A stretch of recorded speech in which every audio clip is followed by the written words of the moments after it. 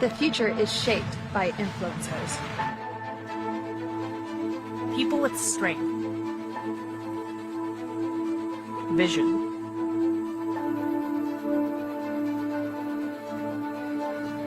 courage to rise above.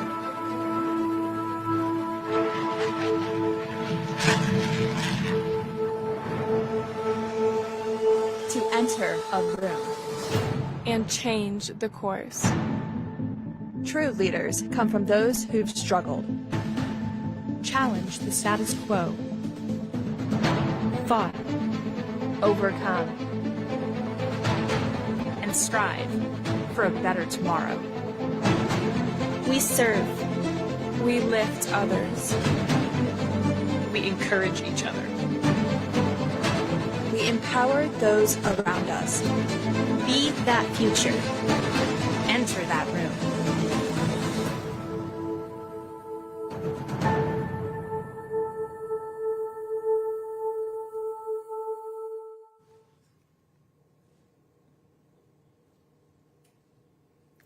Airmen, Guardians, and civilian partners, welcome to the first day of the 2023 Department of the Air Force Women's Air and Space Power Symposium.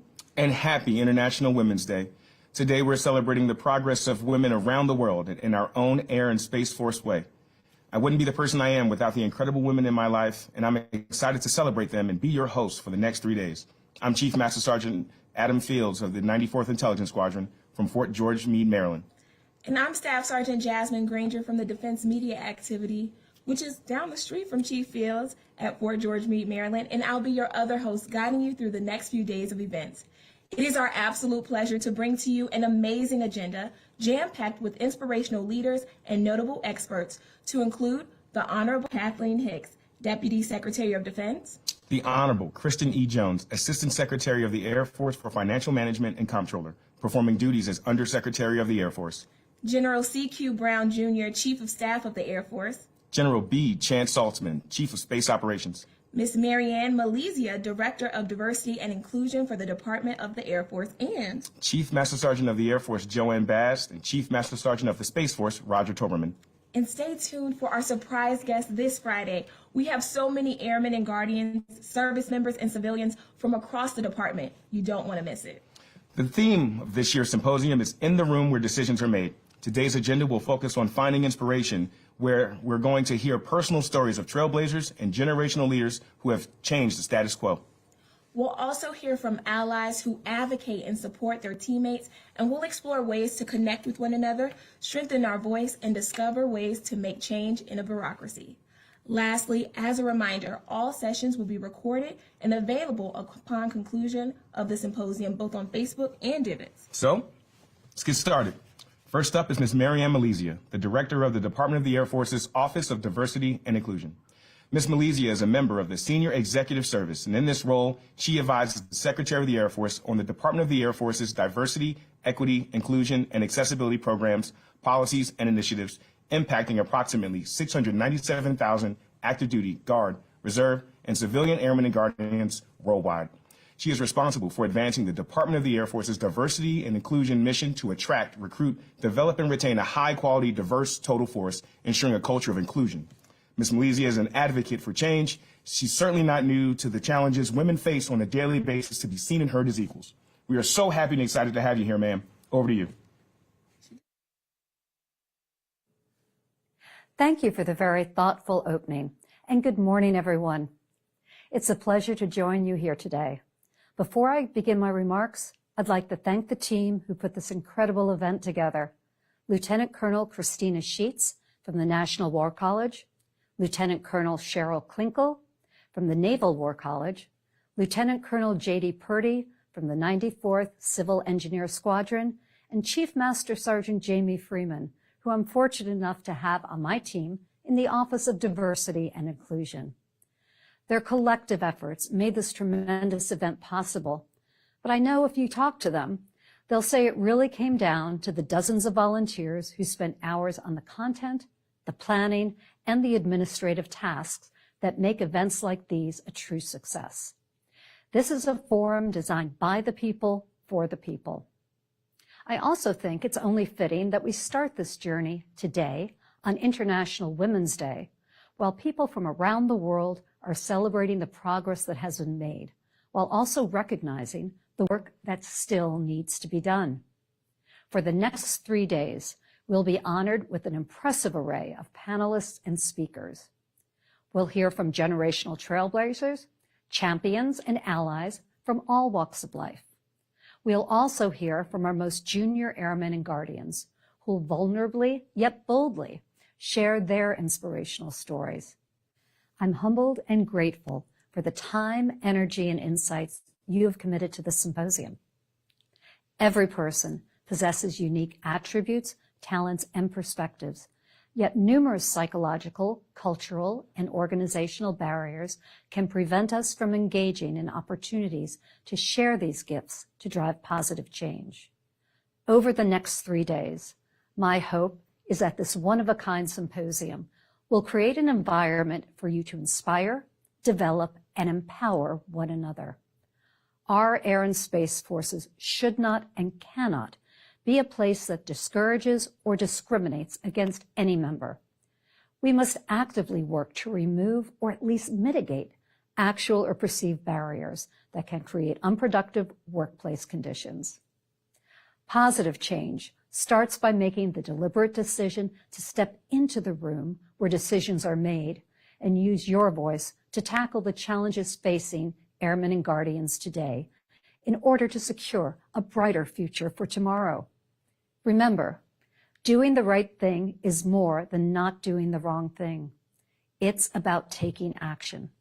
Therefore, this year's Women's Air and Space Power Symposium content was formed and inspired around the theme of in the room where decisions are made. We're in a volatile area where we find that the strategic importance of diversity, equity, and inclusion is being questioned or misunderstood by some. Ignorance, whether innocent or intentional, continues to necessitate explanations on the importance of representation. We still have to explain the importance of parental leave, breast milk transport, and other policies that enhance the lives of our airmen and guardians. We still have to explain why we advocate for policies and programs that promote equity, from male facial hair standards to identifying promotion barriers for African American, Hispanic, Pacific Islander, Asian, and Indigenous nations service members. Instead of shying away from these difficult topics, over the next 3 days, we'll tackle these issues head on. The theme on our first day is finding inspiration. You'll hear personal stories from airmen and guardians at all levels who have been in the room where decisions are made, from trailblazing servicewomen and their male allies who champion lasting change for the next generation. These conversations will offer insights into their personal and professional journeys and how they challenge the status quo to advance women's roles in air and space operation. It is my hope that at the conclusion of the first day, we will collectively have a better understanding of the obstacles from the past and those present day, thereby emboldening you to step into the room where decisions are made. The theme of the second day of this symposium is developing skills. The dynamic panels on day 2 will explore how we can shape our organizations to achieve equity and fully leverage the talents of all team members. We will focus on shaping our awareness of both ourselves and of others. We will also identify tools and best practices to enable you to be able to step into the room and support the force. Our third and final day's theme is leading change. We'll build upon the first 2 days' content and analyze the most relevant issues facing airmen and guardians today. Experts will explicitly share their recent successes in overcoming barriers women face and discuss the challenges that still remain. We'll hold the hard yet necessary discussions on what work remains, identify where leaders are getting it right and wrong, and how to confront these challenges to drive positive change at all echelons. Additionally, this 3-day journey will highlight the Department of the Air Force's barrier analysis working groups. These employee-led volunteer organizations foster workplace inclusion and collaborate with the DoD and Department of the Air Force leaders on improving policies to help connect employees to the community and improve the overall way of life. They continue efforts to identify blind spots and remove the structural and cultural barriers that have been cultivated over generations. They include the Black African American Employment Strategy Team, the BEST, the Disability Action Team, the DAT, the Hispanic Empowerment and Action Team, the HEAT, the Indigenous Nations Equality Team, the ENET, the LGBTQ+ Initiatives Team, the LIT, the Pacific Islander Asian American Community Team, the PACT, and the Women's Initiatives Team, the WIT. Participation in these groups is encouraged for all Guardians and Airmen, not only to find a solution to the challenges we may face, but also to help our retention by offering meaningful engagement and professional development opportunities and work-life balance programming. In closing, I want to challenge each of us over at least the next 3 days to open your minds, hearts, and spirits to considering new ways of thinking. Challenge the status quo and expand your personal bubble of comfort. And if you're interested, join a barrier analysis working group to drive change at your unit.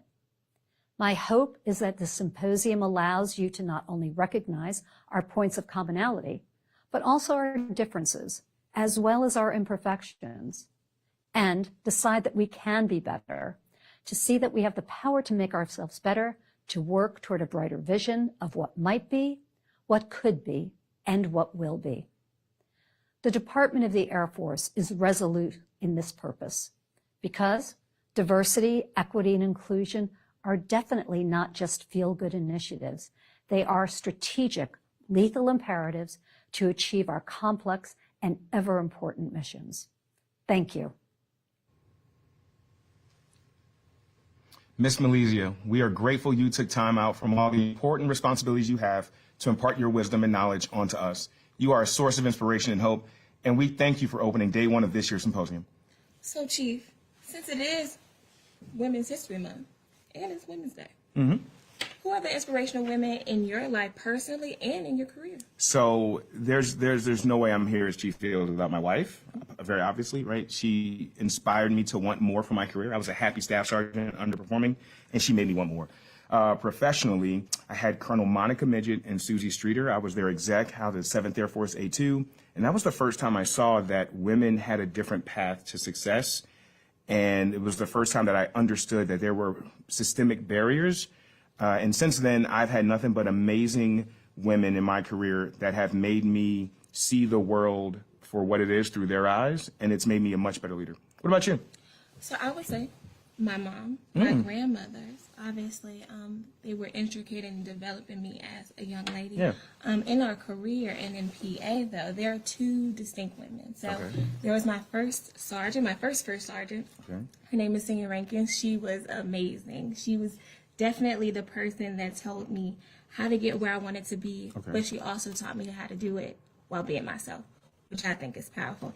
And I would also say Colonel Klinkle, she's actually helping us put together the WASP Symposium herself. She was my second commander when I first got into the Air Force, and she was definitely there for my PTZ board when I made staff sergeant the first time. I mean, these incredible women were amazing in making sure that I'm Staff Sergeant Granger. I can be proud of that, and I can present to the world the best me possible. See, the people I'm talking about are probably retired now, but Lieutenant Colonel K, Senior Rankin, she has been talking about y'all this entire time. I know you probably didn't think you had the impact on her you did, but goodness gracious, she is burning my ear off every car ride we've had about how amazing you've been. And she's so happy, Senior, that you've made Chief, by the way. Yes, and congrats I am. on that. Congrats, ma'am. So, ladies, thank you again for this awesome opportunity. I really appreciate it. So, jumping right back into it, very recently, Honorable Kristen Jones began performing the duties of Undersecretary of the Air Force, and many of you know her as the position as the Assistant Secretary of the Air Force for Financial Management and Comptroller. where she was responsible for providing financial management and analytical service for the department. In this new role as the acting undersecretary, she is responsible for the affairs of the department to include organizing, training, and equipping air and space forces. Ms. Jones will be joined in a fireside chat with Ms. Gwendolyn D. Filippi, the personnel and services for Headquarters Air Forces. Ladies, over to you guys.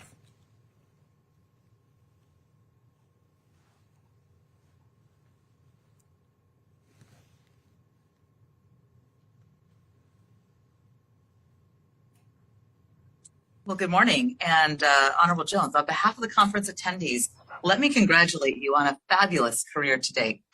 We're excited to see you've been selected to serve as the acting Undersecretary of the Air Force. Wow. This is the perfect next step in your total force career. After graduating from West Point and serving on active duty, you transitioned to the private sector where you worked at Capital One and Advanced Micro Devices before returning to the government as a civilian employee. You've been on the Navy team, the Army team, and now the Department of the Air Force team. You've earned the highest ranks in consulting as well as civilian, both career and political service. What are the key principles that guide you as a leader? Well, first of all, I'm thrilled to be able to be here and to share this morning with you. And what I'll start out by saying is that leadership is not a noun, it's a verb. It's about the things that we do. And so it's really not about this lofty position that I'm now in, but about the things that I get to do in it. As an example, it's really not that I get to tell you to do something, but that I have the opportunity and in fact the obligation to fix the problems that I see and to continue moving forward so that we can be the best Air Force and Space Force that we can be. So it's really not about me, it's about taking care of our team and empowering others to be the best that they can be. And part of that, one of our big focuses is taking care of people. And I think that that starts locally. So I need to make sure that I am setting the example for my team. If it's important to have work-life balance, I need to model that. If it's important that we take care of our folks, that needs to really start here. And so that's something that I'm focused on, making sure that we have an environment of trust where we can underwrite mistakes in the pursuit of excellence. So those are some of the things over the course of my career that I've learned. And then the other thing is that we need to remember our customers. And we all have customers, whether you're the Secretary of Defense, the President, the SECAF, myself, or our FM Airmen and Guardians who are making sure that people are getting paid. We all have customers. And so, again, not thinking about what it means for us, but how we can serve others and do the best job that we can be to take care of other people. One of the other things that I'll highlight from a leadership principle aspect in line with this conference is what diversity and inclusion means to me. And that's really looking for the team that has the right capabilities to do the job, to empower them to be the best that they can in their positions. And so I think that that's a critical thing. One of the things that I was focused on as FM and will continue to be looking for is how we can bring more women into the room.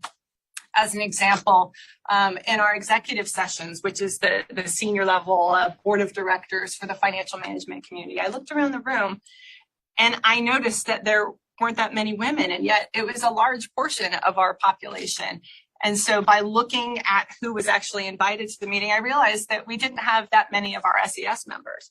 And quite a few of our SESs were women. And so by opening the group to include our senior executives, that also brought a lot more women to the table and allowed us to have much richer and diverse conversations. So I think looking for those ways where we can bring those women's voices into the room is particularly important. Thank you for that. I imagine that others on this call share my curiosity. Clearly a fabulous leader, well accomplished. How did we steal you back from industry? Yeah, that's a great question because I was having a good time in industry. I enjoyed the work that I was doing. I worked for a great company. But a former boss of mine from the Army, who I know we both worked for at different times, Bob Spear, I'll give a shout out to him. He's a mentor of mine. He was a great boss.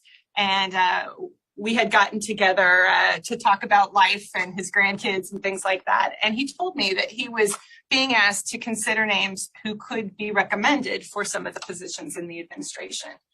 And I didn't really think that that was something applicable to me. I hadn't, for example, supported a campaign or done anything particularly political. But he asked me, are you interested in coming back to government? And I had to think about that for a while. And I eventually got back to him and I said, I think it is the right time. With China as our pacing challenge, with all of the things that are going on in the world, I felt that there would be an opportunity to make a bigger difference, to have more of an impact than what I was having on the industry side. So I said, I would be interested with a position that met 4 conditions. So the first one was, I didn't want to be an individual contributor. I wanted to lead an organization. I wanted to have a significant budget so that I could carry out what we needed to accomplish. I wanted to be part of an organization that was focused on transformation, that wasn't stuck in the status quo in the way that we've always done things. And I wanted to feel empowered to make the changes that would be needed in my own part of the organization. So with that, he said, let me see what I can do. And eventually, my resume got its way to Secretary Kendall, and I had an interview last year, started a very lengthy process that ultimately led to my confirmation at the end of April and starting work at the beginning of May last year. And shortly after those interviews with the Secretary, I read an article where he talked about being back in the Pentagon and the pace of life here and getting acclimated back to that. And he talked about how important it is to be in the room where it happens. And so when I saw that that was the theme of this conference, I felt like, yep, that's actually a key reason, being able to make a difference. And certainly since I've come to the Department of the Air Force, I feel like those 4 conditions that I set out were certainly met. And that's gotten to a whole new level in the last couple of days with these new responsibilities. Well, thank you for that. As you mentioned, the theme for the conference is in the room where the decisions are made, and you're soon going to be moving further into that room. What are your priorities while performing the duties of the Undersecretary of the Air Force? So first, I'll start out with what is the Secretary of the Air Force and what is the Undersecretary? Because I think a lot of folks who are out there watching, they're very familiar with the Chiefs of Staff and the uniformed leaders. But going back to your chain of command, when you first enlisted or became a cadet, you had to learn who the chain of command is. So starting with the President, the Secretary of Defense, down to the Secretary of the Air Force, who, as mentioned in the introduction, is responsible to organize, train, and equip the department, Air and Space Force. So I essentially serve as the understudy, the deputy. And with that responsibility, I need to make sure that at any point in time, I'm prepared to take on the role that the Secretary has. If he can't make a meeting, if he's on TDY, if he's on leave, or for any other reason. And so that's a significant responsibility to learn as much as I can about the entire department and to be able to represent the department well. So a couple of the key things that are tied to that is in terms of our resourcing. So I will be, along with our vice chiefs, representing the Department of the Air Force at meetings with the Deputy Secretary on resourcing. And one of the key things that I hope that everybody who's watching has heard about and understands where we're driving is the Secretary's transformation agenda called the Operational Imperatives, which is how the Department of the Air Force will be meeting our responsibilities in the National Defense Strategy. So representing our interests in those meetings and quite a number of other meetings with the Deputy Secretary of Defense and the DoD leadership is a key aspect of my job. One of the other areas that I will pay particular attention to, and it's the Secretary of Defense priority, is taking care of people. So I'll be sitting on the Defense Workforce Council and looking for ways that we can continue to improve our quality of life, our recruiting, our retention, anything that relates to people. And then finally, one of the things that I've been focused on from the FM position that I will continue to care about and now have a broader reach to be able to take more action is how we manage our business operations for the department. That's looking at things like our business systems, our IT. I know some of you out there are hoping that we continue to fix our computers, improving our access to data, all of those types of things that will allow us to manage more efficiently, to be better stewards of our resources, to become auditable, and to make sure that you have the resources you need to carry out your missions. Well, thank you. I look forward to partnering with you, especially on the taking care of people kinds of issues and helping to move your agenda forward. As you reflect on your career to date, with all its varied steps and forms of service, what connecting themes do you see? Well, I think going back to when I was in high school, there was this desire to serve. I didn't know exactly what that meant growing up in Southern California. My favorite class in high school was government, and I knew that I wanted to serve in government in some way. It was the height of the Reagan administration, the Cold War. I thought maybe I wanted to be Jack Ryan or something like that. Not all the things that we see in the movies, but some sort of intel analyst was what I was thinking about back then. So I was a swimmer growing up. I was recruited to swim at West Point, and that's really how I thought about this more specifically as a career. I served on active duty first in Germany and then in the DC area. Unfortunately, an injury that I'd had as a cadet was getting worse on active duty, and so that's ultimately why I left. I went to work for a couple of Fortune 500 companies and got my MBA while I was doing that. So I took a break from service for a while, a couple of years, but DoD kept calling me back. As an example, we were in Austin. I was working for Advanced Micro Devices, and then we got orders to DC, and I was actually on maternity leave when this happened, and knew that I needed to look for a new job.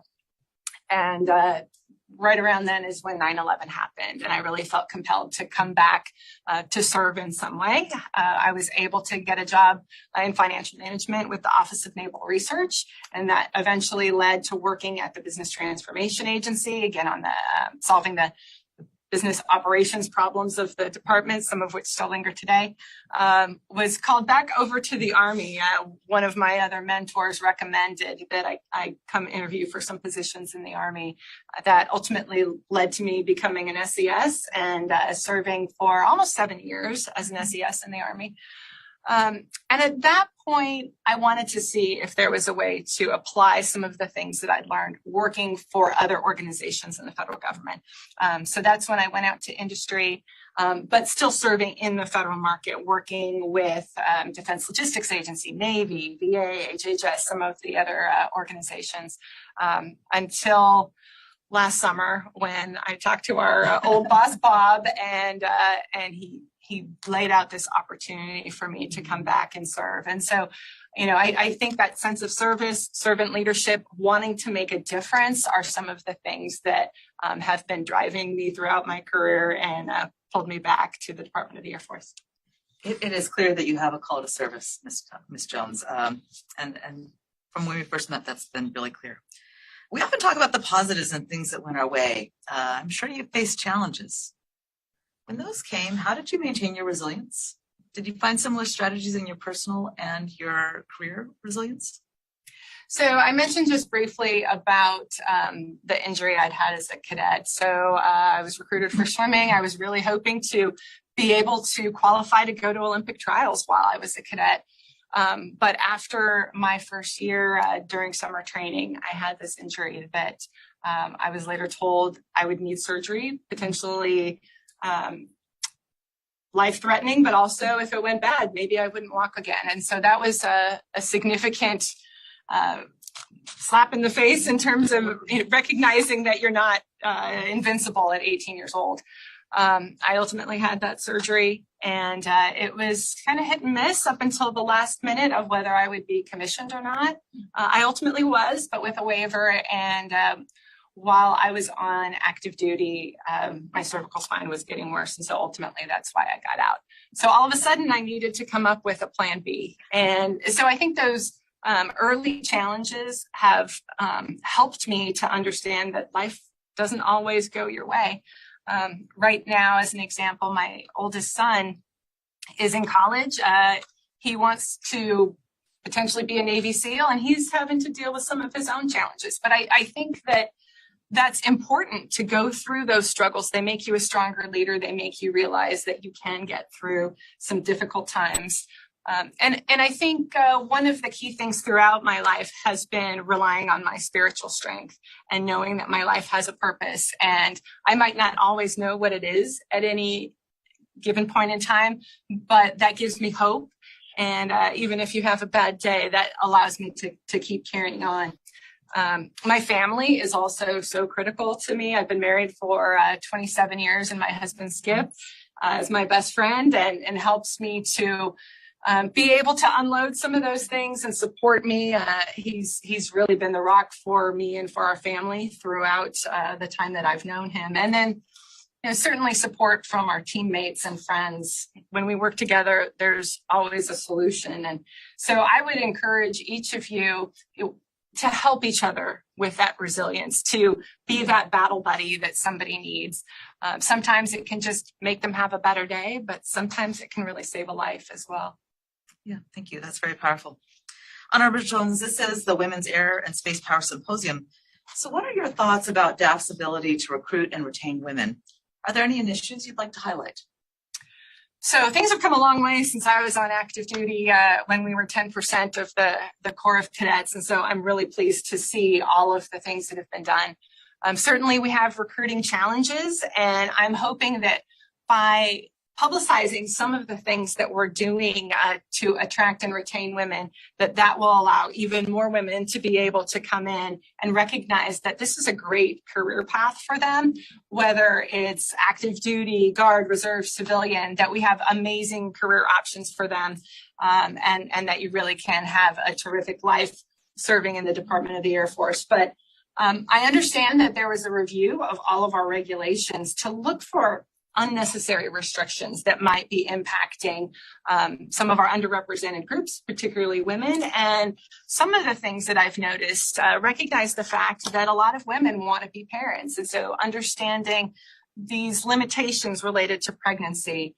So now, and you know this better than I do, so chime in if I misstep on this, but no restrictions on attendance at PME, that we're allowing women to apply to go to OTS, even if they're pregnant. That used to be a long delay and could impact their career and their ability to serve as officers.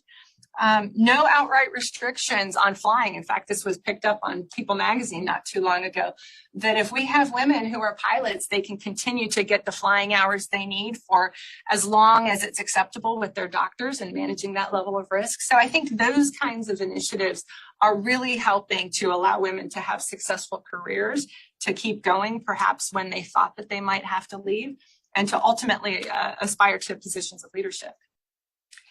Any other thoughts that you might have on that topic? I think, ma'am, the only thing I would also add to that is I've been pleased that we have been working on family issues and not limiting it to just women. I think the power of ensuring that we allow the birth parent and the non-birth parent to participate in the lives of children from the beginning forward. So the fact that we were able to roll out parental leave within a day of it being authorized, the changes we made to allow parents who have court-ordered custody agreements to request accommodations so they can live close to their children. These, I think, are all really important, maybe not solely focused on women, but making it so that having a family is recognized and no longer something that differentiates a woman from a man. Absolutely. And I want to give a shout out to our barrier analysis working groups like the WIT. I saw a picture of the secretary meeting with some of you just recently.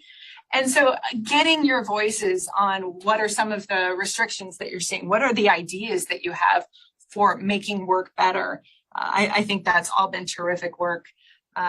One of the things that I was doing within FM as an example is trying to understand what were some of the barriers impacting our field grade women.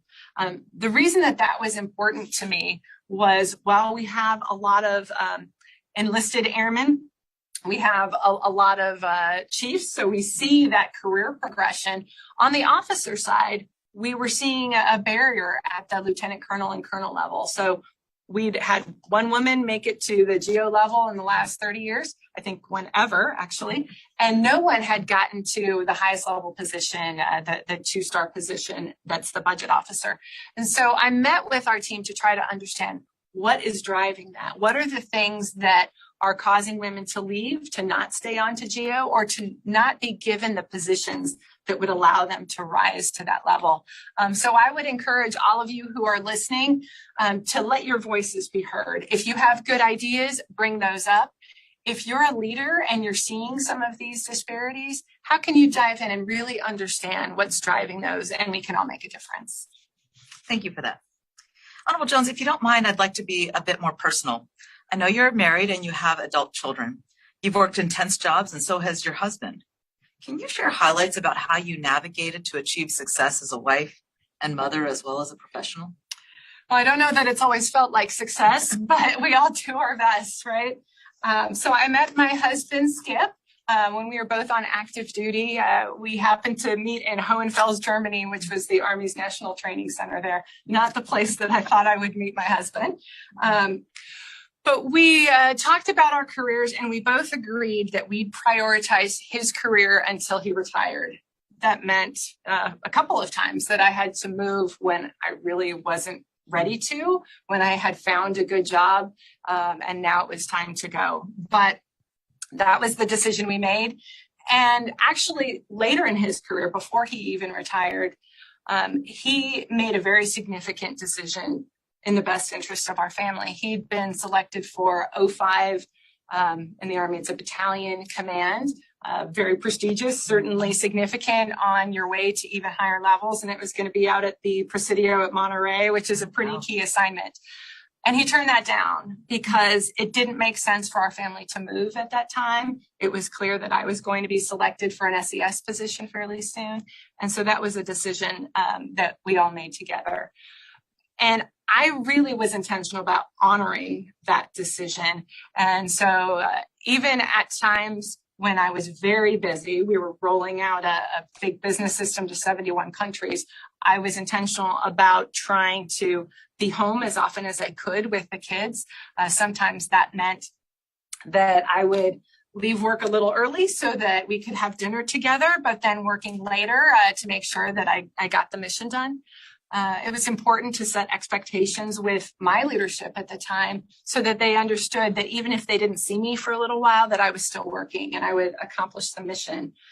I don't know that I always did everything 100% right. In fact, I still think back to when later on I went to a work conference when I was in industry and missed some of the award ceremonies for my youngest son, Matthew. And I came home and he had the science award that he had just won and I hadn't been there. So I think about things like that, where maybe I didn't make the right decision, but it actually is something that I still really intentionally try to honor my promises to spend the time with my children, even as they've grown. As one example, I had planned to take a trip with my oldest son, Andrew, and then all of a sudden my confirmation happened. So one of the first things that I had to do was talk to Secretary Kendall about being able to take a trip with my son that I'd committed to just a few days after I started. So that took a little courage to be able to ask for that. But the secretary, as a parent himself, was extremely gracious, allowed me that time. And so I think honoring those commitments to your family continue to be important to all of us, and it's important as leaders to allow our team the opportunity to do those things. It might cost an hour in the office, but I think understanding that we all need to have work-life balance is key to our ability to attract and retain our best people. Thank you, and thank you for sharing the personal anecdotes. That's really valuable to me, and I'm sure to the conference attendees as well. Honorable Jones, you've been a pioneer for the leadership path for women, and I have to imagine there have been often been times when you've been the only woman in the room. Can you share your thoughts on those times and how you try to ensure other voices are heard? Yeah, as I mentioned, I started at West Point in 1989, and I have to give a shout out to Marianne Malizia, who was even more of a pioneer in 1981. I can only imagine some of the things that she went through at that time. But in 1989, when I started, we were 10% of the class. We graduated exactly 100 women. But what that meant is that for many of my classes, I was the only woman in the room. And in order to be successful, I needed to be able to speak up and make sure that my voice was heard. I often felt a lot of pressure also to represent all women because, if you were the only one that was on the squad or was in the class or whatever that might be, there was this thought that you were representational for everybody. I think at times that might have led to some competition among the women that maybe wasn't all of that helpful. But I think having those experiences when I was quite young, 18 to 21, helped me to be more prepared for that. When I was a junior officer in Germany, I was one of the few female leaders in the battalion, which was a squadron essentially. And there was a time I was the acting flight commander and had to deal with an issue. One of my soldiers was being sexually harassed by a commander and needing to take the steps to make sure that we were taking care of that issue. And that's intimidating when you feel like I'm representing all the women and how will this go. But we have to do the right things. And ultimately, that officer was taken off a command list and basically forced to retire early. So I think having the courage when you are the only woman in the room is important. When I was selected for SES, fairly young, just like you, I was often the only woman in some of those meetings, or maybe it was the two of us, where most of our peers were men 10 to 15 years older than we were. And so having those experiences when you're younger and just getting used to that feeling, I think helped with some of that. But also knowing that my leadership had my back, that they put me into this position for a reason, that I could be confident, that I had the right education and expertise, that when I wasn't in the big meeting and was prepping for some of those things, that I could bounce ideas off and really get that mentorship and coaching. So I think all of those things are important. And I also want to give a shout out to all of the men who are participating in this, that you're allies for our team. And we're all stronger together, and we need you to be part of the solution and to continue to lift our women up. Thank you for that. And I know we're down to just 1 or 2 minutes left. I want to say thank you on behalf of the conference participants for your inspirational comments and really for sharing your personal vignettes. That's very valuable. We see great things for you to come. As we wrap up, what advice do you have for those who aspire for senior leadership roles? And do you have any other closing comments? Well, I think the biggest thing that I want to say in closing is I am really in awe of all of you, especially those who are trying to balance work and life, who are parents, or maybe you're taking care of your old aging parents.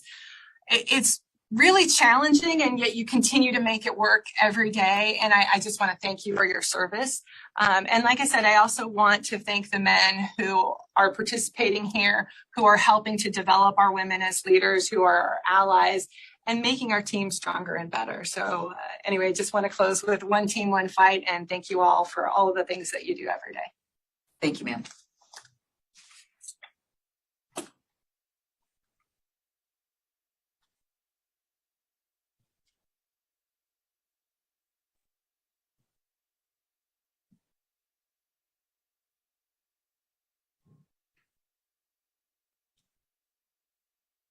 We want to thank you, Honorable Jones, for that amazing message. I know we are all sitting and standing a little taller and are feeling a lot more empowered after those words. So, Chief, just to go over some things that she talked about, she hit taking care of people. You are a chief. I believe you have to take care of people in your position. So tell us a little bit more about how you do that in your position. You know, I used to wonder what I would do when I grow up. And people would ask, Chief, you're going to retire soon? I'm not going to retire soon, but they all assume you're a chief, that you're going to retire soon. What are you going to do when you get out and grow up? And I realized I am where I want to be. I am grown up, and taking care of people is what I want to do when I grow up. I didn't know the words. I didn't know how to articulate it, but I wanted to be a chief to take care of as many people as I could, because I've realized the Air Force has given me so many opportunities, and I wanted to give back by taking care of my family. The nation sends its sons and daughters off to fight for them, and I want to give back by taking care of those sons and daughters to the best of my ability. So taking care of people is what I want to do when I grow up, and here I am. Oh, nice. Look at you living out your dreams. We love it. Dang, I didn't realize I was living dreams. So, teammates, next up is our first panel. We stand on the shoulders of giants, and this panel is surely comprised of just that, giants. Get ready to hear from servicewomen who are generational trailblazers. These pioneers progressively advance women's roles in air and space operations and continue to inspire those who follow them. Our inspirational panelists will discuss their paths to success and how they see the roles of women continue to change in the Department of the Air Force of the future. Retired General David Goldfein is here to guide this great discussion as our moderator. I am so excited and can't wait for this session, so let's get started. Well, good morning, Airmen and Guardians. My name is Dave Goldfein, retired Chief of Staff of the Air Force. I like to tell everybody I got a new call sign when I retired. I now go by JD, which stands for Just Dave. No Chief, no General, just Dave. So Betty and Linda, we'll see how well that goes for you. But it really is an honor to be the moderator for this wonderful panel titled "We Stand on the Shoulders of Giants." And the four panelists we have for today's discussion are indeed giants within the Air and Space Force. And we start our panel today with two 1970s trailblazers. We were talking a little bit beforehand about we all grew up in the 70s. For those of us who did, we also know that it is the greatest decade for music, right? Yes. So we have with us today retired Lieutenant Colonel Betty Jo Payne, the first African-American female aviator in the United States Air Force, and a member of the first class of female navigators in the Air Force, class 7801, as well as retired Chief Master Sergeant Linda Cox, the first female to join the explosive ordnance disposal career field. I'm a big fan of EOD, Linda, so thanks for that.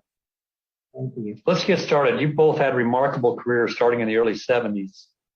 Right when the Department of Defense was in the midst of dismantling many of the legal barriers that kept women from being able to serve in the positions that we see them filling today. And you did a lot of barriers to make that happen. So my first question for you both is, tell us your story. How did you find yourself in the careers that you joined? And we'll start with Linda, Chief Cox. Well, I truly wish I could say it was patriotic or it was for the good of women or anything like that, but I can't. I've got to be truthful, and to tell you the truth, I got in EOD on a dare, and that's what happened. That's the true story. I did not know what EOD was. I'd never heard of it. I did not know that I was going to make a ripple in that fountain of EOD. And a friend of mine knew what it was, and she said, "I bet you won't do that." And I said, "I bet I will." And she said, "I dare you." And so I said, "All right." And that's when I went down and signed up. And it was, that's how I got in, was on a dare. True story.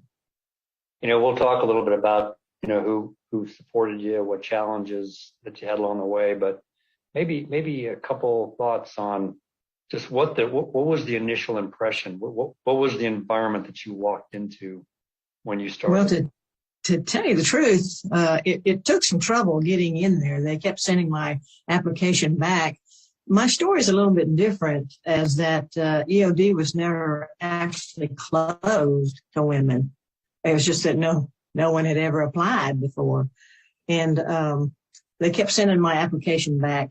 And the first sergeant kept sending it returned, saying, "Yes, this is true. Yes, this is accurate.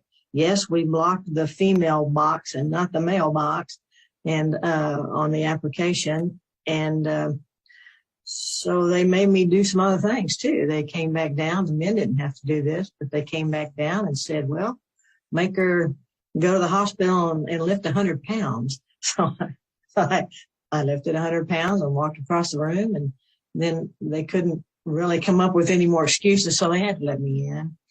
And when I got there, the schoolhouse was run by the Navy, and it still is. And they were not happy that I was there, but the commander said, my in brief was, "Hello, we don't have a place for you." That was my in brief.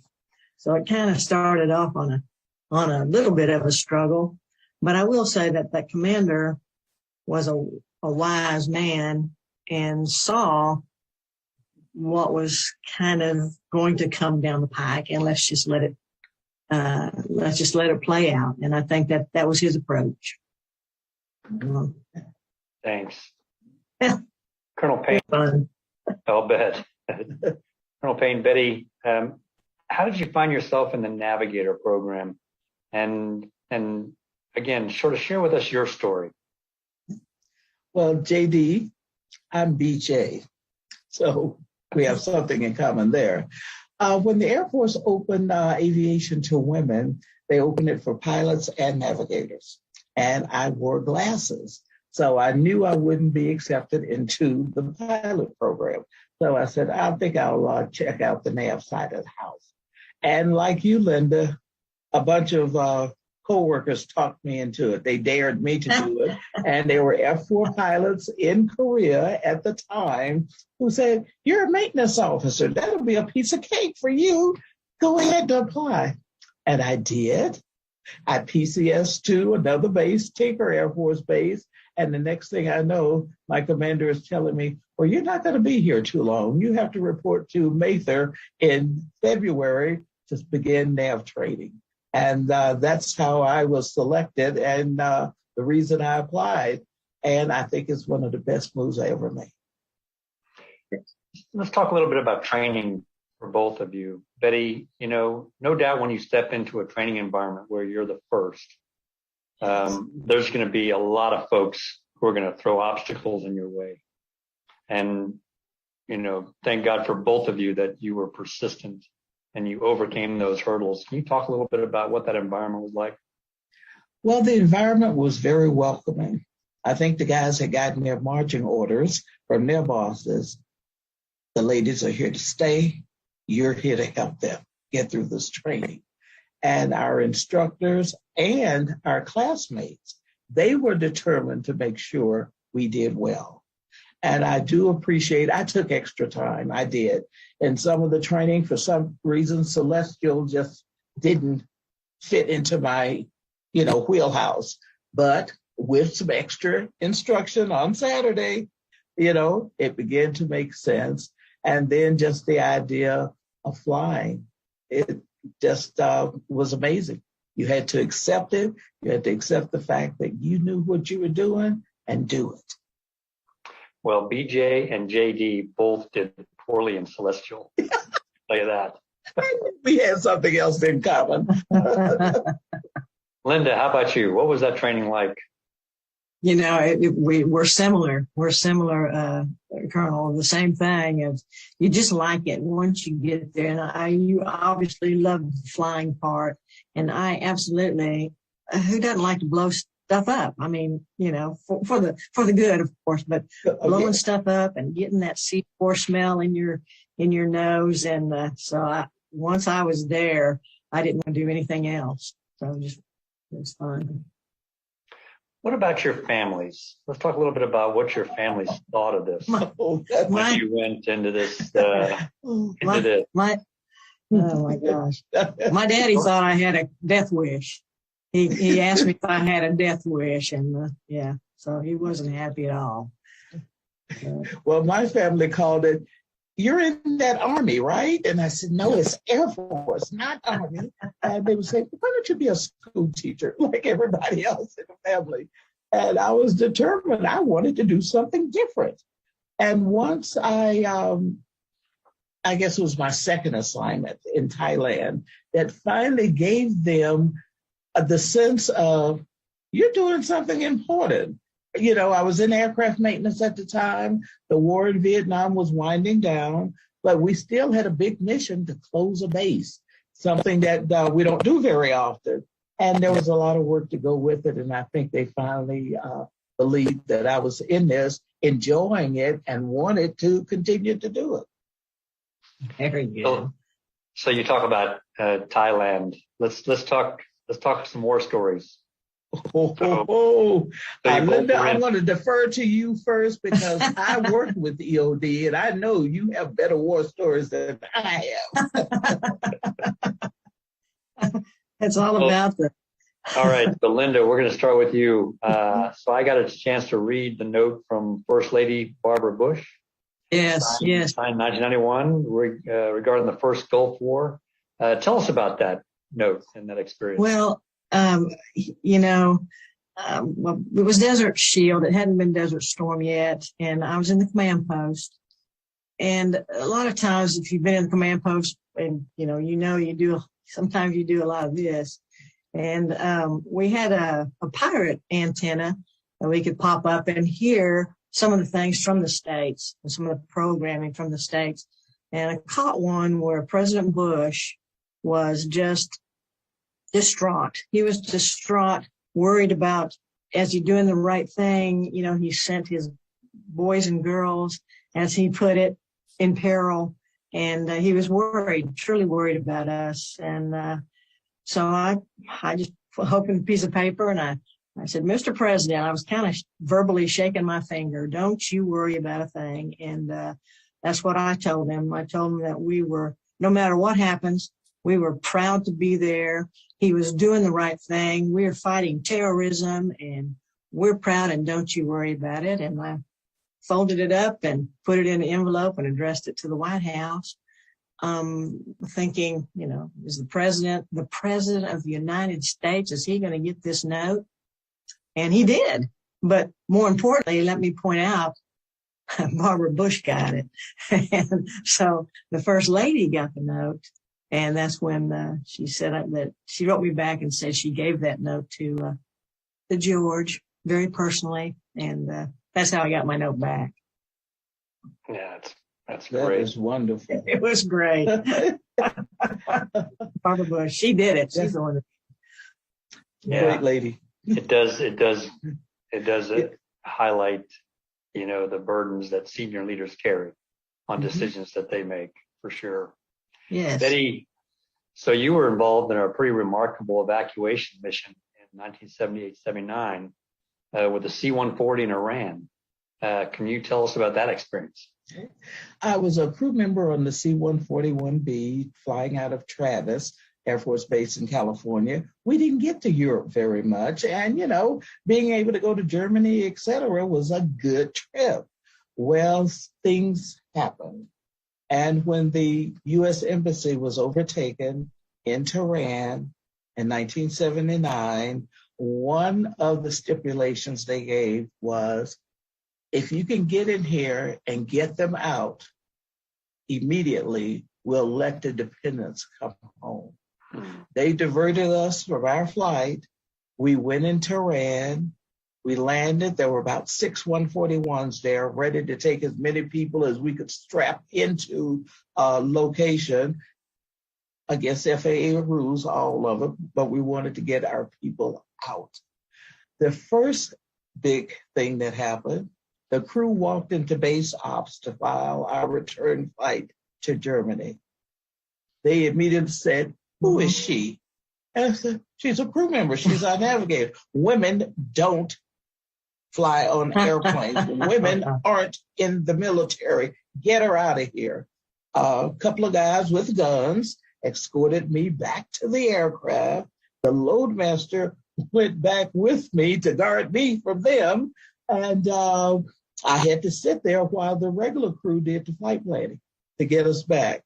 And that was the first time I ever encountered any overt and adamant feelings that women didn't belong in that situation. But since they were another country and hostile to us, I just took it all in and said, hey, let's get ready to go home. That's all that counts. So we were able to get a multitude of dependents and children, babies crying, et cetera. It was a heart-wrenching experience because we were leaving our diplomats behind. But we knew it was important to them to survive, to know that their families were going to be okay. They were going back to a safe territory. So we were experiencing this right before Ramadan. And they said, if you don't get out before then, you'll be here until the religious holiday is over. But we were able to get out and get as many dependents out as we could. And that was a very meaningful trip to me. Absolutely. Very good. Applause for you. You know, I was in another one of those situations where women aren't welcome in the Gulf. We had an area that our bomb dump blew up. And so we had to go in and try to clean it up. So I had to brief a prince, a Saudi prince. You know, well, there's hundreds of them, but I had to brief one of them, and they couldn't talk to me, right? So we're 2 feet apart, and I'm explaining that what we're doing, because I was worried about the Bedouins and the camels, and so he couldn't talk to me, but he could talk to the guy standing right here on his side, right? So he would tell Sergeant Fox that, you know, so, and we kind of giggled about it, but that's the way it was. But I certainly wasn't threatened like you were, but I wasn't welcomed either. But you know, it got to be a little bit different. You know, we had plenty of opportunities to be flexible. I'll put it that way. Whether we were in civilian clothes with a big aircraft that said U.S. Air Force on the tail, but whatever they told us to do, we did it to the best of our abilities.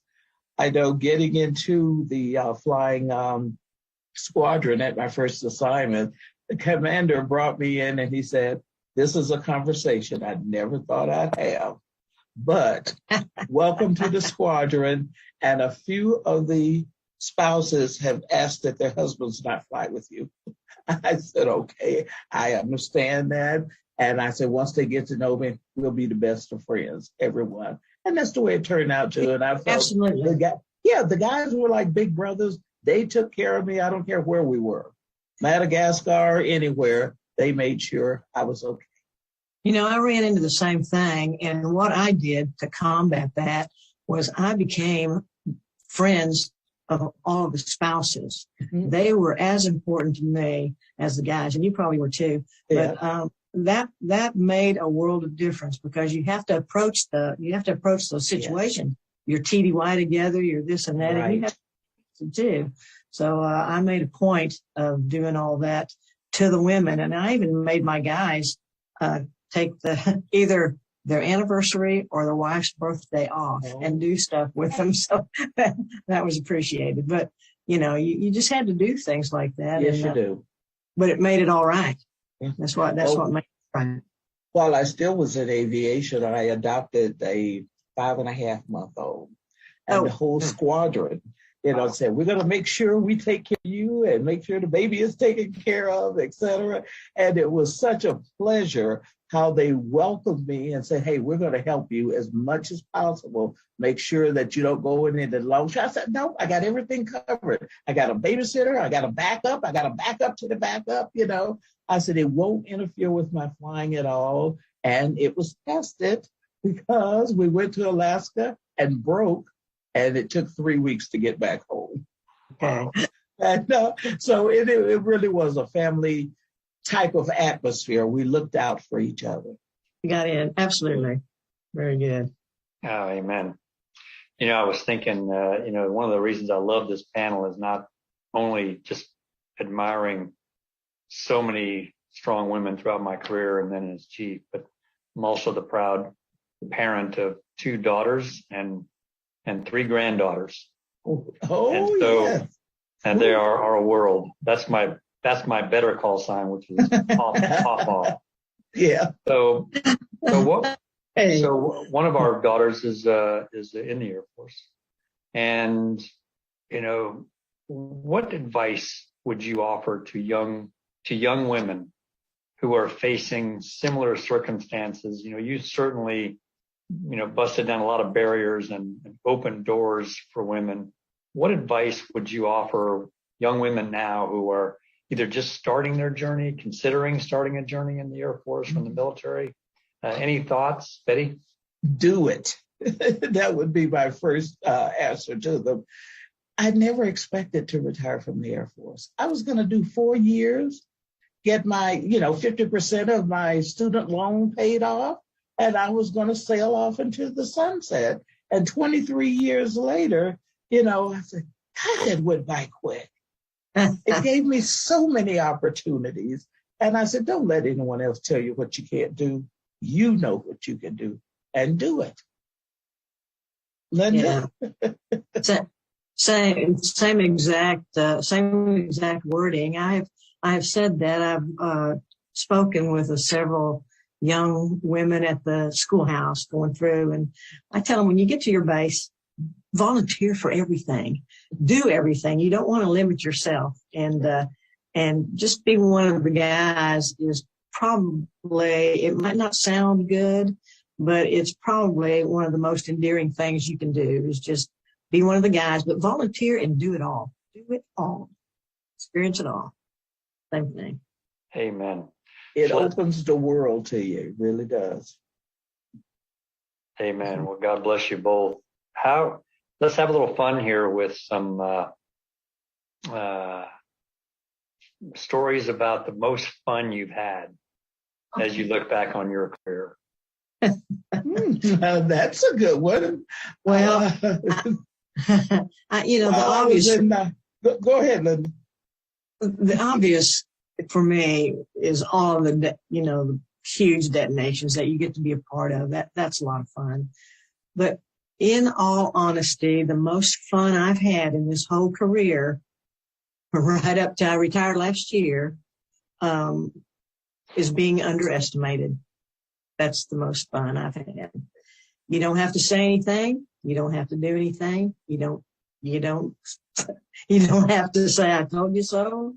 You just kind of sit back and watch what happens, and that's very fun. That can be very fun.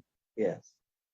I know I have a couple of instances where that happened, but also in going overseas, it introduced me to people and cultures that I thought were just fantastic. While I was stationed in Thailand as an aircraft maintenance officer, going to the town, people would run out into the street and they would point at me. And it wasn't because, they had any prejudice or anything. They had never seen a Black woman. I'm 5'10". Most of them were 5 foot or under. And they would say, would you please come in and let my grandmother touch you? I said, sure. I took no offense, but I thought it was, sort of, cool to walk down the street and people actually want to come out and touch you, etc. It was a culture deal, and I thought it was fun. And once while we were flying in the Philippines, there was a dead rat in my shower. And I refused to stay in the room. And so the co-pilot and I ended up sitting in the lobby all night talking. And we just flew back to Guam the next day. But that rat and I did not get along. I said, he probably has some cousins in here somewhere. Well, thanks. Thanks to both of you, not only on behalf of all airmen and guardians, but from a personal note, on behalf of my daughters and my granddaughters, my granddaughters don't know it, but they're part of the Air Force Academy class of 2040. Oh, fantastic. We'll let them decide which will join the Air Force and which will join the Space Force. Very good. Hey, that's great planning. That's great planning. Yes. Well, thank you so much for sharing your experiences with us today. I think you've shown us all how the Air and Space Forces have progressed since the 1970s. Thank you for inspiring us all. And speaking of inspiring next generations, today we're also honored to have with us two great leaders who followed our 1970s trailblazers. Retired Major General Linda Eurecia Barhal, the first Latina to achieve the rank of Major General in the Air Force, and our still active duty Lieutenant General Deanna Burke, Deputy Chief of Space Operations and Cyber and Nuclear in the United States Space Force. You both have had remarkable careers. Linda, you joined during a time when women were just starting to normalize the military academy culture of female candidates. And Deanna, you joined at the tail end of the first Gulf War in 1991. Can you each tell me a little bit about your different commissioning experiences? Linda? Thanks, and I'm honored to be part of this panel and with everybody that's here. So my story starts in 1974. I was born in Pueblo, Colorado, about 40 miles down the road from the academy, and we went to watch the new Neil formation. And I guess I got caught up in the moment. In 1974, I exclaimed, probably at the top of my lungs. I said, I'm going to be down there one day. And my uncle looked at me and said, oh, Hita, I'm sorry, they don't allow women. And I apparently just put my hands on my hips and I said, just watch me. So who would have known in 1984, 10 years later, that I would be in the 5th class of women to graduate from the academy. I didn't have a military family background, so I didn't know what I was getting into at all. I had to learn how to be comfortable being uncomfortable. I did grow up with 3 brothers, so going to the academy was not a big deal. Physically, I was up to par. I'd say I hit it out of the park. But for most folks that go to the academy, where you go to the regular university, you take 10 to 12 hours. We were taking almost 17 or even more hours every semester for academics, and it was pretty overwhelming. But I went there. I didn't know I wanted to fly. I didn't think I did, but everybody flew or had a chance to fly when we went there. But, with all my other friends who had gone to college, they were looking for jobs out there. They were looking at McDonald's. They were looking at waitresses. So I went to be a second lieutenant at Strategic Air Command. And the biggest thing is that I had a year at University of Denver before I went to the academy. And you know what? I didn't want to work and go to school. So I thought if I went to the academy, I didn't have to necessarily work. That's not really true, because at the academy, we had very full days, 7 days a week, and it continued for 35 years. But I was really, really glad I joined the fraternity back there in 1984. So helping to pave the way for General Burt, which would come a little later than me. Thanks for being persistent. Deanna. Well, thanks, Linda. And again, I can imagine little Linda, hands on hips. I wouldn't expect anything less. So my experience here is a little bit different. I came in, graduated high school in 1987. I came in through an Air Force ROTC scholarship for engineering. I went to Embry-Riddle Aeronautical University in Daytona Beach, Florida. Had, like UV, had no one in my family, direct family who was in the military, so really learned all of it through ROTC. What was great about Embry-Riddle, it was second only to Texas A&M in the size of its ROTC detachment. So there were about 500 cadets when I started. So pretty interesting to learn and be there and go through that ROTC experience and learn all of that. I embraced it. I really enjoyed it. I was on drill team, color guard, did lots of things. Rose up was the first female corps commander there. So had a great time there. As UV mentions, you talk about going to college and doing this at the same time. The way I earned money for a side job was I was a resident advisor in the dorms and found ways to make other money using my scholarship. They paid for my dorm as part of Embry-Riddle, but when I became a resident advisor, that became part of my pay. So I worked for ways to find ways to earn money to get that back, to have cash flow and things to spend money on while I was in college, and worked other office side jobs around class schedule and ROTC schedule. I, like UV, when I came in, I wanted to be a space operator from the beginning. I'm a Space Coast baby, grew up in Jacksonville, Florida. So I definitely wanted to be, I'd watched the shuttle program, been a part of all that growing up. So definitely wanted to be in the space business. And with an engineering degree, that was offered to me from the very beginning. When I went to field training, I did really, really well. And they wanted to offer me a pilot slot, but allow me to keep my scholarship. My junior ROTC instructor was very unhappy with me because I turned that down. And he kept telling me, Deanna, pilots run the Air Force. You have to be a pilot. You don't know what you're giving up. And he himself was also an engineer and an acquisition officer and was very disgruntled with me. But at the time, the fastest thing a woman could fly was a T-37. I mean, little was I to know, or T-38, little was I to know the same year that I graduated high school in 91 that, Jeannie Leavitt would graduate as well and be the first female fighter pilot. And we have grown up together and are good friends. But at the time, it seemed limiting to me. Every time I flew, I got sick, airsick. I had friends who woke up every day eating, breathing, and flying at Embry-Riddle. That's all they wanted to do. The majority of my classmates were pilots. So to me, I just couldn't see taking a pilot slot just because that's who led the Air Force. I felt I was going to be able to do great things as a space operator, and that's what I chose to do. And it's turned out okay. So I'm glad I stuck to my guns and kept the decision. And again, I would tell anyone, follow your passion, because that's absolutely what I did, and it's proven to fare me well. You know, Deanna, I'll never forget coming to Nellis Air Force Base and to a red flag and watching you as the Air Expeditionary Wing Commander. And I would tell this story as the chief about how everyone deployed reported to you and you were responsible for the overall operation. In the Space Force, can you give us a sense of what that, you talked about wanting to do that from your very early days, you know, and living near Cape Canaveral and all the space operations. Can you tell us what the journey has been like for you sort of uniquely in the Space Force? Well, thanks, sir. I mean, that opportunity at Nellis was absolutely a great opportunity that both, I think, General Welsh, yourself, and General Hyten worked for me to get that opportunity, and it was amazing. But I was prepared for that throughout my career. It wasn't something that I was just thrown at. And I think I would say that to everybody is take those opportunities to be out of your comfort zone. Your leadership is grooming you for those opportunities, and they wouldn't give you those if they didn't believe in you. And so there's been a lot of people believe in me over the years.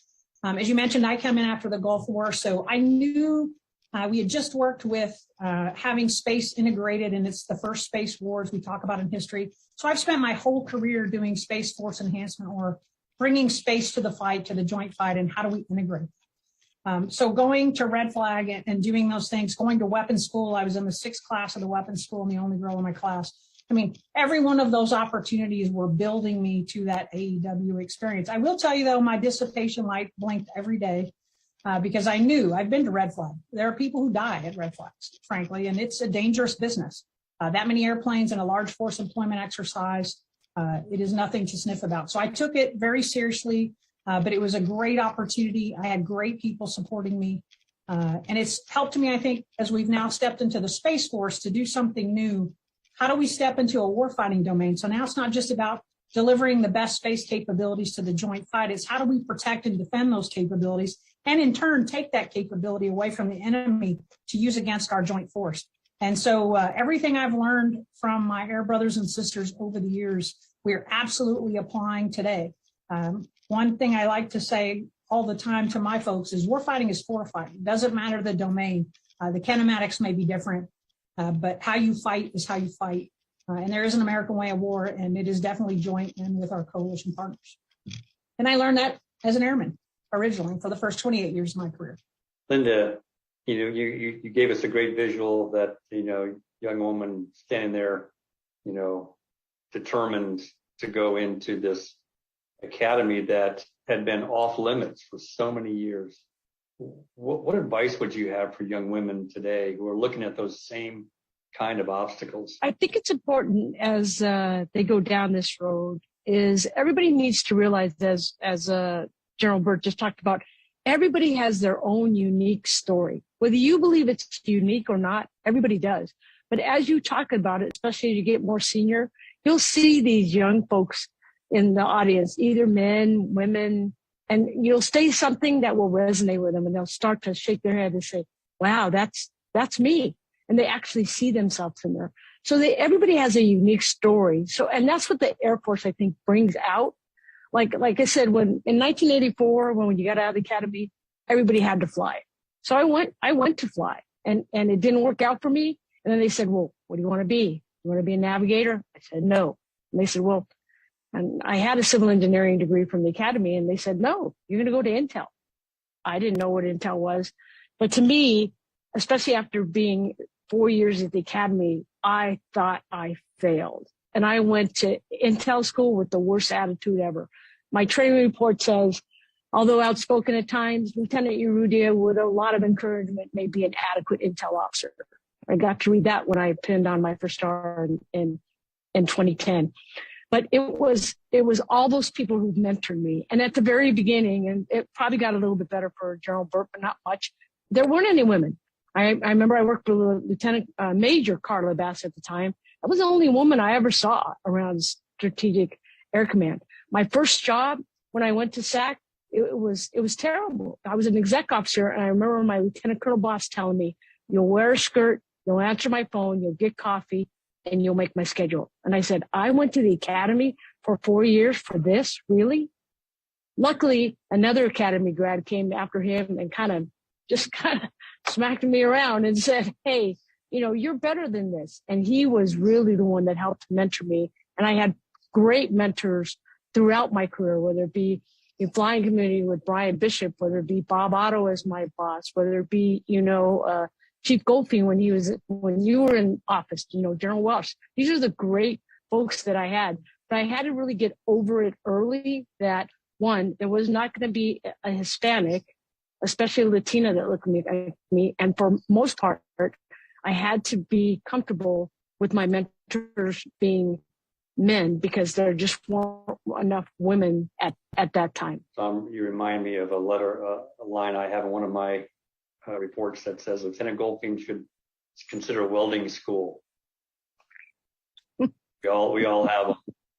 So, our 1970s trailblazers, they mentioned challenges that they faced in their careers. And so my next questions are going to build off those challenges for each of you. Linda, let's just build on what we were just talking about.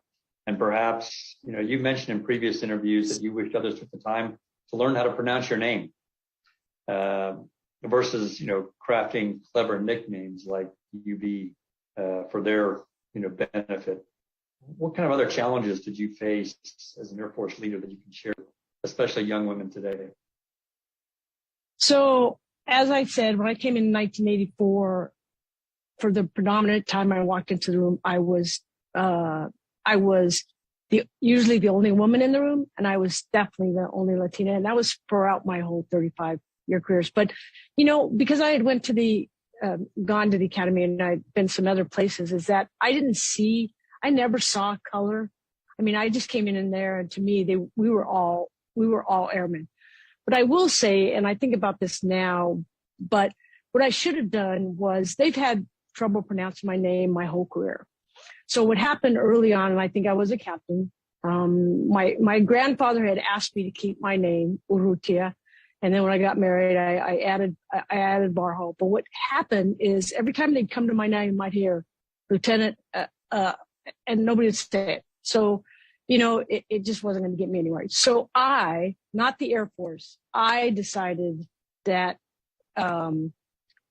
it could be shortened to UB. And, in retrospect, now that I'm a lot wiser, I probably would have never done it, because I did give up some of my identity there. But the Air Force didn't make me do it. I did it because I thought I had to do it to fit in.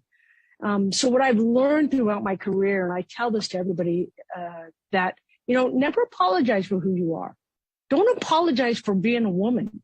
Don't apologize for, growing up, and not having a lot of money in your family, being on food stamps. That's what makes the Air Force so great. It's the diversity of thought. I mean, Sue Gordon is one of the premier intel analysts. She was a zoologist at Duke. Who would have thought? And that's what really makes the Air Force, to me, one of the best service, because of the diversity that we thought. We're inclusive, we're a family, we bring it in, and we encourage that diversity of thought. And people shouldn't have to apologize for who they are. They should bring that to the table. And I think that's what really makes our Air Force and our Space Force the force to be in. Sir, I agree with Linda. There are things, I think, as I look back now, and again, her key phrase, she said, trying to fit in. When you are the only one in the room that's female, and things are presented to you that are either inappropriate pictures, words, things, I got very good. As long as they weren't saying, Deanna, you are a, or it was about me personally, I'd say whatever. I was able to get a little bit of Teflon. And I definitely did resonate and try to find other women to team with. And when there were a few women, I tried to buddy up versus, competing with each other, which we do to ourselves because there are so few of us sometimes. But I think those were the things that I look back on that I probably put up with more and dealt with more. I also had some bad habits. I'll be honest. I have a pretty good potty mouth that I've had to work on over the years. Because I could cuss with the best of them, and I've had to learn that, hey, that's not appropriate. And the more you move up in rank, it definitely is something that you need to control. So I think we all learn as we grow older and more mature and learn style and polish and work on ourselves. And if we could tell our younger self things, I agree with Linda. I would tell myself, hey, be who you are. They'll get over it. Just keep being yourself. And I think I did come through personality wise, but I did probably put up with some things that today absolutely would not be acceptable or inappropriate in order to fit in, because I was the only one. I echo that. I couldn't agree with that more. You know, no doubt both of you described trying to find the balance between standing up for yourself and suffering in silence. That no doubt still exists today in many ways. So thank you for trailblazing and opening doors for so many others. So normally when we speak of trailblazers, we usually gravitate towards those who certain are now long retired. We forget that many active duty members are still charging hard in their jobs, being first or pioneers. And Deanna, when you talk about your time as that Air Expeditionary Wing Commander, you shared before, how formative that was for you. Are you seeing that happen more often? And especially as one of the concerns that we had, and I think you and I talked about this, was would we separate space in the process of building a separate service? Have we been able to keep it together, or are we still working well jointly? Any perspectives on that? No, sir, I think we're doing great work here in the Department of the Air Force. I mean, the Air Force and the Space Force, with both of our chiefs working directly for one secretary. I mean, there's a lot of work going on, and we can't do our jobs as the Space Force without the support from the Air Force. Because as you know, we only brought operations over into the Space Force. All the base operating support, all the things from the installations that we need, that's still all provided by our Air Force partners. So we don't have the ability or the manpower to be able to do that. And it's a luxury because it does allow us to focus purely on mission. I do think there's still work to do, making sure that we are the right size. So I know that you had many conversations, as did General Holmes with General Raymond, as we stood up the Space Force, and we went very flat. So we got rid of the group command level. We got rid of numbered Air Force level. We flattened the organization, and we worked very hard for the staff up here to be small. I would tell you now, I've never been in the Pentagon, so now being in the Pentagon is interesting. But to attend the number of meetings that are in this building, whether they be on the service side or the joint side, we really are struggling to be able to have the right rank and level at meetings. We gravitate to our Marine Corps buddies and brothers and sisters because they're in a similar scenario, but they're still way bigger than we are. I mean, I think a lot of people don't understand 18,000 strong with only about half of those being blue suits, our military members, that's hard. So between the staffs of having guardians on each of the Secretary of the Air Force staff or on the joint staff or on the OSD staff here in the building to represent every guardian counts because we have so few of them, and exactly where we put them, the juice has to be worth the squeeze. So I think that's the part we're now starting to wrestle with, is what is the right number to make sure our voices are heard in the key operational meetings where we need to be. But we're absolutely tied at the hip with the Air Force and working with them, sir, wherever we can. Amen. Thanks for leading that effort. Linda, speaking of the future, so after retiring from the Air Force, now you're serving on the Department of the Air Force Scientific Advisory Board. As you got a chance to look at the future through that lens, that looks to future technology, future connectivity, future coalition partners and what they're building, can you give us a sense of what you're seeing through that lens of the future of our Air and Space Force? Sure, you bet. I'm at the Scientific Advisory Board this week, working for Secretary Kendall on the resilient air operations. In the past, I think that the Air Force has lost its way a little bit when coming technology. When I came in, the technological service was the Air Force. So I'm happy to see that little turning a little bit more back towards technology. I think that's one of the things that we do the best. I mean, our enlisted branch, I mean, how many times have you walked in and you have PhD over here, or you have a master's over here? They're just phenomenal in that way. And I think embracing the technological piece to get us back to that threshold we were at before, above the other services, I think we're really moving towards that direction. And then, you know, and our kids, I say our kids, our young airmen today are so innovative. They're so bright. I mean, how many times did we, especially at the 480th with DCGS, the Distributed Common Ground System, they'd have a problem and they'd go home and code a fix and they'd bring it back and say, okay, you know, General Mard, okay, General Otto, you know, here's the fix. And we go, wow, no acquisition. And they were just kind of, because they were playing around with stuff. I mean, that's the kind of airmen we have today. And, you know, when I wrote my letter to you, Chief, and, you know, I saw the Colonel Burts, I saw the Colonel Lauterbachs, I saw the Colonel Wrights, you know, and I said, you know, our Air Force is in really, really good hands. It is definitely time for me to step aside and let some of that innovation go. But one of the things that I think that we should continue to take, to do more of is, you know, the retired general officers, we owe a lot to the Air Force for everything that is done for us throughout our career and made us who we are. And insofar as mentoring and giving back, you know, I believe that, you know, retired general officers can really fill that void. I mean, General Lyles still does it today. I'm trying to do it on some diversity boards. I know Michelle Johnson, Sue Mashiko, they all help. I mean, you help, sir. I mean, that's great because when you retire, you don't step away from the family. And our young kids really need to hear some of the choices that we would make differently now. Because, you know, if I look back, if they would have said, well, you're going to go remote when you're a colonel. And I knowing what was coming down the road, I would have said no. And then they say, well, you made general officer. She said, yep, I did. But let me tell you, in the whole scheme of things, this is how I kind of would have thought it out. And I think that helps our younger folks because they only talk to their peer groups and they have the same answers. And I think that's a valuable piece that our retiree generals, our retired overall, or even our senior officers can give to those younger folks. And I think that's the best part I see about the Air Force going forward and the Space Force. Amen. Deanna, maybe a few thoughts again through your lens, because you're looking at technology through a completely different lens, not only for where U.S. space is going, but also internationally.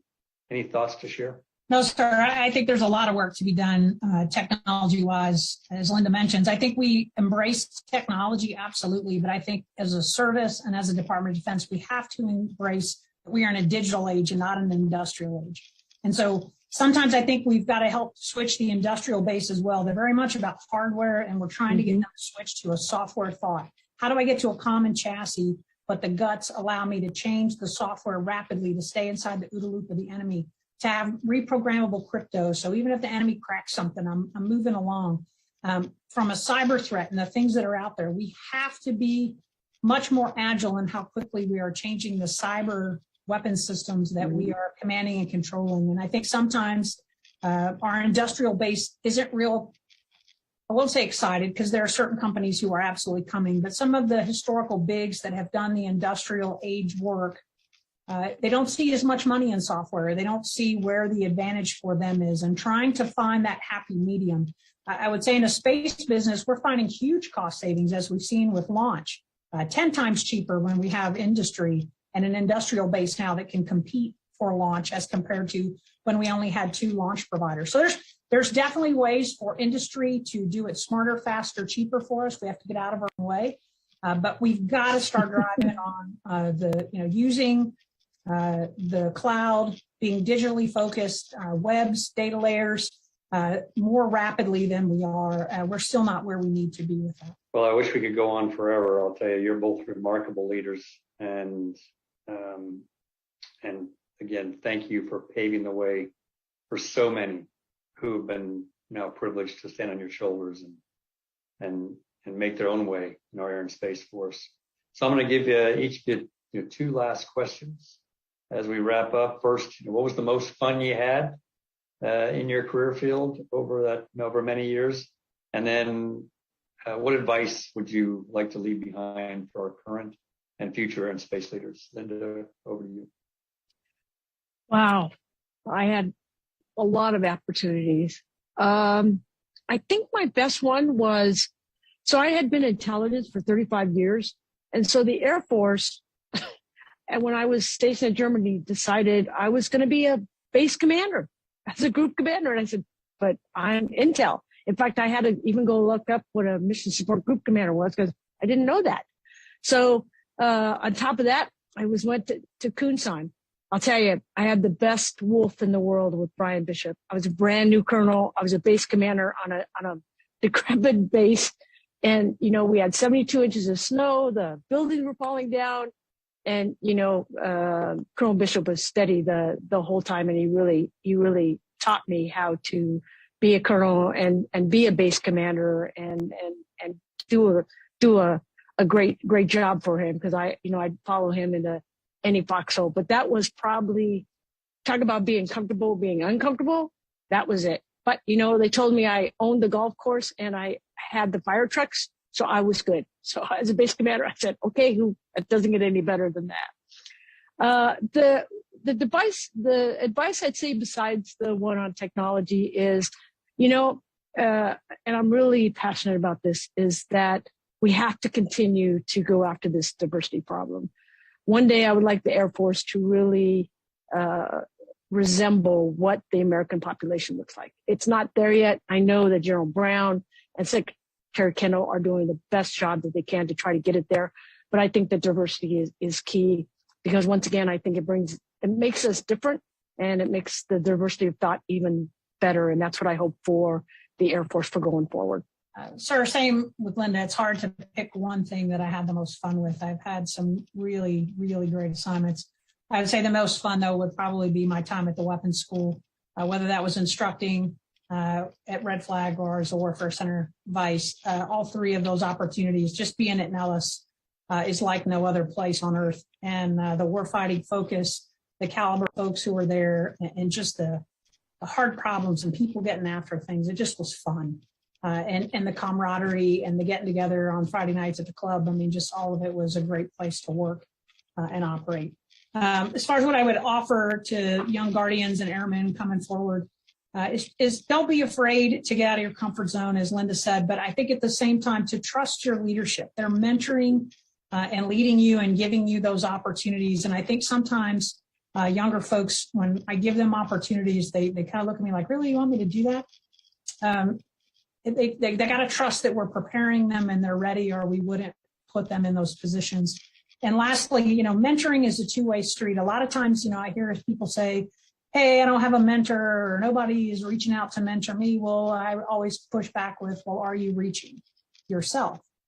And so if anyone is in a position where they feel like they don't have a mentor, have you tried to approach someone and talk to someone? I know that can be scary. But I would say anyone who's ever approached me and asked me to talk or would like my advice or help, I have always been willing to do that. And I know many others have, whether they're on active duty or retired. And so just have the courage, ask if you don't have a mentor. If you do have one, you know, when they say keep in touch with you or email them, they're serious. So keep engaging. And I think, you know, that's paid dividends for me over my career. And I hope others take advantage of that as well. It's been an honor today, sir, to be here with you and Linda. So thank you. Yep. Sir, I'd like to add to that too on mentoring. I always like to say you really want to mentor up, down, and sideways because you're only new that one day. The next day, somebody's new behind you. And then obviously we'd be on our peers. And I know that a lot of people, when general officers they become senior, they become one of them. I learned every day. And I'm sure you did, sir, as chief, and I'm sure Deanna does every single day. So don't be afraid to approach seniors. And, you know, your voice was a little bit rough, or, you know, sometimes we don't see that. And I think that a lot of folks don't give us that feedback. So I'd like to encourage them that they continue to mentor sideways because it will help us make even better leaders for tomorrow. And amen. You know, I often reflected that in my early days as a young officer, I wanted to be known as decisive. And the more I grew, I came to the conclusion that I wanted to be known for making good decisions.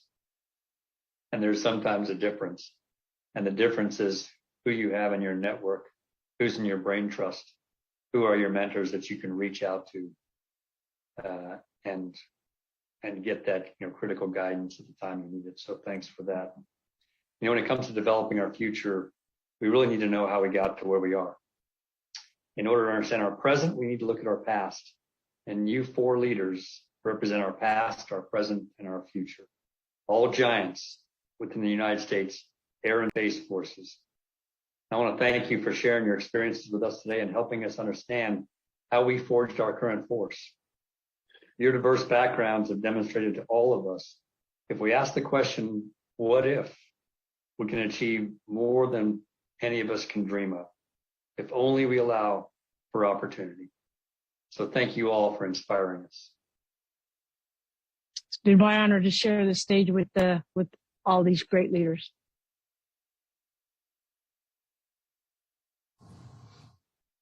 Thanks to retired General Goldfein, and a big thanks to Lieutenant General Burt, retired Major General Rudy Varhal, retired Lieutenant Colonel Payne, and retired Chief Master Sergeant Cox. It's really inspiring to see how you all have made a difference and that we all have the opportunity to do the same. It has been an absolute pleasure having you here today. So, ma'am, what stood out to you? I mean, did you hear when Chief Cox said, what was it? The most fun I've ever had is being underestimated. Chiefin'. That's chiefin'. I've been underestimated, I think, like 1.5 times because I've only been in for a short period. And I really feel like that incident really propels me to fight for myself if necessary and use all of my resources if possible. What about you, Chief? What stood out? Look, what really stood out for me was when Lieutenant Colonel Payne was talking about when she had the mission to evacuate the, evacuees from the Tehran incident, and how when she went to flight ops to work her return flight, they just didn't accept her as a female aviator. And it just shows how much our country and our service have pushed forward, and we almost have to drag the rest of the world behind us, because to put her in that situation and kind of just expose them to that, they didn't realize at the time, but it changed their mindset on what the realm of possible was. And now it's just commonplace. So the boldness that these women had and faced, I mean, even when you look at General UV, right? She goes up to look at the formation at the Air Force Academy. Mm-hmm. And she says, I'm going to be down there. And her uncle goes, you can't. Women can't do it. She didn't understand. She said, I'm going to be down there. Right? She didn't understand how she couldn't. And that boldness that it takes to push forward, it is just something that we can all take with us. And it shows that these trailblazers weren't just put in a position and it was a right place, right time.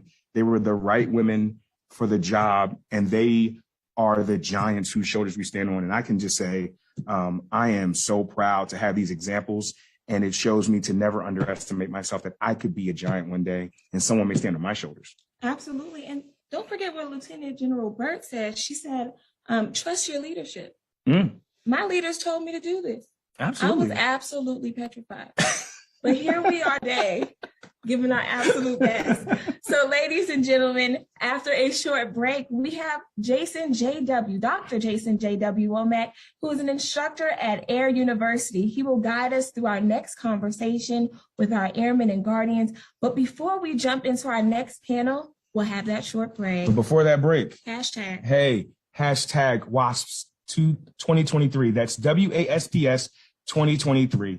I know we got watch parties out there. We want to see those photos. I don't care if it's your whole squadron, you and your supervisor and your airmen or guardians. I want to see you guys watching the live stream. Put those photos down in the comments. We'll see you back here at 10:55 Eastern Standard Time. See you soon.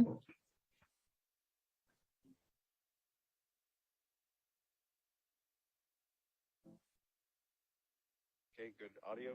Talent is clear. So we're coming back at 8:55. So we got just over 10 minutes, about 12 minutes. No, I think you're good. We're getting within like 2 minutes of each time hack. So I think for what we're doing, that's pretty close.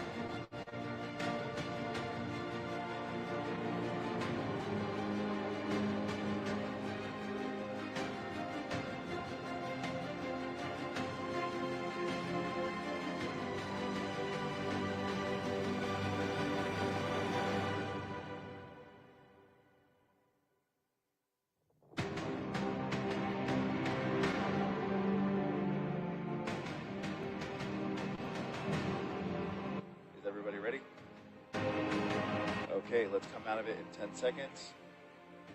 You're hearing my mic.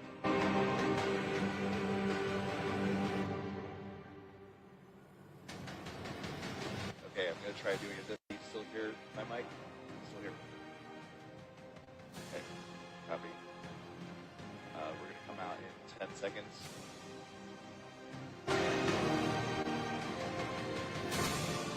Okay, on camera 3, 5, 4, 3, 2, 1. Dolly in. Fade camera 3. Fade out music. Bring up audio. Welcome back to the 2023 Department of the Air Force Women's Air and Space Power Symposium. I'd like to take time to welcome my friend, Staff Sergeant Franklin Harris, another host who will be making special appearances throughout this symposium. He will guide us through this next panel. Sergeant Harris? Thank you, Granger. This next panel focuses on taking care of airmen and guardians. This is essential to mission success, and one of the critical components of the success is fostering quality connections. Dr. Womack provides information and practicum on strategies that, through meaningful action, add value in communicating appreciation and increase feelings of connection and value. I'm excited to introduce Dr. Womack to you all. Totally going to do that again. So if you are here and you can wave, I need a big wave and a big smile. I just love you. All right, you got your journals, you got your pen? Friends, welcome to Gift and Power.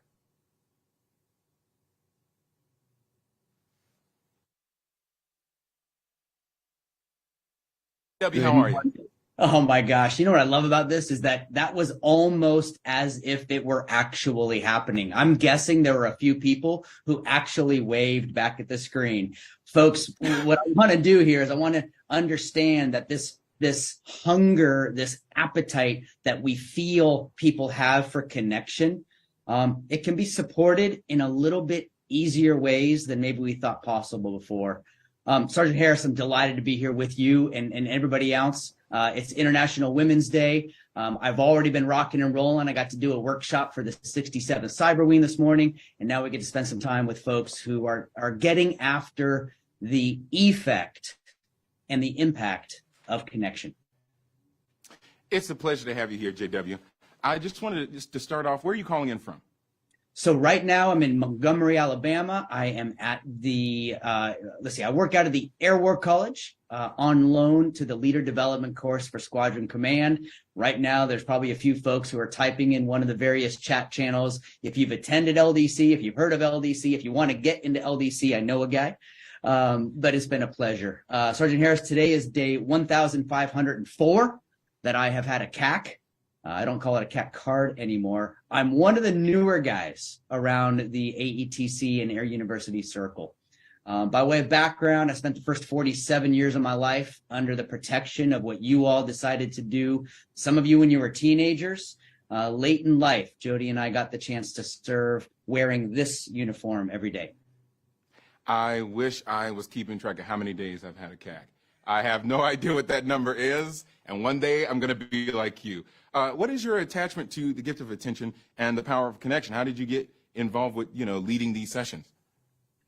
Really, it started during COVID. Before that, the work that I had always been doing, I'd been in a position or given the opportunity of being in a room where things happen. I was always in a room where there were other people, and I watched, and I continue to watch, when we bring people together.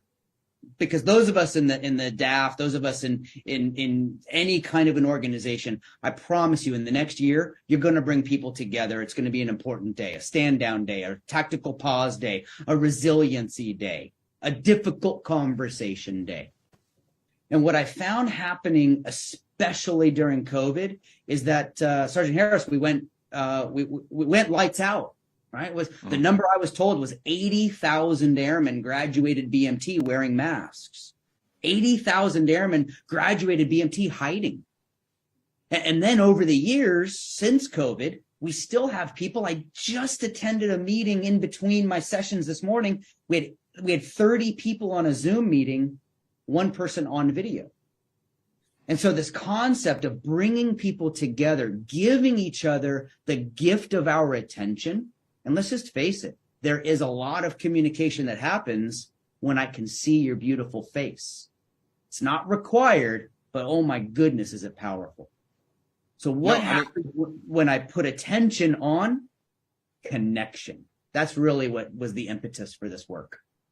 Now, COVID was so I was at Syracuse, New York at the time, and I think that we really thought coming out of COVID that connection would be easy, that we've been itching for it for so long, and that the second we're in the same room with each other, we would immediately be able to connect. And we see that's not it, right? Just being in the same room as someone is not immediate connection with someone. And you mentioned looking at attention as a gift, and I had the pleasure to watch the whole session. I couldn't participate. But you also mentioned that paying attention. You said that we are actually paying it in a transactional sense and expecting something back. Can you explain that a little bit more? Sure. Those of you watching this right now, reach into your wallet, pocket, or purse and go grab a couple of dollar bills. And here's my ask. If you were going to give those couple of bills away, would you expect something in return? All right. I go to a coffee shop and I order what it is that I would love to taste in 4 or 5 minutes. I'm going to tap my phone. I'm going to tap my watch. I'm going to give some cash. I'm paying for something in return. I applied that concept, that theory, to what happens when I walk into a room and I make awkward eye contact with someone. If I look at them, I'm now paying attention. And there's a biological, human, tribal expectation, anticipation. Why don't we do that one? By the way, that balance being between expectation and anticipation, that's a fulcrum that we need to be careful about. So when I pay attention to something, right? I mean, who's had this experience? You get a book, you're reading a book, you're reading, get to the bottom page, you have no idea what you just read. Someone's going to have a resonance with that. Well, sure. I paid attention. Actually, I didn't pay attention. So do I go back and reread what I just read? Let's put a book down at the dinner table. What if someone I love and loves me says something and I realize that I didn't hear anything that she or he said for the past 45 seconds? What happens when I don't pay attention is I don't get the thing in return. So I guess my question to us is, what do we hope happens? Because I want to move from hope to try to influence the outcome. What do I hope happens when I give my attention away? There's something that I'm anticipating or expecting in return. No, I 100% agree with you. And this kind of walks us into the next stage of your prompt. So you split it into 2 different sections. And your first prompt was asking all the attendees, what have I not paid attention to? What have I ignored? So when crafting this panel, where do you get that question from? Why is it important to have people think about that? Sergeant Harris, thank you. My approach to this human domain of leader development is I want to flank the objective, right? Everything that I've read, and again, I've only been here for 4 years, so I'm trying to speed up. Age 47, I'm trying to figure out what is this war thing that now I'm enabling the war fighter to go do what she or he needs to do. And what I realized is that everything about fighting is about flanking. Right? We go over, we go under, we go off to the side. My cyber folks, you do your cyber thing, except for PME. PME, we continue to hammer away in a frontal assault. And so if I'm going to run a program, Sergeant Harris, on the gift of attention, why wouldn't I start by asking folks, hey, what have you not paid attention to lately? Well, that question really put some people through the ringer. And I think as I was watching, I'm asking myself the same thing. How do, what is it like to put so much focus into something that I have not focused on or that I've ignored? So we have a few clips from that first section, and we're going to play that for you now. Hi, I'm Shelly. I'm out in Las Vegas, Nevada. And I will say that I felt guilty when I wrote down my list, because one of my things was I did both professional and personal for things that I didn't pay attention to, because I'm a true believer in the work-life balance. And so, but one of mine was I didn't call my mom. And so I was on vacation and I got home late Saturday night. I was super tired and I had every intention. And then yesterday I got so busy at work, and then I got home and I was exhausted and I didn't call my mom. And so felt super guilty. And then the ladies in my group were like, yeah, I forgot to make up a couple phone calls too. And I realized like we all forgot to do something that had to do with our mom. And so it wasn't just me. And so, so they made me realize like, it's okay. And I'll call my mom tomorrow and I can tell her like, hey, I forgot to call you. And then, Tuesday night, I did this awesome thing and sorry, and I'll try to be better. So let me know that it's okay. It's okay not to accomplish every single thing every single day. The idea of not contacting your family, not being able to talk to your mom. So I did all the work ahead of schedule. I told my mom I was going to be very busy the next few days during the Women's Symposium, but I've made that mistake as well of just not setting the time aside, kind of getting throughout your workday, and that's hard. Why is that something that I guess we can use to connect with people, JW? I'm pretty emotional right now. This is such an important aspect of this work. We start with the gift of attention, and we start with, and forgive the analogy, but brother, I wanna itch at that scab to make it bleed again, so that I can sell you the Band-Aid you need. And here's the facts. When I look out at a group of airmen, doesn't matter what level, what stage, maybe they just graduated tech school and PCS and they're trying to figure out which the best way to drive to base. It could be that person on terminal and they're wondering what's it going to be like to be a Mrs. or a Mr. Everybody has some realization or some piece of their mind that is shoulding on themselves. That is shoulding on themselves. I should do this. I should do this. I should be this. I should be that. And so what comes forward for me is I believe that sometimes we make it a little bit bigger than it needs to be because that's what it has been. Folks, you have 1,440 minutes in a day. It takes me roughly 30 to 45 seconds to open my phone. Everybody watching right now, grab your phones. Go to your messaging app, Signal or Messages or Facebook Messenger. While I'm talking, it's going to take you 30, 45 seconds to send a little buddy check with someone on your heart right now. Now, what stops someone from doing the buddy check? They wonder, how long is it going to take if they actually call back to check in with me? That's paying attention. So that concept of I can send a buddy check, that takes me 30 to 45 seconds. What happens if they actually need to talk right now? What happens if when the conversation ensues, that's going to be 1% or 2% of my day, right? There's 96 blocks of 15 minutes in a day. So 15 minutes is about 1%. It's 196. Just go with me on the math here. I trust you, JW. Can I afford to give someone 1% of my day? And that's where we get into the connection piece of this, but I really want to foot stomp. I really want to express that in significance. When we show up and work together, there is someone in that room whose mind is on a guilty feeling or on a shoulding feeling. That the should thing really reaches me. I kid you not. I had conversations with Chief Fields a little bit earlier, and that conversation came up of shoulding, right, on ourselves and on others. And the idea of questioning, do I have enough time? I see that all the time. My mom and I can talk for hours, right?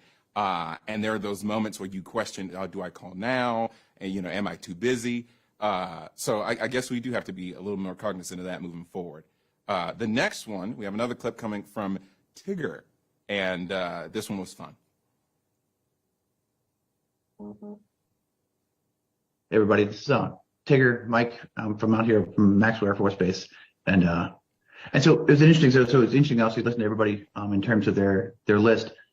Mine was more of a frustration of well, if if I didn't pay attention to it, how the hell am I going to remember what it was that I didn't remember? Like it was a very funny kind of like a circular thing. I'm like clearly if I knew what it was, then I was paying attention to it. So blah, blah, blah. You know, it was a very funny, like a little bit of frustration. And then I started like writing down, and Tina and I talked about this. I'm like just random things that are kind of meaningless little things about, you know, didn't do my laundry for God's sake, or I didn't put some silverware away or something. And then I realized that it's a little thing, but Tina and I talked about this quite a bit, was that on my way home tonight, my gas light came on in my car, and it really triggered something, because I am wickedly OCD about never letting my gas go low. Like it's a big thing, and Tina and I spent a whole lot of time talking about a whole lot of things, and mine goes back to mine. I'm single. I don't have anybody to call, so who am I going to? It unravels a whole lot of things about dependencies on other people, and so I never let it get low. And for some reason, I'm so distracted right now that my gas light came on, and it really was a sense of kind of like, oh no, okay, there, and that's I was writing it down. I was like, no, that's what I forgot, and that unravels a whole lot of other things, and so it was kind of an important exercise to recognize that there's other things happening that are really distracting me at the moment, and I need to be mindful of those things as well. Now, JW, I assume you don't give people these prompts purposely to mess with them, correct? There's a lot of people who know me on the screen today, and someone's going to say, yes, he does. Here's what came forward as I rewatched that scene with my friend Mike. Oprah Winfrey, and I don't know where she got it from, but she had a monologue. It was short. I'm going to paraphrase it in my words. She said, as you're going through life and you need to make a change, the universe will tell you. First, it will whisper across the room. It'll wave to try to get your attention. It'll knock softly on the door. It'll ring the doorbell.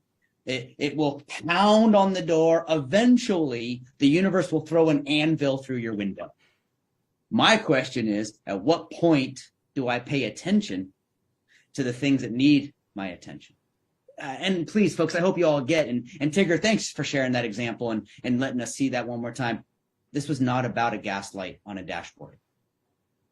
This is about, as you run through a 24-hour period, a 168-hour week, a 52-week year, when I look back, what did not get my attention that I call myself good at, or I tell myself is important. And so I think that piece of the gift of attention and anything that you can do to highlight, wow, where do I need to? Sergeant Harris, can I give one quick tactic that folks can use? And then we can please do the do. next thing. So here's my ask. If we were live and I could see all of your beautiful faces, I would say, please raise your hand. So go ahead and do this if you're watching. Raise your hand if sometime today you're going to walk into a room where people are already there who like you. Cool. I would hope so. Long day at work, get in your car, drive out the base, drive across traffic, you pull into your driveway. At some point, hand will hit doorknob. You'll turn the doorknob and walk into that room. Friends, you have 180 seconds for that night to go one way or the other. Who's ever messed up in the first 180 seconds of walking in the door after a long day? Me too. Me too. It was an eye roll. It was a comment. It was a way that my body worked. You have 180 seconds, sometimes less, for when I walk into that space. What do I attend to? Let's make it a verb. What do I ignore? And how do I map between those two? When you mention that, first 180 seconds, it makes me think about how fast we can make mistakes at the beginning of a day and then hyperfixate on that the entirety, right? So then now your whole day is either ruined or you are just kind of tripping over a mistake at the beginning, right? At the beginning of your day. Is that something that you've dealt with as well, JW? So why don't I make this as real as I can? In the next couple of weeks, many of you are going to be in a meeting with new people, and you're going to want to do the introductions around the room. Been there.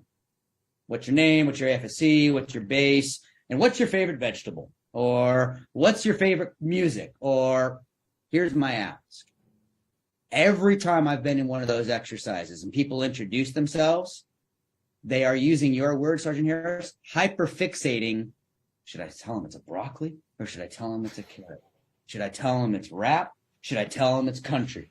We don't pay attention to what anyone else is saying. And then after we introduce ourselves, you know what we do? We judge ourselves on what we should have said. How am I doing so far? So here's how I do it. What I would encourage people to do the next time you come together, have people make a list of, how about make a list of things that are meaningful to you?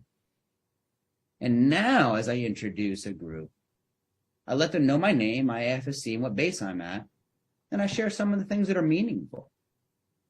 See, if I practice being in a meaningful state, putting attention on something where we can actually connect on, I don't know, maybe I will judge myself a little bit less, and maybe I'll stop thinking about that thing that I wished I would have said. I will never end an introduction talking about the fact that my wife and my books are important and meaningful to me. They are. I am sure you are going to upset a few people because that's going to ruin icebreakers moving forward. I mean, that right there is what people go to, right? Of just asking these little questions. So now you're asking people to kind of shift towards what's meaningful to them. Here's the what's deal. meaningful to their crew.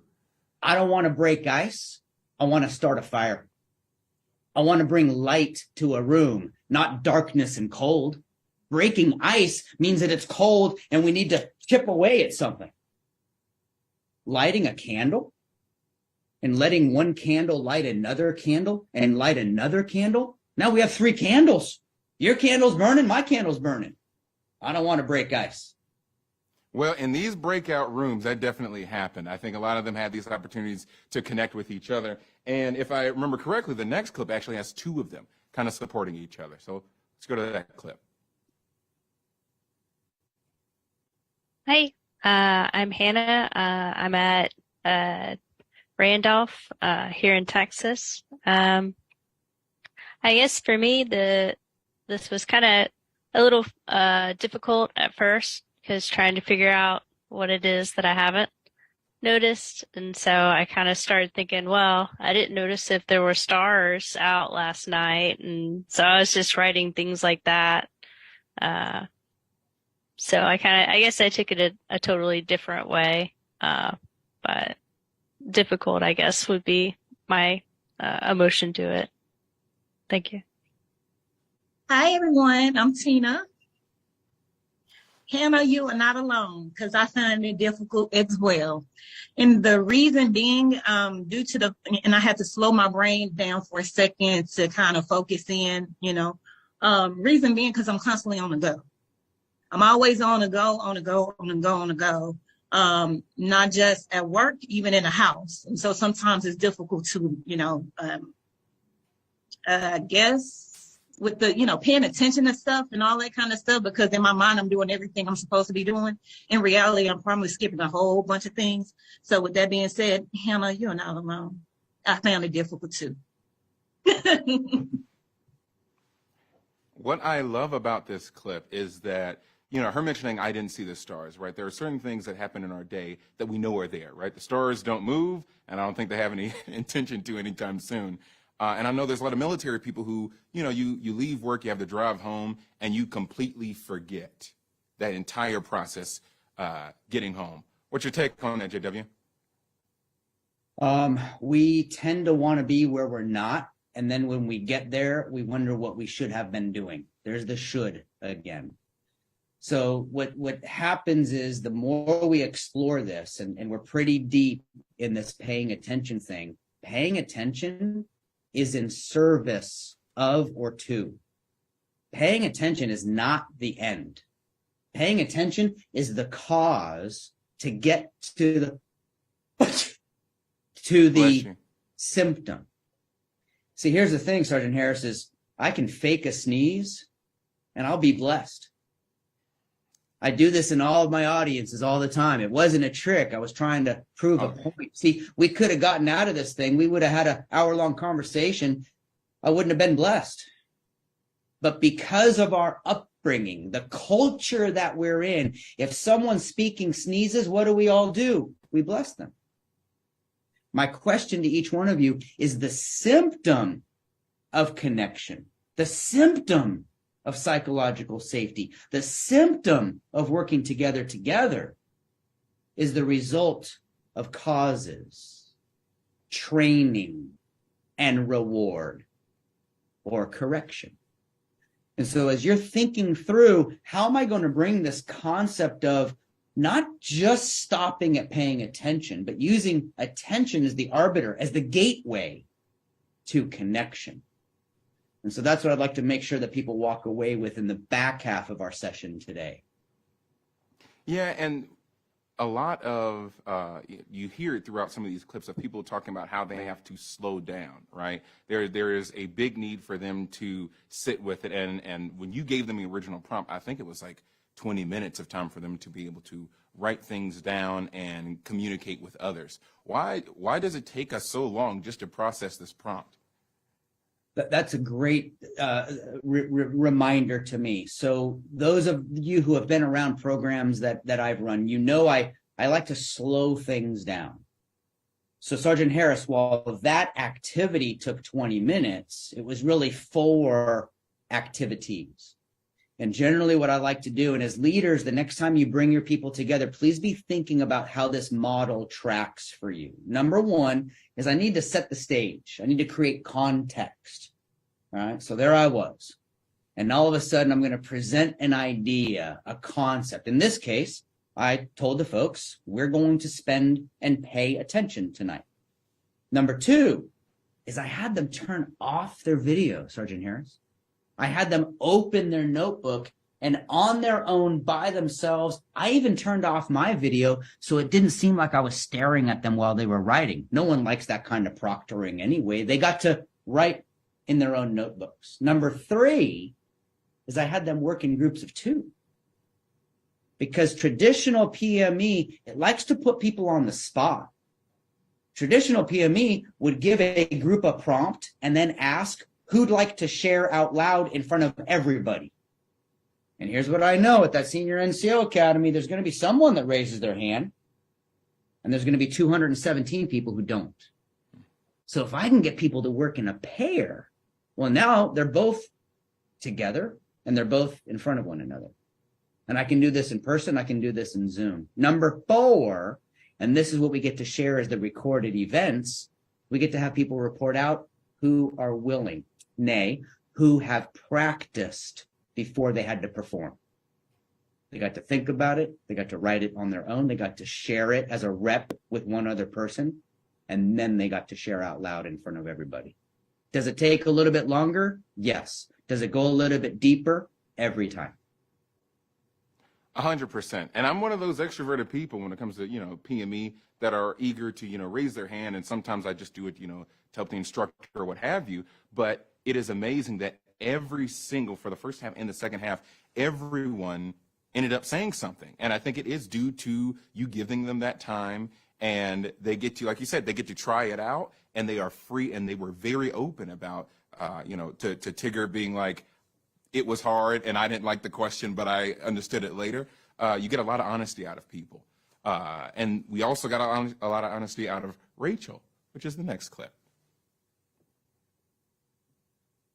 I don't feel bad for ignoring housework. I don't feel bad for ignoring not getting ready for things. I'm a list maker, so if I ignored it, it's because priority-wise, it just wasn't time yet. But having to say out loud when I ignore my children or my pets or whatever was really hard.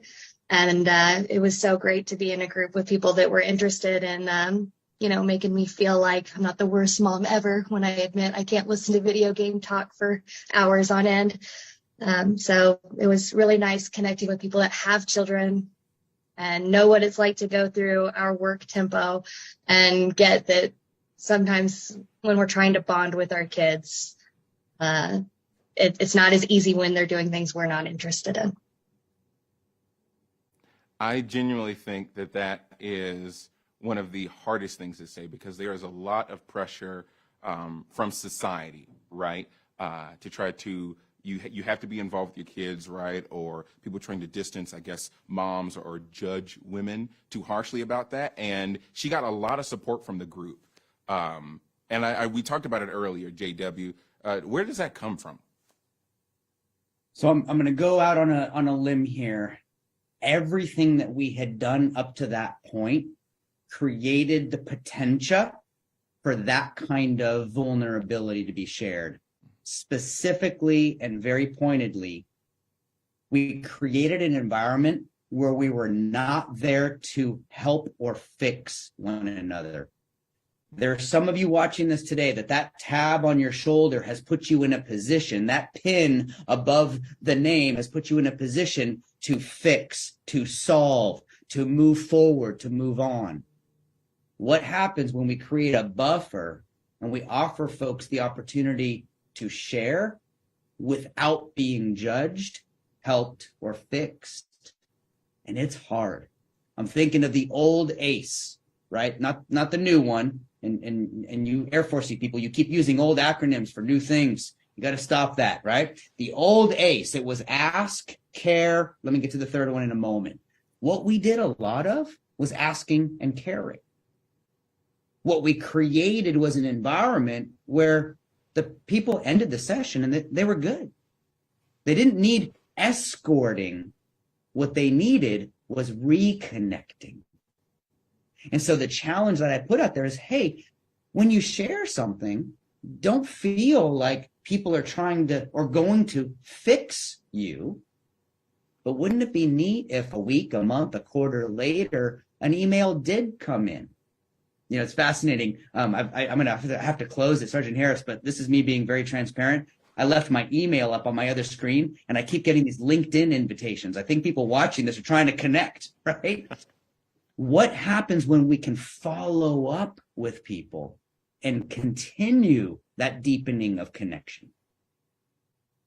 Yeah, and so for those who are watching, what you're missing out on is that as these people are opening up what they, have ignored or whatever, there wasn't commentary, right? So each person just comes up, says their piece, and moved on. And I think that there are so many individuals who are so eager to try to help and rob people of the, autonomy of just being able to express their concerns with others, be heard and be seen, but not be seen as weak, right? Or not be seen as, oh, I can't handle this, myself. And I thought that was amazing. Each individual just said their piece, and even you leading it. I think, I saw you up there, you were cheering them on, but aside from that, you were also just letting people say their piece. So I want to foot stomp right now. The instructor or facilitator does not need to repeat or rephrase everything that a student says in a group.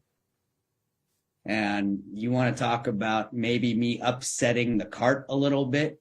I cannot tell you how many times that I've been a student or participant in a meeting and I share something and the facilitator simply repeats it for everybody, or worse, they try to say out loud what I said.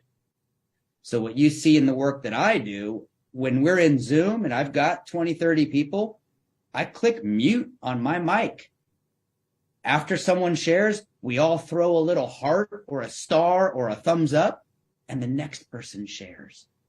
Which, by the way, that's why this session took a little bit too long for us just to play as a recording, because Sergeant Harris, you saw it, there were some silent periods. People need some of that silent time.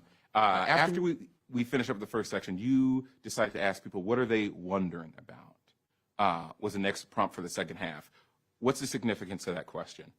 Yeah, so in my experience, the way that I present this is at the end of a day, I will feel something that's usually in this heart center, top of my gut. I will wonder something, and that's usually based on an experience I had, meeting experiences I've had. And then I'll be thinking of something. And that's brand new. It's something I'd never seen or heard or been a part of before. And in 1,504 days, I'm still learning new things, right? I remember when I was told that it's not a CAC card, it's a CAC. And I remember being told that I was the FNG that they were talking about, right? That was all new to me. But now what I wonder and what I feel is what happens when a new member, PCAs or PCS, is in and they're, what's that saying, Bambi? Back at my base,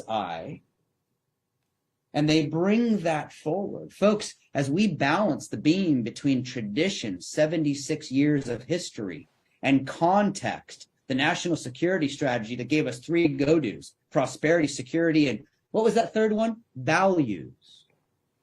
Now we're trying to understand, how does tradition meet context? And I'm here to report the fulcrum is your culture.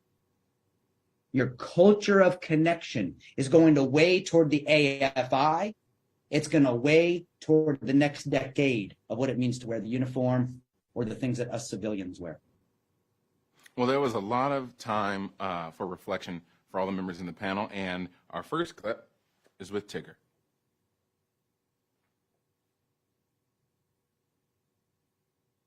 Hey everybody, it's Tigger, again, Maxwell Air Force Base.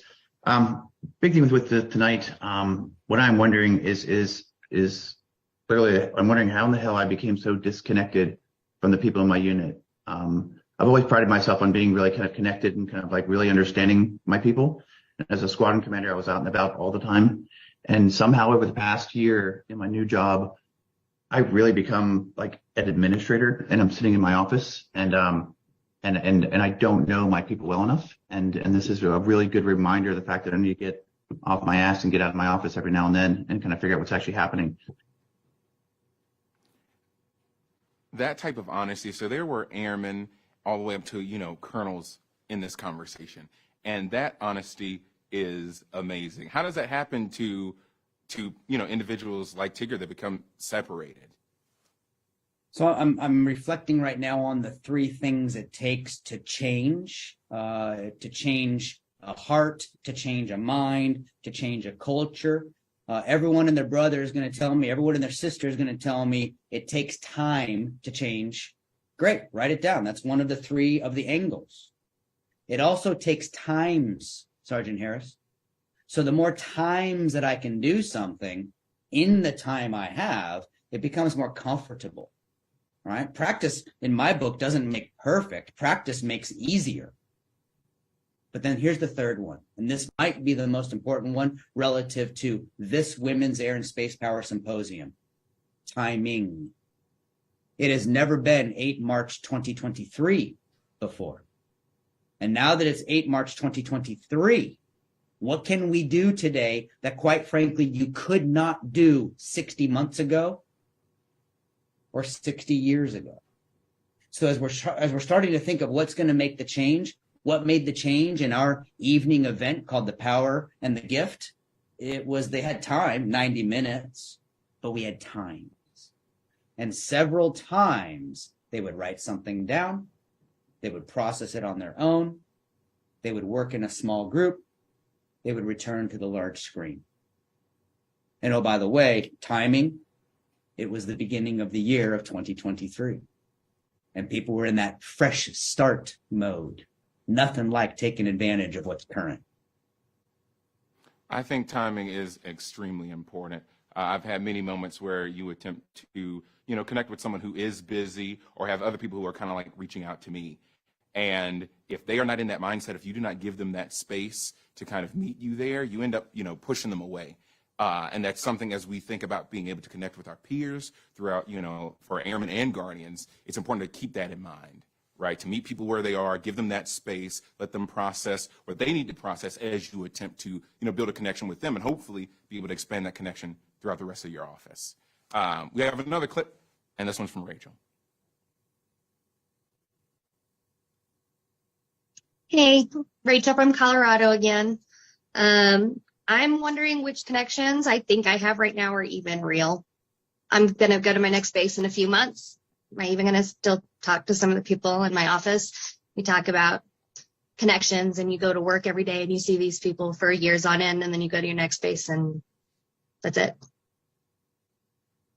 JW, I grew up in a military family, and I went to 4 different elementary schools, 3 different high schools. So I got very used to whether that be, good or bad, of being like, oh, well, these connections are going to be shallow. I will not hear from you again. And it's sad to see that in the military, as we talk about being, wingmen to each other. I am sure Rachel's not the only one who's felt that. And it's hard for people to swallow that we are all near each other, feeling like 2 days from now, I will never hear from you again, and everything is surface level. How do we scratch at that? How do we make sure that it is deeper than surface level? I don't know.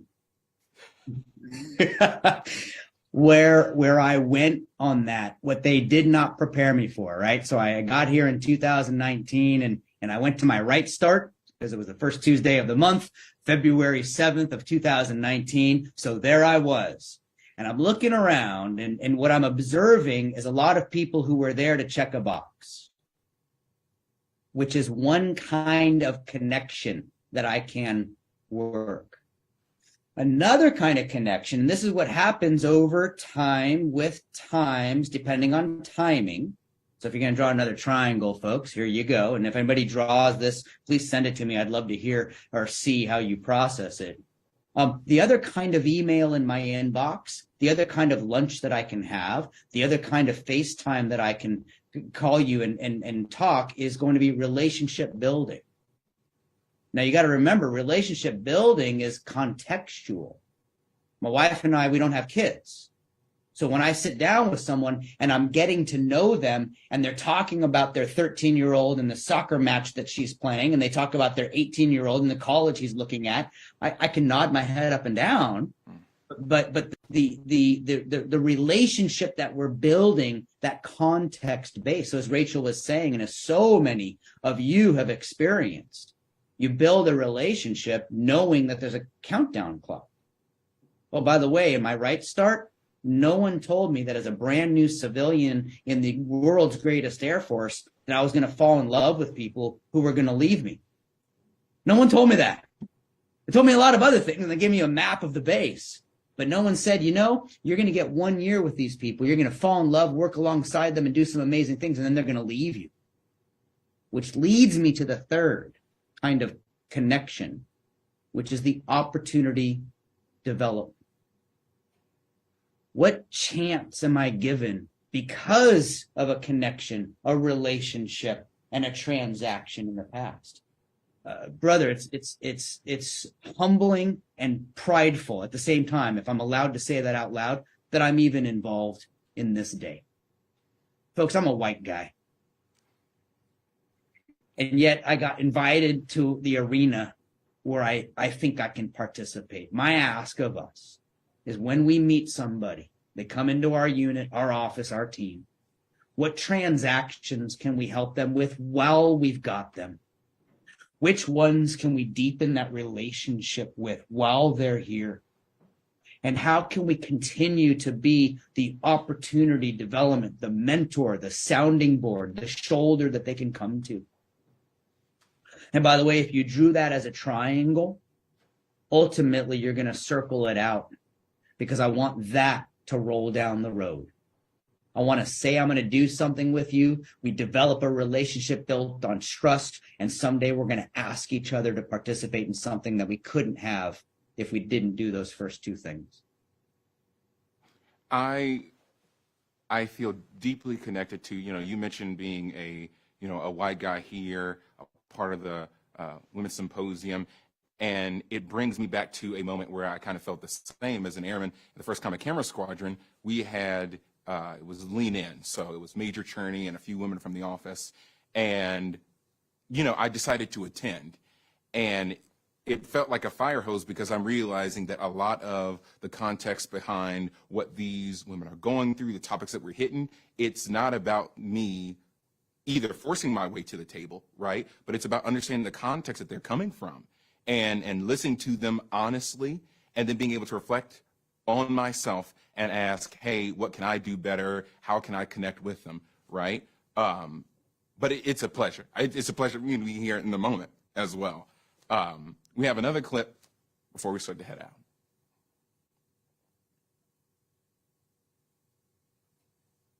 Because of the conversations this morning, I'm wondering why the connections, especially here at Kunsan in an isolated environment, I'm wondering why these connections don't exist other places. In our unit, we have a good group of senior NCOs, and just everybody as a whole, and we get out and we reach and teach and touch everybody in the unit, so everybody knows who everybody is. But I'm a overseas type person, and when I go get stationed back in the States, I don't feel any of the camaraderie. I don't feel any of the connectedness that we've been talking about today or just been experiencing. So just trying to figure out how to take what we have in the overseas environment and incorporate that in a stateside environment. What hurt me about this was that overseas, a lot of people anticipate that, yes, you're away from your family, right? There's not a lot of Americans with ties in, you know, these various European countries, Korea, Japan, but stateside, the same thing. I'm stationed in Utah right now. Most of my family is located in South Carolina. A few are in Texas. So that need for connection is no different from overseas, yet it's not here, JW. Why is that? What can we do? I wonder what the definition is that people have in their mind of to be connected. Break, what the definition in their mind of to do connection. Break, the definition in their mind of what it means to have connection. That be, do, have. I don't know, I keep doing triangles. Everything I do is a triangle because there's only three things and I can remember three things. In all seriousness, we go from being through doing to having. So if I want to reverse engineer, I could start at the end. Or I can do what the brain does so beautifully, which is it redefines the problem. See, Einstein, my mentor, Al, I get to call him, he apparently said that if someone gave him a problem, he would spend 55 minutes trying to craft the question appropriately, because in 300 seconds, he'd be able to solve it. I think what we've done, Sergeant Harris, is we've flip-flopped. We're spending 55 minutes answering the question. And then we wonder at the end of the day, did me shooting all over that airman really help them? Did me justing on that airman really help them, right? Because I've got some people out on the video today who should on others, right? You should go down to MFLAC. You should go take a course. You should knock off your CCAF. I've got some other leaders out there who just on people, right? Well, just set your alarm early, get up and go do your PT. Just make your dental appointment and you're going to have, you'll be in order. And then I've got other people who just and should in the same sentence. We have a different definitions in our mind of what connecting, connection, and connectedness even mean. Why is it that when someone deploys, why is it when someone's overseas, why is it when someone's far away from the people that they can connect? Well, there's a bunch of research out there. Just take a look at the Blitz in London, right? When mental health institutions were preparing in 1938, 1939, and 1940. I'm just going back in time to the last time that we had this great power struggle that we're starting to see or are seeing right now. In 1938, 39, and 40, the mental health institutions of London were preparing for a massive increase as they anticipated the bombing raids over their city. Research shows and empirical evidence provides the time that London had the fewest inpatients to mental health were during the raids. What happened when people had to go underground? What happened when dozens of people were killed every night, 1940 and 1941? They came together. Now, how do we do that? And this is the question that we have to ask ourselves. How do we do that without being bombed and without going through trauma? And I guess the real question is, can we? What we established in that event, Sergeant Harris, is yes, we can. And I felt that. And I think that the idea of the expectation going into relationships, right, expecting it to end because I know a PCS is coming, or expecting someone to behave a certain way instead of building that connection with them and figuring out, well, it's not just, like you said, it's not just get your alarm set. It's asking, okay, well, what does it take, right? Where are you failing in this regard? What can I do to help you? Or maybe this is just a one-time thing and you don't need me to resolve the problem, right? But we have to have that conversation with folks.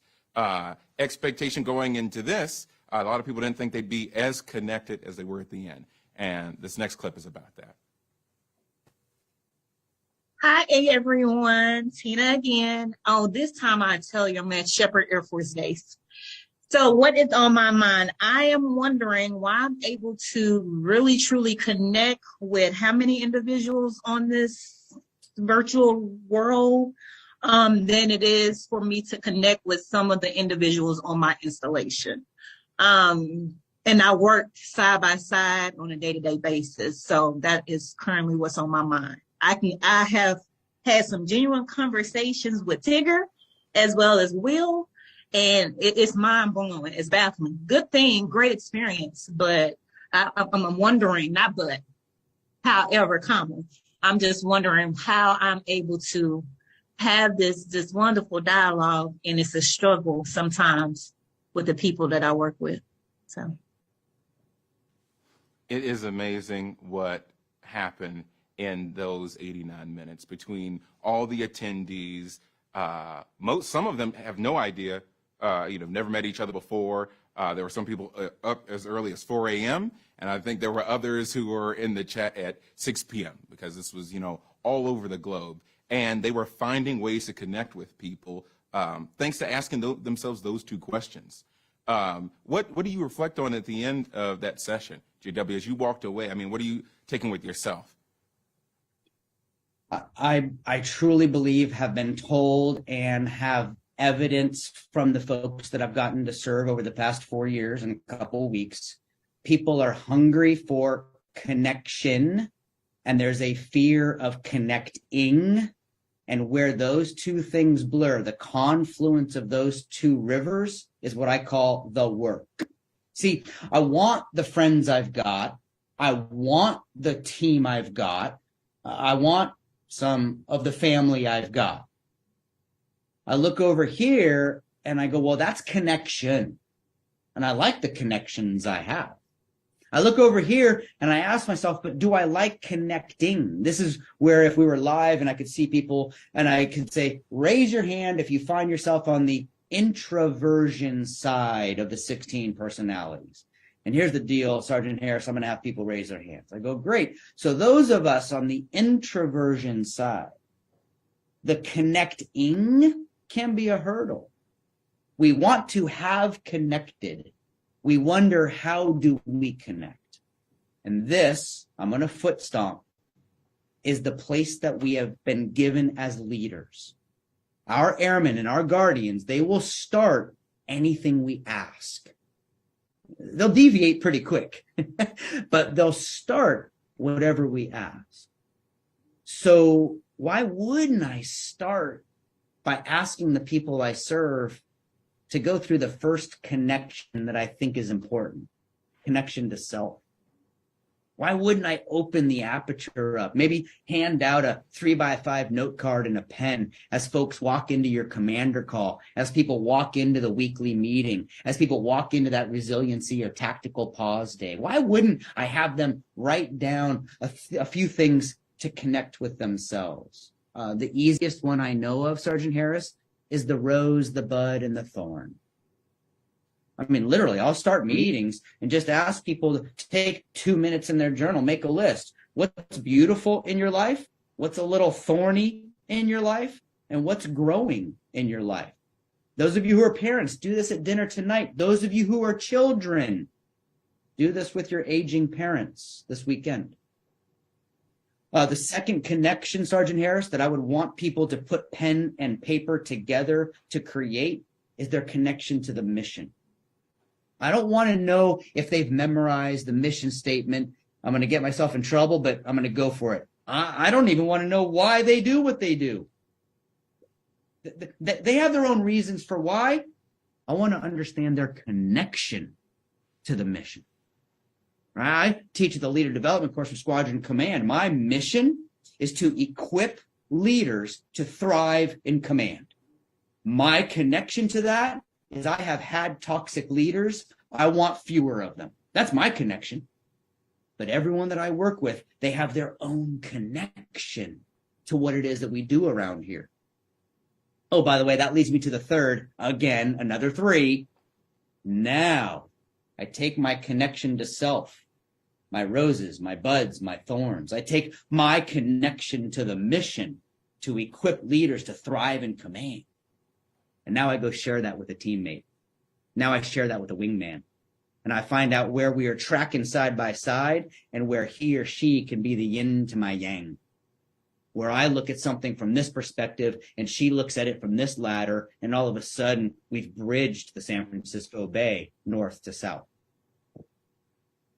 That paying attention to yourself, and there's a quote out there somewhere, and I don't know who said it, but it is so hard to care for others if you don't care for yourself, right? Getting a perspective of who you are, what you care about, your roses, your thorns, I think is so important to connect with others. But surprisingly enough, as you showed in the outro, that there are a lot of things that we connect with that are so close to us that we just don't pay attention to on average. Here's that next clip.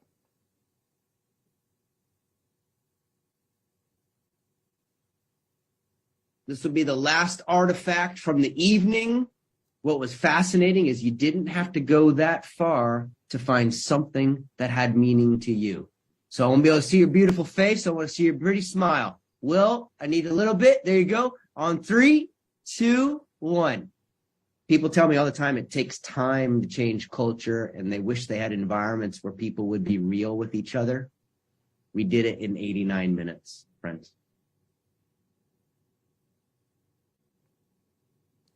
And for those who didn't get to see the lead up to that, almost no one left their room. So wherever they happen to have these laptops, cell phones, whatever they're zooming on, no one left the camera. Everything was just right in distance. Their children, their cats, their plants, photos of extended family members, all the things that they care about. The same baseball, JW. But all those things are right there with them. The other thing that I did mention, you had everyone write everything down, JW. And I've been journaling for 10 years now, and I love it. I think it helps my thought process. What's the significance for you in having people actually take that time and write down their thoughts throughout these prompts? Yeah, depending on how deep I need to think, I will write differently. So if I do not need to think about what it is that's in my brain, it just needs to get out. There is nothing faster than pulling out my phone, dictating a message into an email to myself that later on I can copy and send that out. If I don't need to think, dictation. I can talk at about 110, 120 words a minute, get the content out and move on from there. If I need to think deeply, I will open up my notebook or my Remarkable or my whiteboard. And brother, I'll write down things with my non-dominant hand. If I need to slow myself down, I know no better way than to mess with how I get stuff out of my head. If I want to go fast, I'm going to dictate it, or I'm going to type it, or I'm going to write with my dominant hand. If I need to slow down, I'm going to close my eyes and write with my non-dominant hand. So that way I can see what's coming out of my brain. In the last minute, I want to make a foot stomp here. As we're journaling, be careful about writing a diary of the day. Every now and then, write a because of the day. And that move to get from past to present, that can help people pay attention, but also build connection. I enjoyed every minute of watching that. Afterwards, I think it was about a day or two later, I decided to go and take some of the airmen in my office and have us all go out to lunch together and finding ways to, put those things that I heard about to work. Journaling has been a pleasure for me. I really enjoyed writing and kind of trying to stick along with the course throughout. JW, it is a pleasure to spend time with you. I don't know if I'll be in Alabama anytime soon, but if I am, I will come looking for you. We need more people like you in the Air Force. Thank you, Sergeant Harris. To everyone in the Women's Air and Space Power Symposium, thank you for the invitation. Everybody watching, I love you. I am in awe of you. Thank you, thank you, thank you. Take care, JW. And now we're going to go back to my friend, Staff Sergeant Granger. Thank you, Staff Sergeant Harris and Dr. Womack on that insightful experience on expertise on connection. You know, that's very important. I look forward to using all the strategies that you guys discussed today moving forward. Wow, Chief, I can't believe we're halfway through day one. Can you Time's believe flying. We've heard so many great discussions, and I look forward to the rest of the day.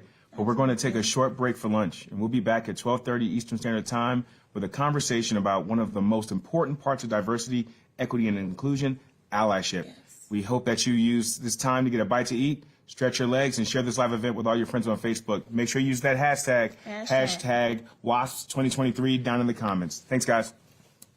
Come back, though. We want to see you.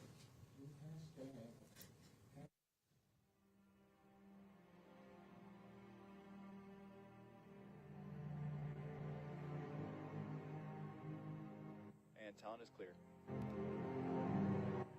Okay, you guys have about 30 minutes. I want cameras, I want folks back on cameras, butts and seats in 20. Arredondo, hold.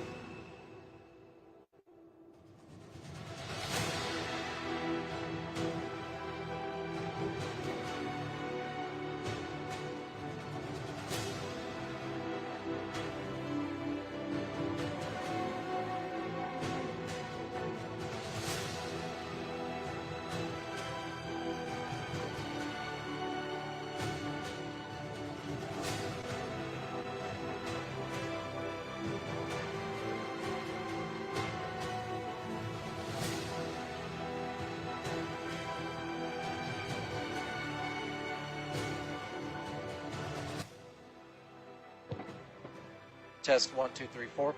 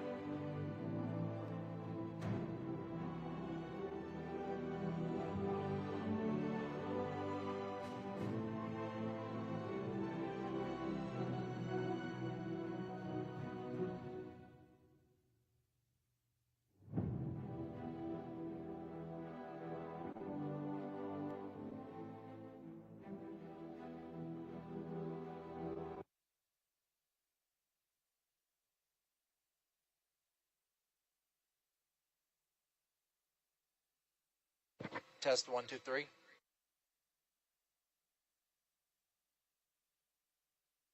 Thank you.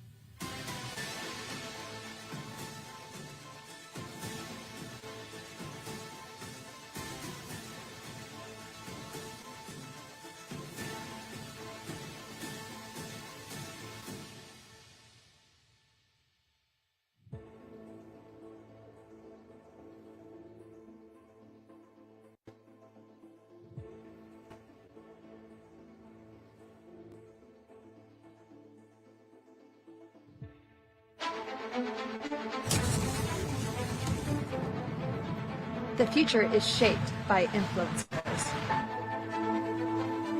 People with strength, vision,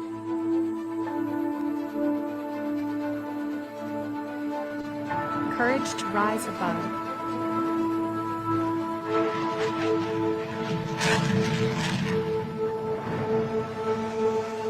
To enter a room and change the course. True leaders come from those who've struggled, Challenge the status quo. Fought. overcome, And strive for a better tomorrow. we serve, We lift others. we encourage each other. we empower those around us. Be that future. Enter that room.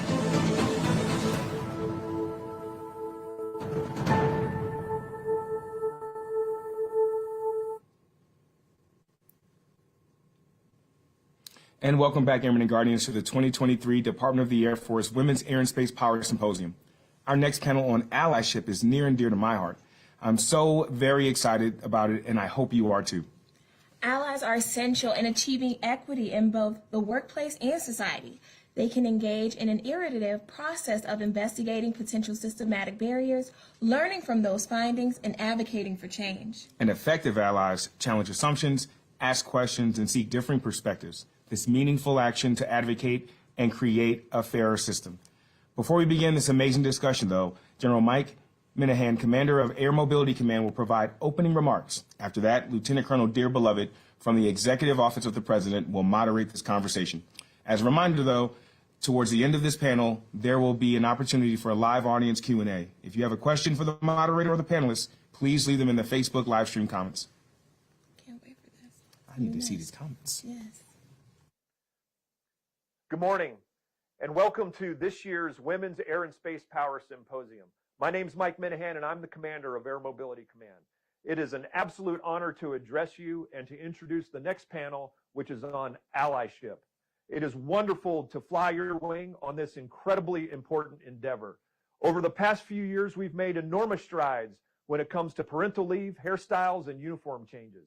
Last year specifically, we attacked privacy issues that were old and needed updating aggressively, and it was wonderful to partner with not only the women in this headquarters, but the women in this Air Force to make that possible. I look forward to setting a culture, bust down barriers. I look forward to continuing the momentum, and I look forward to accelerating change so every airman beside us and that follows us is able to thrive and get after the mission.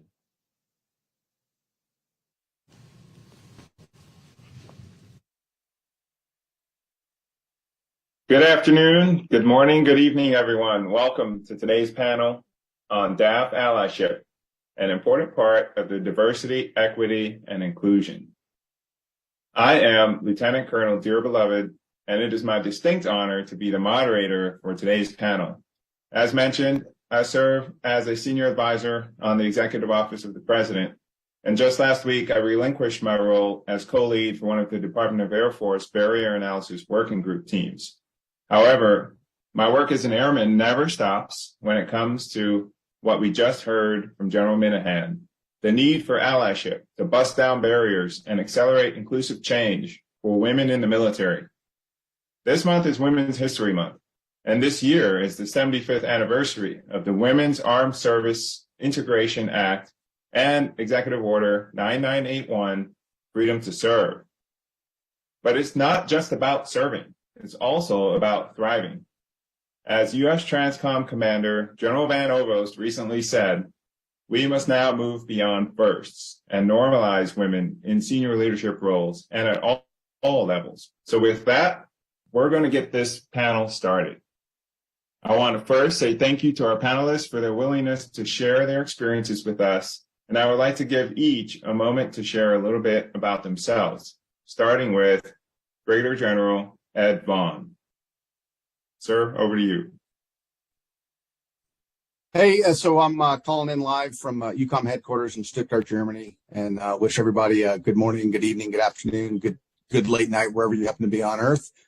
A little bit about me. So I started in the Air National Guard as a airlift navigator, C-130s, airlift pilot after that, and transitioned to F-16s, where I flew fighters for about 15 years. I've commanded at squadron equivalent in the wing level. And now I serve in a joint staff here as deputy J5 for UCOM. Lots of joint experience, lots of experience working with allies and partners. And so what I'm hoping to bring to the discussion today is a perspective of allyship as it relates to the way we treat our actual national allies and what that means and how that can go down to the individual level and how we can take care of each other. And I think I may have a unique perspective on that. Over. Thank you. Thank you, General Vaughn. And now over to Major Travis Wilkes. Hi, everyone. Major Travis Wilkes. I'm really excited to be here today. So thanks for taking time out of your day to listen and learn, hopefully. I am a C-130H pilot by trade. I've been stationed in Japan, Washington, D.C., and in the Netherlands, where I served as an exchange officer with the Royal Netherlands Air Force. I'm currently the USAF's commandant at our Advanced Instrument School in Oklahoma City. And I'm also a volunteer with the WIT, the Women's Initiatives team, where I co-lead our number 7 line of effort, which focuses on parental and family leave policies and programs. I'm really excited to be here today, to be on this panel, because the WIT has really taught me everything I know about allyship. I hadn't even heard the term in this regard, rather than a military aspect, until I joined the WIT. So thanks for having me. All right. Thank you, Major Wilkes. And now over to Chief Master Sergeant Chris Dawson. Hi, everyone. I'm Chief Master Sergeant Chris Dawson. I am the Operations Group Senior Enlisted Leader for the 150 Special Operations Wing, New Mexico Air National Guard, Go Tacos. Sorry, I have to throw the caveat in there. I grew up in a small farm and factory town south of Dayton, Ohio, where everyone looked like me, coincidentally. I am a CV-22 Special Mission Aviator by trade now. I'm also a lead, like Travis, a co-lead with my co-lead Captain Nicole Timmert in the WIT for LOE 8, which includes anthropometric standards, female uniforms, equipment, and various fitment matters. I'm a father of 2 beautiful girls. I enjoy, in my spare time, my muscle car, motorcycle, and anything outdoors. But most importantly, I'm an ally. I'm a passionate women's, BIPOC, cultural, and true history advocate. I've done staff tours. I've landed my machine in the literal backyard of our enemy, but my time working the women's initiatives is by far what I value most over my 24-year career. I believe in moving obstacles to allow people to reach their full potential.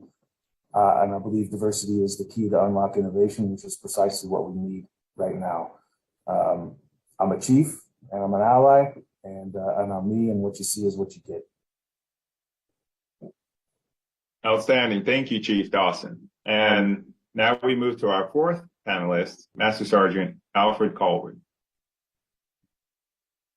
Good morning, good evening, everyone, and good afternoon. I am Master Sergeant Colwood, and I'm the Superintendent for Intelligence, Surveillance, and Reconnaissance System Division for the Directorate of ISR out here at headquarters, USAF Africa, Ramstein Air Base. Originally from St. Thomas, the United States Virgin Islands, and I'm the youngest of 7, 3 of which have served and still serving in the armed forces. I joined in 2006 after receiving my bachelor's degree in information system, and I joined because I wanted to be a part of something greater than myself, as well as to gain professional experience and to provide for my family, which is my reason, my why. So in these 17 years, the Air Force has taken me all over the world, from Pope Air Force Base, I love that base, and making way to the Pacific, and finally here in Europe, which is 7 PCS, 1 PCA, and filling various roles along the way. So as a superintendent, I am responsible for synchronizing, planning, organizing, and directing activities for information technology systems supporting USAF Africa's ISR mission. Prior to that, I was given the opportunity to be a part of the AFIT Educational Industry Program, where I gained a lot of insight in areas such as business operations, cybersecurity, and organizational culture. From there, I learned more about diversity, equity, and inclusion as I aligned myself with the power of diversity and the employee resource groups, and ultimately taking that knowledge back to the Hellhounds at 691st Cyberspace Operations Squadron to help grow and support their efforts. For me, I'm happy to be here to serve on this panel, and this is a very important topic, and I'm appreciative of being an ally. Thank you. All right, thank you, Master Sergeant Callwood. So you've met our 4 panelists, and as you can see, the selected members for the panel have diverse backgrounds, careers, and life experiences to share. I look forward to our time today as we focus our shared commitment to allyship. But first, I'd just like to remind the audience that we will be accepting questions in the Facebook chat, so please drop them there at any point, and I've got a team behind the scenes who will share them with me to ask on your behalf. Now, to lead off the session, we all stand on the shoulders of giants, those who chose the more challenging road because the outcome was priceless, the calling higher than ourselves. All of us have a person or instance that paved the way for us to be the person we are today. So for each of the panelists, starting with General Vaughn, can you share what motivated you to get involved and be an advocate and ally for change? General Vaughn, over to you, sir. Yeah, and I appreciate that about staying on the shoulders of giants. And sometimes I struggle to get on those shoulders, and so every day it's a new piece. But I'm very much inspired by my career field and specifically Brigadier General Robin Olds.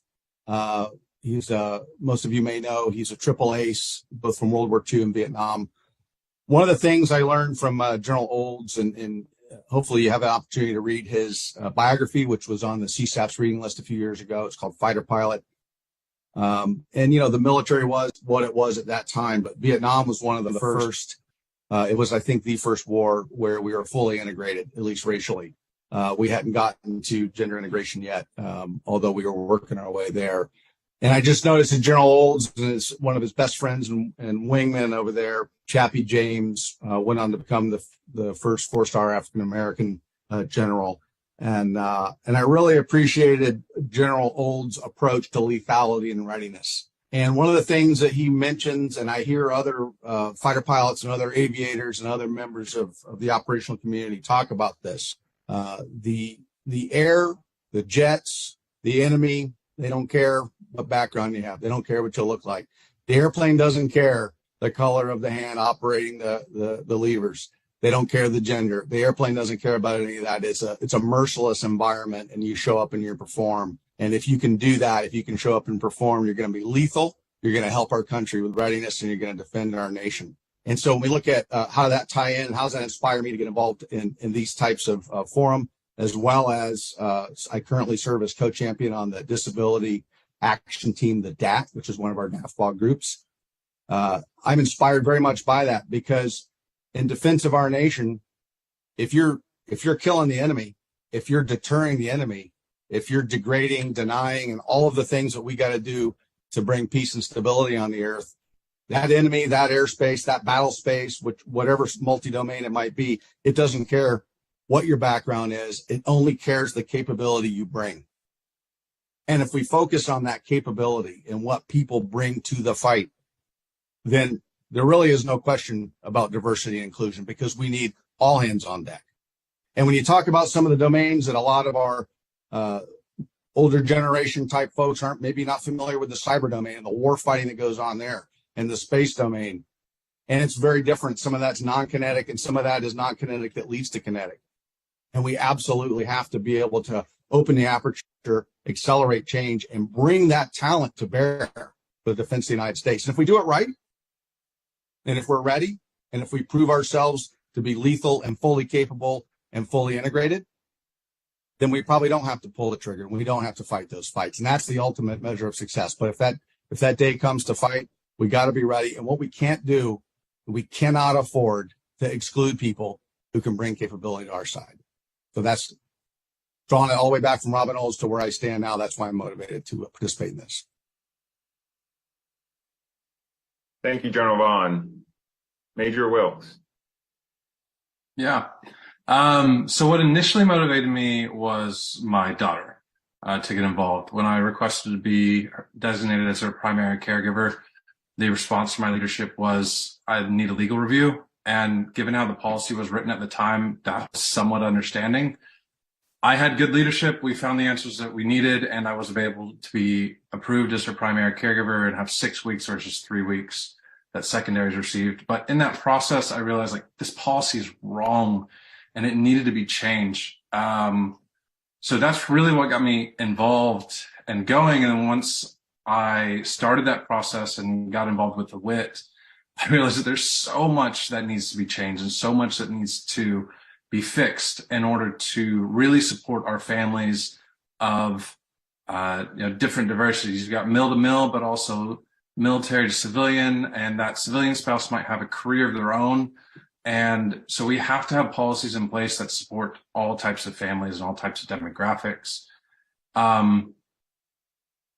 What I also learned is that a lot of these policies, they still exist, that negatively affect traditionally minoritized groups, such as women, people of color, the LGBTQ plus community, that prior to joining the WIT, I was aware of, but didn't truly understand. And now I have a better understanding of that and the challenges that they face and what needs to be changed. And I really care about the Air Force. I really care about the military and our mission, but we can't accomplish our mission without the right people. And we can't retain those people unless we have policies that are inclusive and flexible. And most importantly, commanders that understand that and are willing to apply that. And when they see that, this policy isn't right, but I have flexibility to make it right, like the leadership that I had, that they take that step and that they make those decisions that really give me a reason to stay in the Air Force. And it's trying to motivate that change, not only with policy, but also with the leaders, that motivates me to continue to be an advocate for the change. Thanks. All right, Chief Dawson. All right, so I've always found myself in places to stand up for someone, whether it was in an aircraft crash, where without thought I helped my fellow airmen, or helping a squadron mate overcome adversity. I just find myself in places to help. I've always been passionate about doing things from my heart and putting others before myself. But ultimately, I landed in allyship formally by accident, much like Major Wilkes indicated there as well. When I began working an aviator height issue, I didn't even know what I was doing was allyship. I was just doing it because it was right and it needed changed. But I assure you that the sheroes of the Women's Initiatives team beat the imposter syndrome out of me. Ultimately, it was there in the WIT where, like Major Wilkes, it opened my eyes to all the policies with embedded barriers written by and for largely white men that were still in place. While largely my adventure has been advocating for women, I now see the rest of the picture and how antiquated policies prevent people from achieving their full potential based on their race, religion, gender, or orientation. Simply put, I guess when I could see, I could not look away. And from then on, I vowed to be out front to the max potential to take those bullets. And on a personal level, one of my motivators is also making sure that my daughters come into a workforce without barriers. Excellent. All right. And last and certainly not least, Master Sergeant Callwood. All right. So have you ever walked in a room and felt not seen, heard, understood, or respected? That's a feeling that many of us feel in the past, felt in the past, and possibly feeling right now. So for me, what motivated me was the absence of diversity, equity, and inclusion. See, as a Caribbean American male in the information technology career field, I felt the effects of toxic culture and structure within the organization I was assigned to. There were practices and management styles that prevented inclusiveness. Go figure, right? You believe that. And there were many others that were there who seemed to want to speak up, but they feared retaliation and exclusion. Therefore, they didn't speak up at all. So I found that leaders that were placed before me wasn't for me. There wasn't representation. And the leaders that were provided to me didn't use their position or their influence to press for change, all the change that was really needed within our organization. So at that time, where were my examples that I needed? What was my motivation? And in my journey to find my voice, I found inspirational leaders and peers such as Trista Castro, Shalonda Sharps, Brendan Riley, Amanda Morgan, and my wife, Chanel Callwood, all of whom were navigating the hurdles of diversity, equity, and inclusion, and trying to bridge the gap in leadership, representation, and workplace culture. So I stand before you all today to say that I am motivated by them. Those individuals that I mentioned, and many of those who I have not, are my allies and my champions, because we all want the same thing, which is change to improve the quality of life for those who are underrepresented, the marginalized groups, and make it so that they don't have to experience all the hardship and adversities that we experienced. Thank you. Outstanding. Great inputs. Thank you all for sharing your why. I heard things like, General Olds and his approach to lethality and readiness. The airframe doesn't care. We got to bring all talent to bear, and we can't afford to exclude. The battlefield will not forgive us for that. Some policies are simply wrong and need to be changed. Yet there haven't always been leaders there to be allies for change. Leaders of any ilk are not imposters. As leaders, we must open our eyes, step in, and be active in leading the change. So to our second question, and this one is for Chief Dawson. Chief Dawson, when we don't want to do something in a bureaucracy, we often resort to avoidance or delay strategies, like studying the problem more or poking irrelevant holes in the data.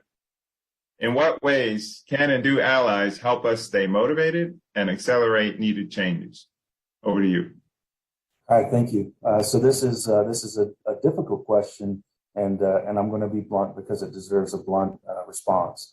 Before I talk to you about how an ally could help, I'd like to just discuss the problem.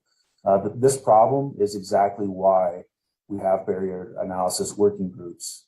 We needed an organization which lived outside of our command structure that could reach our senior leaders without being stalled or diluted. Oftentimes, these delay tactics are more symptoms of the problem than the problem itself. Behind these problems, there is a person or people who let their pride or agenda motivate them. This also can be seen in our organizations or in between organizations when they fail to collaborate and instead build castles. The common thread here in each is that there is someone serving themselves, and frankly, we don't have room for that. So to the question, how do allies help? Allies help push through these things by being fearless and refusing to accept no. One of my greatest or my proudest moments in allyship is not my own. It's when Master Sergeant Jonathan Lind changed the DAF hair policy. A lot of folks saw the change of command in the Air Force and thought that's just where it came from, but this came from a male tech sergeant. Jonathan was punished. He was chastised. He was denied things like decorations, but he stood up for his airmen, which is where it began, an airman he supervised. He stood up for her, and he made change for all. I see the results of his change, of his work every day, and that change went beyond the Air Force. It went to our sister services and even our partner nations. So that's, I think that's a great example of what an ally is and how an ally can help. Allies also lift the passionate to be heard. True allies, I think, will uphold our core values of integrity and service before self by doing the right thing, even if nobody's watching, and by willingly push forward to own any possible consequences or adverse actions themselves to make that change for all, and to keep that weight off of that affected group's shoulders. For me personally, I once saw a female pilot who was a minority in a program. I saw that she, like most co-pilots coming in, had struggles. It wasn't anything unique. It was just new pilot problems. But I saw that she was being treated differently. She's being treated differently and trained differently than the other pilots. So I took my observations, and I wasn't sure if this was motivated by unconscious bias or if this was motivated somehow against putting our best foot forward with our special operations customers. But regardless, I saw what I saw, and I took it to the leadership and talked to them about that. I shared my observations, and what makes me proud today is that she's still serving, and she's serving in a leadership capacity. So how does an ally help and be a motivator? It's simply to have courage. I think be courageous. We all did swear an oath, and we swore to give our life. So in my mind, being courageous in this manner, albeit can be hard sometimes, is less than what we agreed to do by raising our right hand. So be courageous and relentless in taking care of people, and I assure you that they will swiftly and fiercely follow you. Hey, thanks, Chief Dawson. Having the tact to get the message across is crucial when it comes, especially when it comes to advocating for change, and you've done a great job with that. As you mentioned, this is the reason the BOGs, the barrier analysis working groups, exist. These tactics are often symptoms of the problem. There's often someone serving themselves.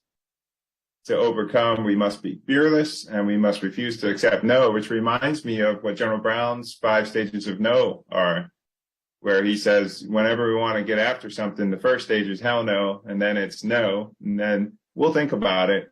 Then it's not a bad idea. And the 5th stage, if you get there, is why aren't we doing that already?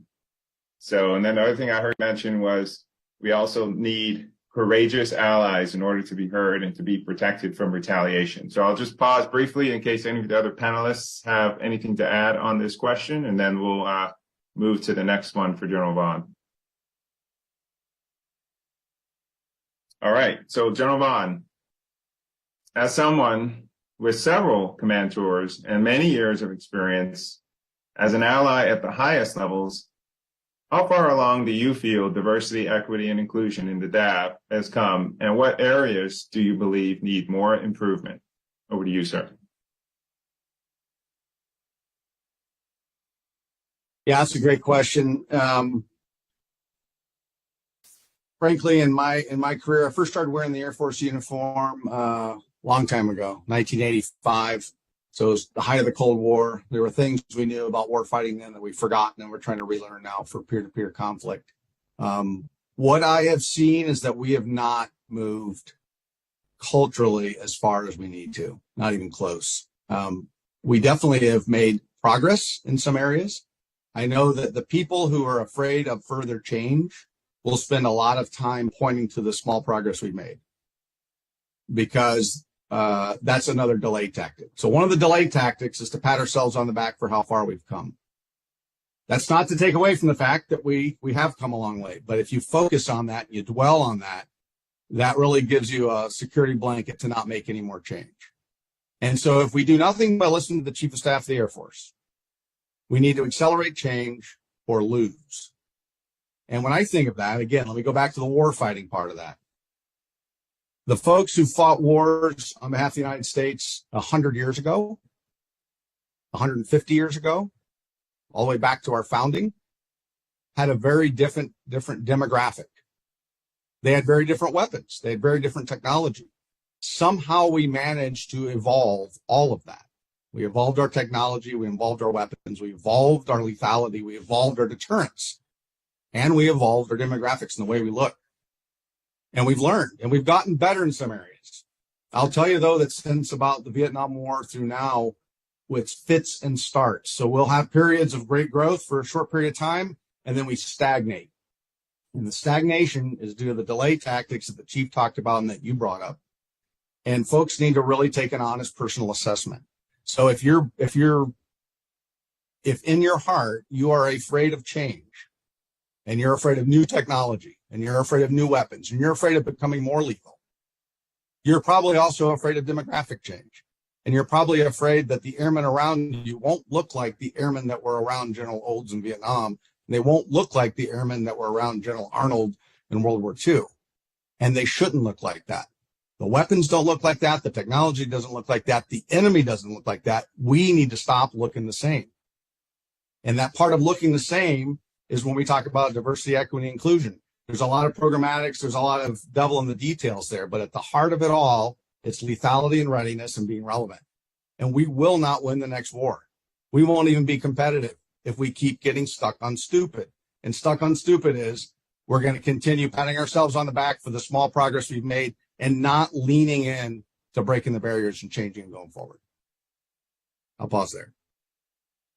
Yes, sir. Thank you, General Vaughn. I appreciate your frankness in answering this question. What I heard is that while we have made small progress, we have not culturally gone as far as we need to, that there have been small fits of growth, and then there are periods of stagnation, spending too much time patting ourselves on the back, and we need to return to the message from General Brown, our CSAF, to accelerate change or lose.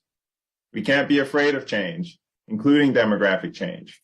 Fear and getting stuck on stupid is not going to win us the next war. So that leads right into our next question for Major Wilkes. Getting buy-in from others isn't always easy. Major Wilkes, when you and your team were championing policy changes for parental and convalescent leave, how did you gain allies to help overcome obstacles in moving forward? Over to you.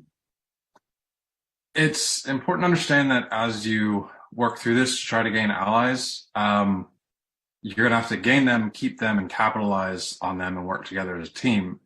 And while you try to find those allies or you find people and get them on your side, you're going to run into at least two other types of people. Somebody who's more neutral and somebody who's more hostile. Now, an ally is somebody that's going to help you take the change that you want to have or see, and they're going to help you push it forward. And somebody who's more neutral might help you get information that you need, but they might not necessarily be willing to push it beyond their level. And then finally, somebody who's hostile. They might adamantly disagree with the change that you want to see and the change you're trying to push. That might be due to political or ideological reasons. And with those individuals, it's really important that you understand where they're coming from and try to address the underlying issues that they're presenting to you. Some people, they won't listen. You won't be able to work with them and get through them. That's why you go back to your network, to your allies, and really maintain that courage and your conviction that what you're doing is right. What you're doing needs to be done. There were numerous occasions that I got off of a meeting and I was like, I'm done. I can't do this anymore. And then I call Megan Biles or Sam Sliney or somebody within my LOE and talk to them. We're like, yep, it happens. Remember, it's a marathon, not a sprint. Get back to it and we'll make it happen. So maintaining that courage and your conviction as you go through this process. But how do you find them? Social media is one avenue. If you can't find allies within your own network where you're located, social media is a great avenue to reach out to. If you pose a question to the WIT Facebook page, we are constantly trying to connect people to the right POCs, to the right experts to get you the help that you need. Also, traditional media. So if you find an article that somebody's written, send them an email, contact them. That's how I got connected to the WIT in the first place, was sending an email to Jessica Ruttenberg in the blind. And they're like, I'm trying to make this policy change by myself, might I add, which was ridiculous to try to do. because this really does take a village. And I think that has been my kind of silver bullet, is a well-crafted email in the blind to the Office of Primary Responsibilities, whether that be an org box or to an individual that I've never met before, and asking them for help, because it's in our human nature to want to help and assist people. And if you go to them and say, this is what's wrong, this is stupid, this needs to change, they're less likely to listen to you or engage with you if you say, I'm having this problem, other airmen and guardians, service members are having this problem, it's affecting readiness, it's affecting morale, and it needs to change. Can you help me? Or if you're not the right person or office, can you direct me to the office that can? And that is really how I've opened so many doors, and my team has opened a lot of doors to make this happen. And you want to look both within the DAF, within the Department of the Air Force, but also externally to our sister services and civilians. Two people, they were in a nonprofit. They have been instrumental to this successful change of parental leave, because they can reach out to people and they have access to different networks that I never would and won't until I'm out of the Air Force. And then also looking to our sister services, because a lot of our problems, it's not only DAF specific, it's DoD specific. Parental leave was governed by law, driven by a memorandum from the Office of Secretary of Defense. So we established it's unofficial joint with task force to develop possible policies on parental leave. And so while we were shaping that, we also built allies and other services. And lo and behold, when the Office of Secretary of Defense creates the official working group, which unfortunately, like myself or the WIT, we didn't have a seat at the table. We had two members from that unofficial working group that we established that had a seat at the table. So we couldn't directly affect the policy, but we could work with them and provide them feedback and influence the policy that it is today. And we were successful in that light. So it's really important that as you as you gain allies and try to find them to overcome obstacles to move forward, you got to find them, you got to keep them. So maintaining that confidence in one another, that trust in one another. And really, if you're just trying to find somebody, send that email in the blind and ask them for help. And hopefully the person on the other end is willing to help you. Awesome. Thank you, Major Wilkes. What I heard is that when it comes to allies, we must gain them, keep them, and capitalize on them. You mentioned that both social and traditional media are great ways to find allies. And once we find them, reach out to them with a well-crafted email in the blind, and you'll probably get a response, right? Remember, our sister services and civilians can be allies as well. So maybe fishing outside our pond. And I also heard that we have to account for those who are neutral and or hostile, and try to understand where those who are hostile are coming from, even if we can't maintain or reach common ground. And at the same time, maintain our courage and conviction that what we're doing is right. And this is what character is all about, by the way. So wonderful points. And now I want to transition to Master Sergeant Callwood. I have a question for you. What is the most important advice you would give to those who are currently trying to find their voice and champion policy changes in their organization, but are experiencing resistance? I really love that question. And I think that Major Wilkes keyed in on some of those aspects in his discussion just now. But what I will go forward in saying is that advocacy of change is a big undertaking, period. It requires open dialogue and effective communication across the board. It also includes informing, training, and helping people to adapt to those changes. So my most important advice would be, do not be afraid. Understand why there is resistance and be persistent. My 3 points.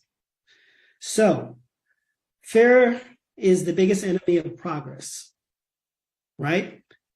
If you can harness that fear and understand that progression is your ultimate goal, you will find your voice, right? I also like to share that you're not the only one. Look at this panel right here.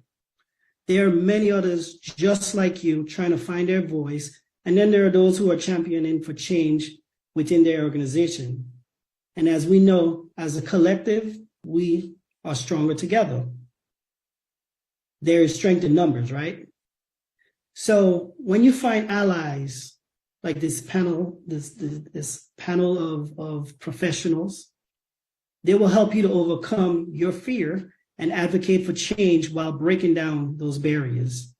Because systemic change results from allies and those affected coming together for a common goal. And yes, there will be resistance, right? See, resistance to change occurs because there's a lack of communication, there's a distrust in leadership, and fear. Fear of the unknown, and fear that it will challenge the norm and the stability. People have fear, period. And in order to manage that resistance, you should understand the types of resistance to change, which is individual, organizational, and external changes, right? But what's key is creating those opportunities for engagement and participation. That's that communication piece. And to have meaningful discussion to build trust. Therefore, it's very important that we communicate regularly and clearly with others. And my last point, be persistent. Be persistent, be persistent, be persistent in elevating the importance of diversity, equity, and inclusion, because your actions to influence the shift in cultural and organizational norms will bring awareness, and it will shape the behaviors of others, right? So be a role model and leverage your peer relationships, because everything that you do is for tomorrow, not just today. Be persistent. Persistence is getting up after a setback, learning from your experiences, and trying again. If it's worth fighting for, it will be challenging, right? So I would like to end this by saying, be persistent and keep moving forward. Those are my 3 points. Thank you. All right, fantastic. Thank you, Master Sergeant Caldwell. I couldn't agree more. What I heard is that advocacy for change is a big undertaking. It's not necessarily something you do casually. We have to inform, train, and help people to adapt to the changes that we see. This is not a one-time commitment. We have to be persistent in elevating the importance of the issues. We have to remember there's going to be a fear of the unknown, but that can be overcome with persistence and time. The ultimate goal is progression. And that reminds me of the comparison to chipping away at an iceberg, right? We're not going to do it in one shot. It's going to take a while. And so at this point, I want to go to one more question that's for all of the panelists. And then we're going to open it up for open Q&A and end this moderated portion. So my question for everyone, starting with General Vaughn, is what does allyship mean to you?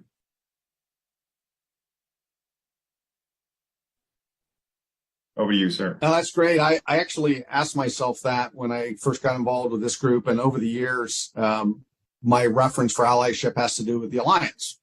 And the job we're in right now, EUCOM, is the United States contribution to the NATO alliance by and large. And so I look at allies this way. What separates allies from coalition partners, from negotiating counterparts, from all the other terms we might use? And in this geopolitical defense sense, allies have a promise of mutual defense to each other. And this is the big key with Ukraine right now. Ukraine is not a member of NATO. We're in there helping, and we're doing everything we can, and we want to defend freedom that way. But one of the reasons a country like Ukraine and countries like Finland and Sweden are now lined up to join NATO, and others are certainly talking about it, is that promise of mutual defense. There's articles of NATO. Article 5 is the one where we all come to bear. And so the promise of mutual defense, and it in this case it's explicit. I think when it's interpersonal, when we talk about allyship, it's an implied promise of mutual defense. And mutual defense is a lot easier when, for example, your ally is in the room with you and somebody comes in and presents a threat of any kind. It's pretty straightforward what you need to do. You step in and you defend, you protect, and you support. The challenge, and the part where I think we gain the most ground, is in the fighter pilot world, it's detached mutual support. So it's being a good ally when you're not present with that ally. So in other words, there are lots of environments where I'm in a room of all males and decisions are being made or decisions are being discussed, and it's going to have a direct impact on the women in the organization. And the women are not in the room, and there's no representative of the women in the room. And that, to me, is where the notion of allyship is most important, because somebody has to speak up for those that are either not represented or underrepresented. And to me, that's allyship. Being able to speak. Doesn't mean I do it perfectly. It doesn't mean I know all the nuances. It doesn't necessarily I'm the clearest voice in the room. But I heard the quote before, and you can correct me 100% on who said it, but it's your obligation to speak up even if your voice is shaking. Outstanding, sir. And Major Wilkes, over to you to add to that. Yeah. Real basic, what allyship means to me, it's outside of the military concept or construct, and more along the lines of social support. And I mean that as in, like what General Vaughn mentioned, of fighting for those groups that might not be present or might also be misrepresented. And a lot of my time with the WIT, I've learned a lot about the challenges that women face. And a key to fighting for change is education. And there are some things that I don't know, that I'm not aware of, and only through expanding my network into different demographics can I best learn. There's other ways to learn, but can I best learn the challenges that some of these people face, that everybody faces, and being there to fight for them if they're unable to, but also my voice is heard differently than others. We are human at the end of the day. We have our hidden biases and our known biases. And when I say something as a straight, white, cisgender, male officer pilot, that sadly for worse, it's heard different than if somebody not from that demographic says it. I don't want to take too much from Chief Dawson, so forgive me if I'm stealing this from you. But whenever people outside of the demographic that is in a negative situation or has policies that are detrimental to them, when people outside of that demographic voice a change or voice that the change needs to exist, what's being heard is heard differently. And I can speak differently, or maybe just be heard differently than others. And so allyship is being there to support my teammates that might not have a voice or whose voice might not be heard. All right. Thank you, Major Wilkes. And Chief Dawson, over to you. All right, thank you, sir. So first and foremost, allyship is present throughout our history. We just have to learn it for yourself. John Brown was an ally who gave his life as an ally. Mary Overton was an ally who was one of the founders of the NAACP. Even Frederick Douglass was an ally in the women's suffrage movement. So if you look at us today, we're free, we can all vote, and we're inching day by day closer to equality. So to me, that's allyship, and there's examples throughout our history. The principles of allyship are simple to me. It's being a voice for the underrepresented group, not making them advocate for themselves. And a great example of that today is it's Women's History Month, right? We have events throughout all of our organizations in the Department of the Air Force. So my question back to the audience would be, men, where are you? It's Women's History Month. So doing things because it's in your heart and you believe in it, I think is an important part of allyship. Being brave and taking the heat to lift the burden off of others, like Master Sergeant Lind did, that's allyship. Allyship also takes a personal meaning to me. Again, like I said earlier, I mentioned I have two beautiful teenage daughters that are my world. And also under my charge in this role, I have amazing female airmen, NCOs, and junior officers. I want nothing more to see my daughters, to see these junior leaders rise. Their perspectives, their emotional intelligence, their voices need to be heard. Their innovation is needed. And as an ally, there's nothing I want more than to see that. I would also add, to be frank, as a privileged member of society, that allyship is opening your eyes and opening your ears to learn. As I mentioned in the beginning, I began life in a very one-dimensional environment. And I think I spent a significant amount of time in my life being deaf and blind. But now I see and I hear, and being an ally is something vital in my mission to leave this environment better than I found it. I encourage you all to find your own definition of allyship by walking a mile in someone else's shoes, to take that moment to truly understand what it is that a group may be facing, what barriers lie in front of them, and find your own allyship. All right. Thank you, Chief Dawson. Master Sergeant Callwood.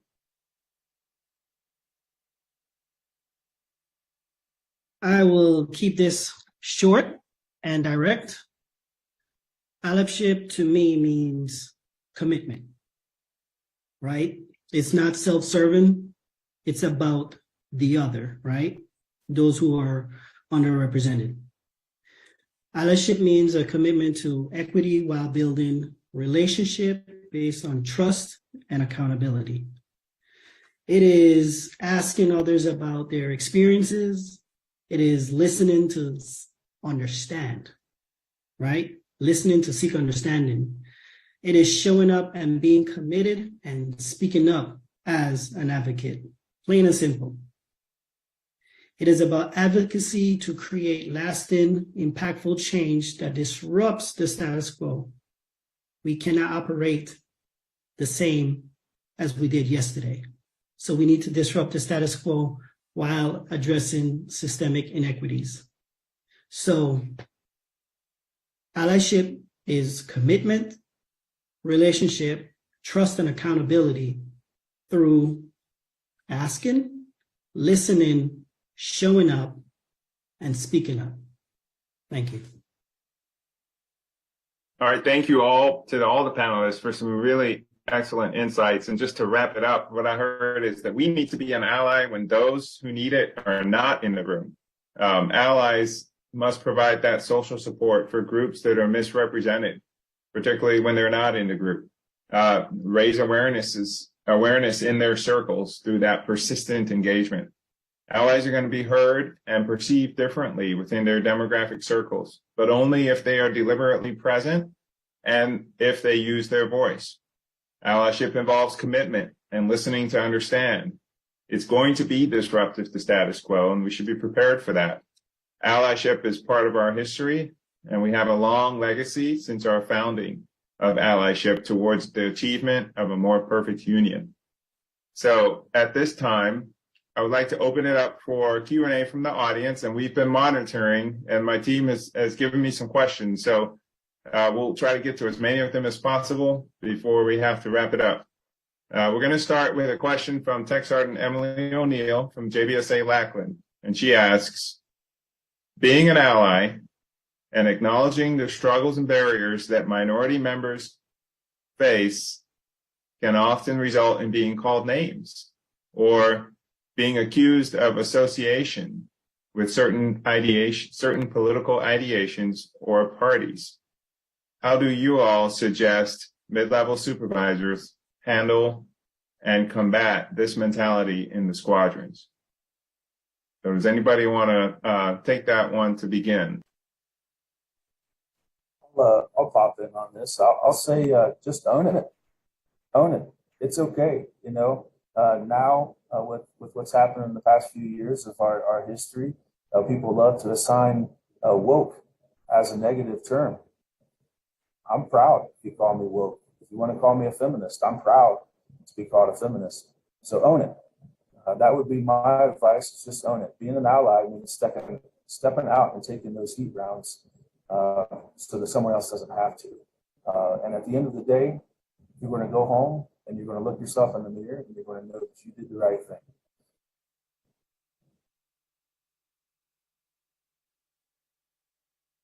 All right. Thanks, Chief Dawson. Does anybody have anything to add before we move to the next question?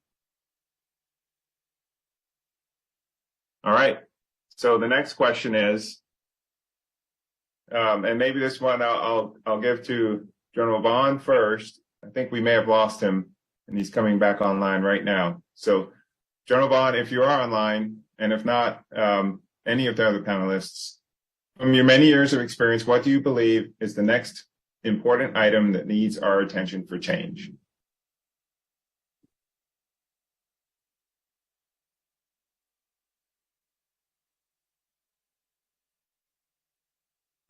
It doesn't seem like General Vaughn's back yet, so I'll jump on this one.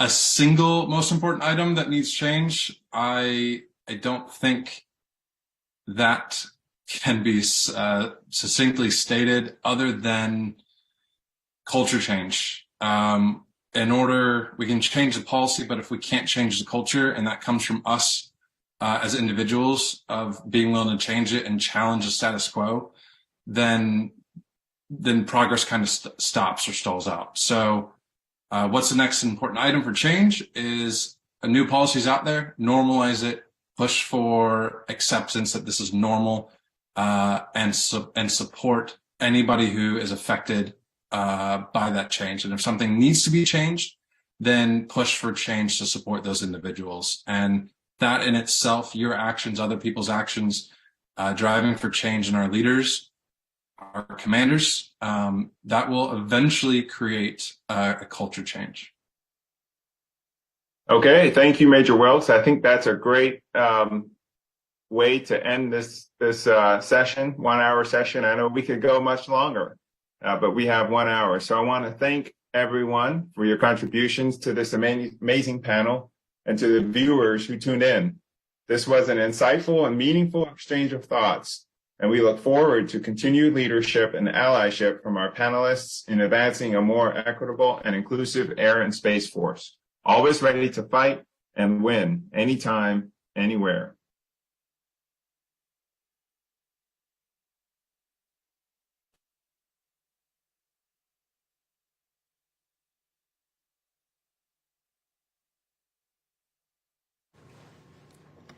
Thanks, General Minningham, and thank you to our panelists, Lieutenant Colonel Beloved, Brigadier General Vaughn, Chief Master Sergeant Dawson, Master Sergeant Callwood, and Major Wilkes for your incredible contribution to allyship.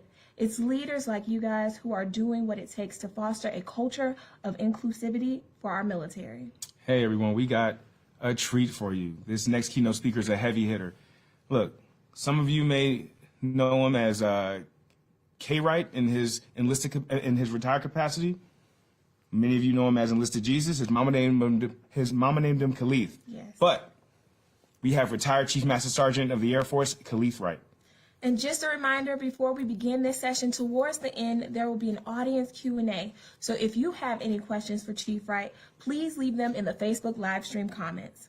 You know, he once stated in an interview that what it means to him to serve is being active in the lives of a whole lot of people. And you can't reach people alone. We all have a network of people we can lean on to reach as many people as we can. He has also encouraged us all to be dreamers. And now he is here to impart words of wisdom to our group who is ready to listen and learn. Without further ado, Chief, the virtual floor is yours. All right. Hey, good afternoon. And thank you all for allowing me to come and spend some time. I think this is a fantastic idea. Happy International Women's Day to everyone. I'm really excited about this panel. I was doing some work at AFA this morning, so unfortunately I wasn't able to see some of the speakers before me, but I'm looking forward to listening in a little bit later. So again, I'm pretty excited to be here. Thank you, Chief Freeman, Jamie Freeman, for pulling this all together, and for the entire team that worked on this. One of the things that I wanted to talk to you about today is leadership, and how we can all maximize our leadership potential. So I have a few slides that I'd like to share with you.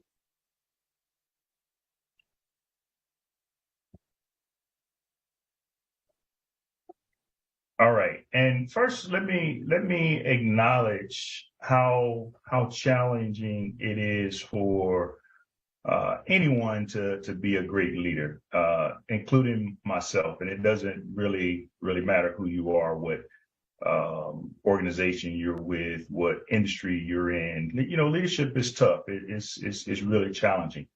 But I think it's important that we also acknowledge, as we celebrate International Women's Day, how challenging it can be for our women in the Air Force to be leaders. And it has nothing to do with their genetic makeup. It has nothing to do with, their ability or inability. And frankly, it has everything to do with me, with us, with men. And, sometimes it's our unconscious bias that impacts women's ability to lead.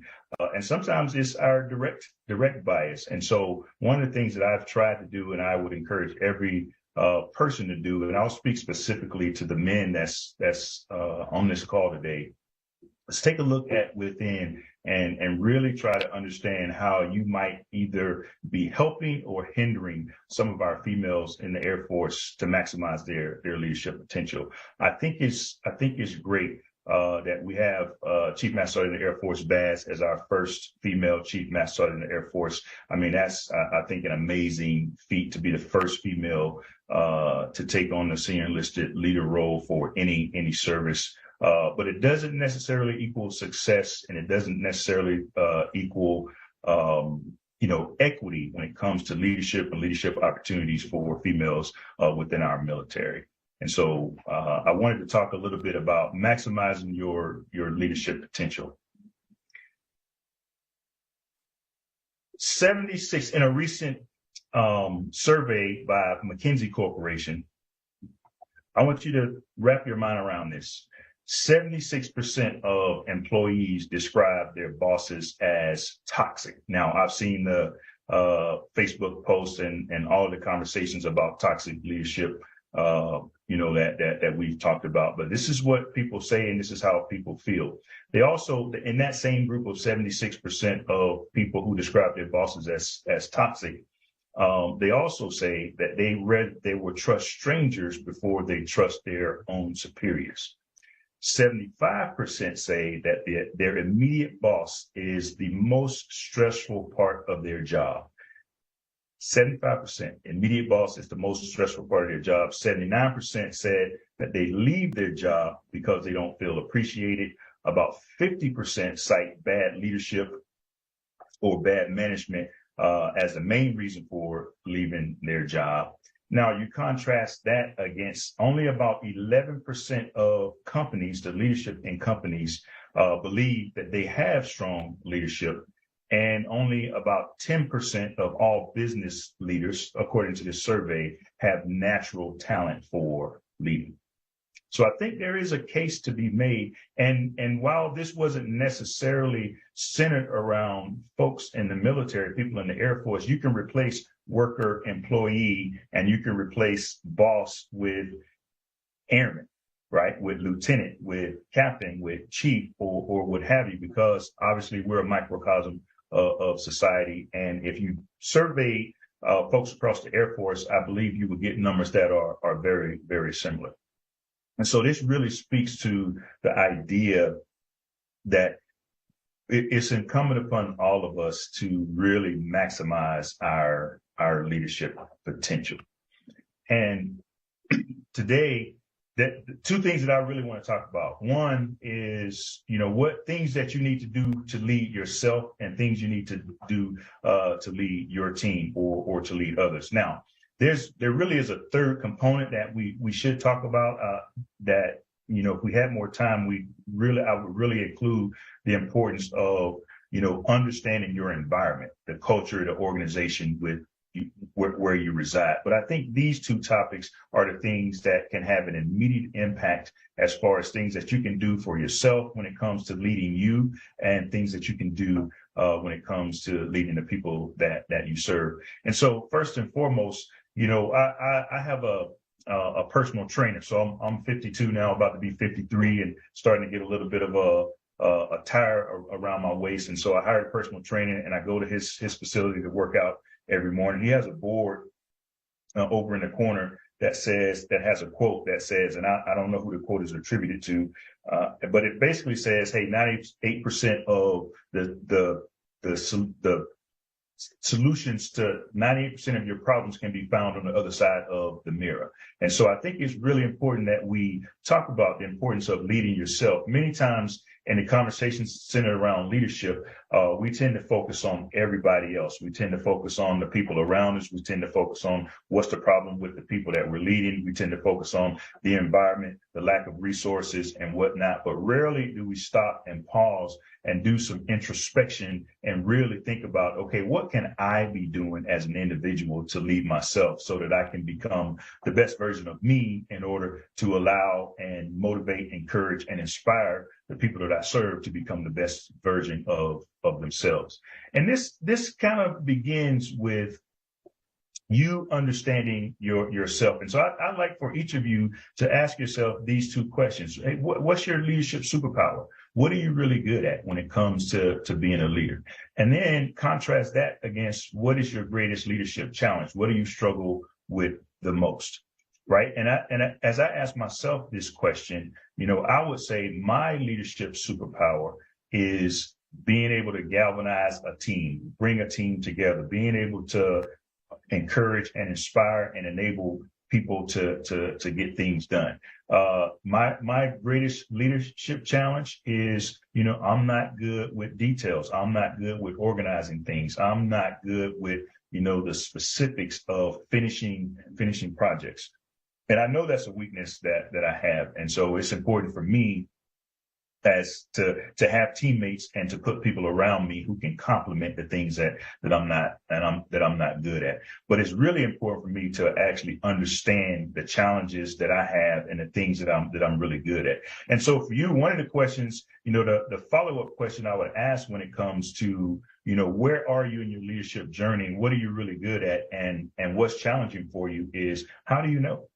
Right? How do you know where you are when it comes to leadership? I've talked to many leaders, and this is probably true of me as well, is, in their minds, hey, I'm a great leader. I do really well. People love me. But if I go into your organization and talk to your people, you might get a totally different response. I'm almost certain that happens with me. Of course, in my mind, I think I'm a great leader, and I think, I can encourage, inspire, and lead anybody through anything. But I almost guarantee you, I guarantee you, there's a lot of people who would say, yeah, I don't fancy Kay Wright's leadership style. And so I just really think it's important that you understand where you are in your leadership journey. One of the resources that I recommend when it comes to understanding your leadership journey is, so if you've heard or read any of the previous work of Patrick Lencioni, this is his newest work. It's called The 6 Types of Working Genius.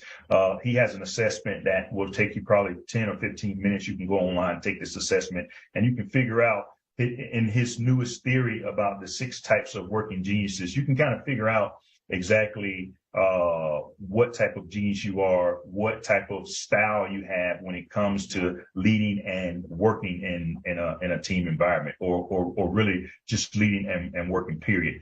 And if you could probably guess, because I already mentioned it, where I fall once I took the assessment is galvanizing and enablement.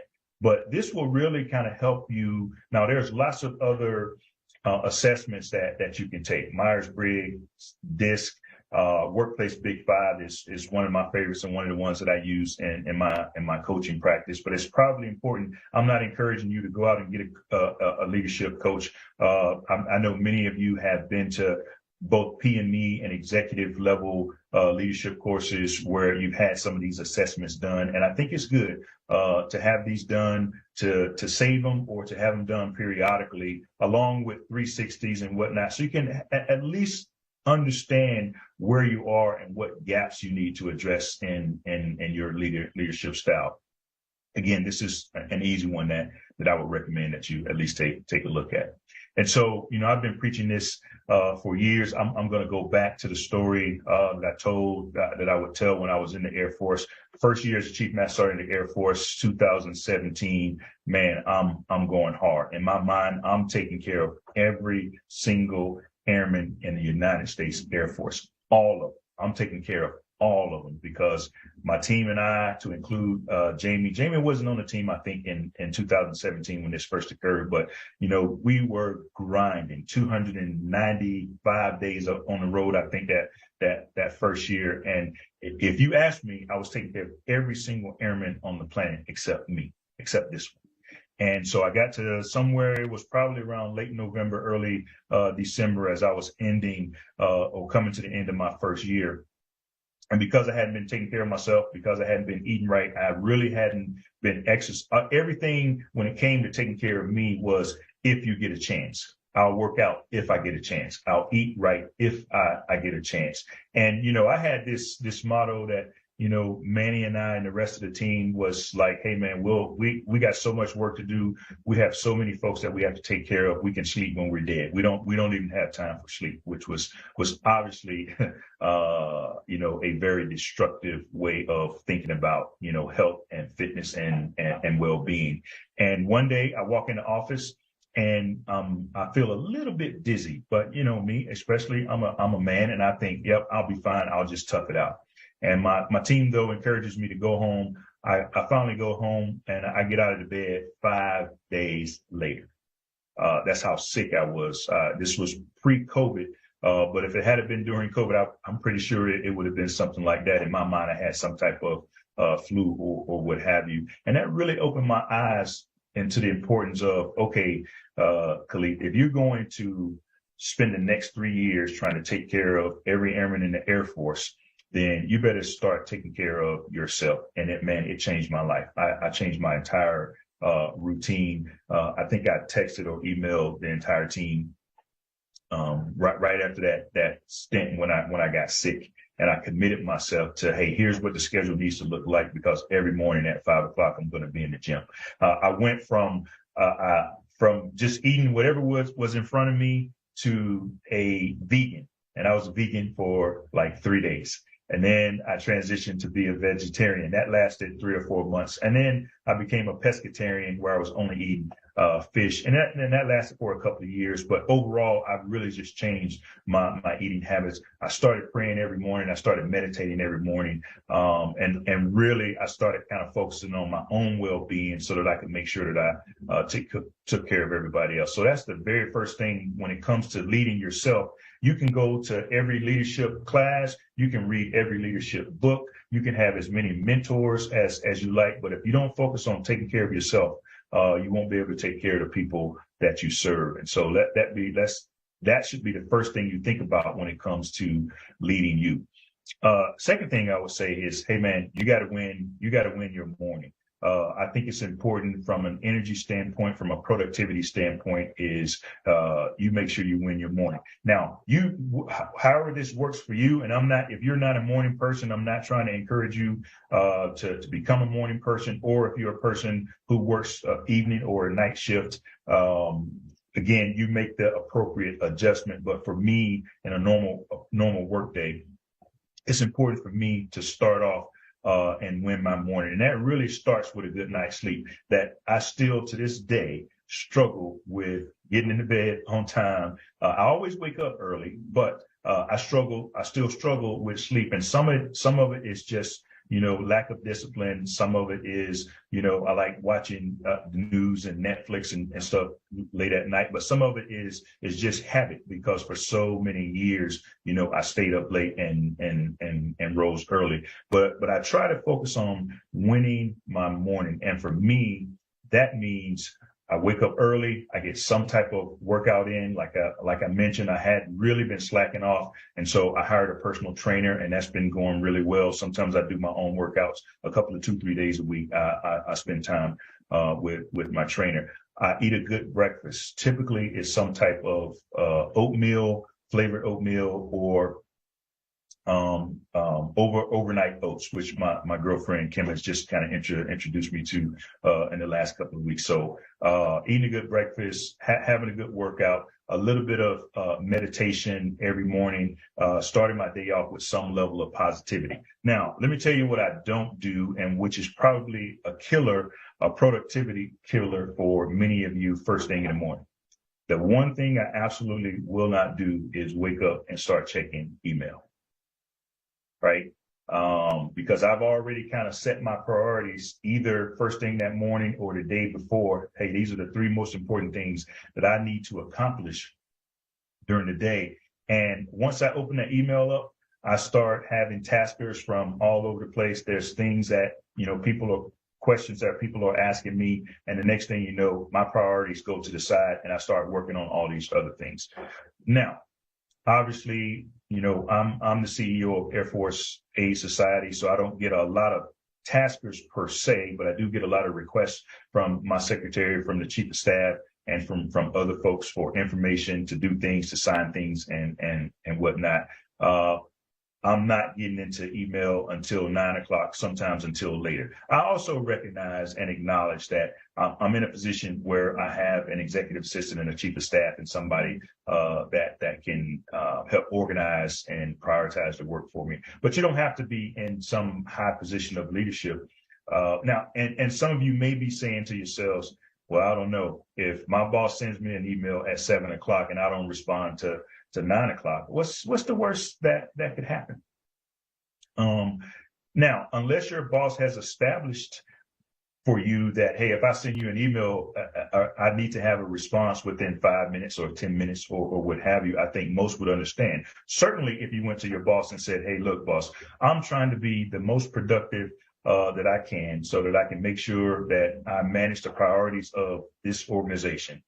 And so here's how my day goes. I wake up early, I exercise, I eat a good breakfast, and so on and so forth. And then I immediately start working on the 3 most important priorities that align with your priorities and the organization's priorities. I typically don't start checking email until about 9 o'clock. So if you send me something, I may not respond for an hour or so, but if you really, really need me, just shoot me, give me a call or send me a text, and I'll jump right on it. I don't know what person on this call as a leader wouldn't be comfortable and wouldn't be okay with a setup like that. Again, it just allows you to be more productive. If you can win your morning, it really sets you up for winning the rest of the day. If you jump in that email too early, or if you don't exercise, or whatever the things that you do that help you help provide the source of energy for you for that day, it really makes the rest of the day, hard to be productive, hard to get things done.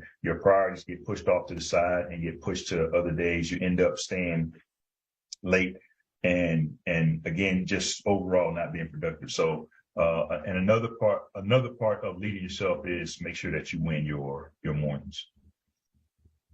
People spend a lot of time talking about time management. I don't waste any energy per se on time management. Time is finite. You won't ever get more than 24 hours in a day, 7 days in a week. But you can master your energy. And I think this is most important. This goes back to something we talked about earlier, with respect to, taking care of yourself, taking care of your body. To me, this is all about sleep, fitness, and nutrition. And if you can master those things, if you can get yourself to a point where, because just think about this, let's just say, you get really good and you use all the tools that are available to you from a time management perspective, and you end up with that 2-hour block in the afternoon where you don't have any priorities, you don't have anything going on, but you don't have the energy to sit in front of the people that need you. You don't have the energy to finish whatever the project that you set aside this time to do. So I think it's important that you focus on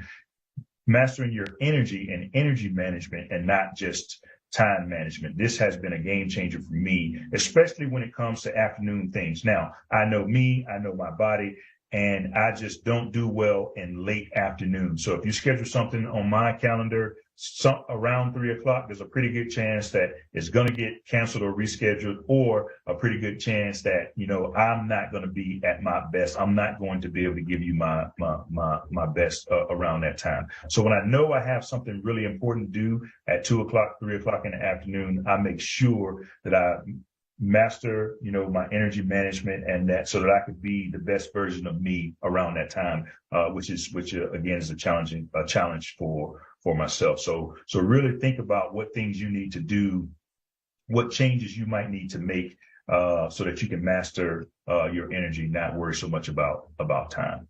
As I've always said, this has never changed for me, but leaders are learners. Here are some of, my favorite books and podcasts. A lot of these haven't changed over time. I'm always reading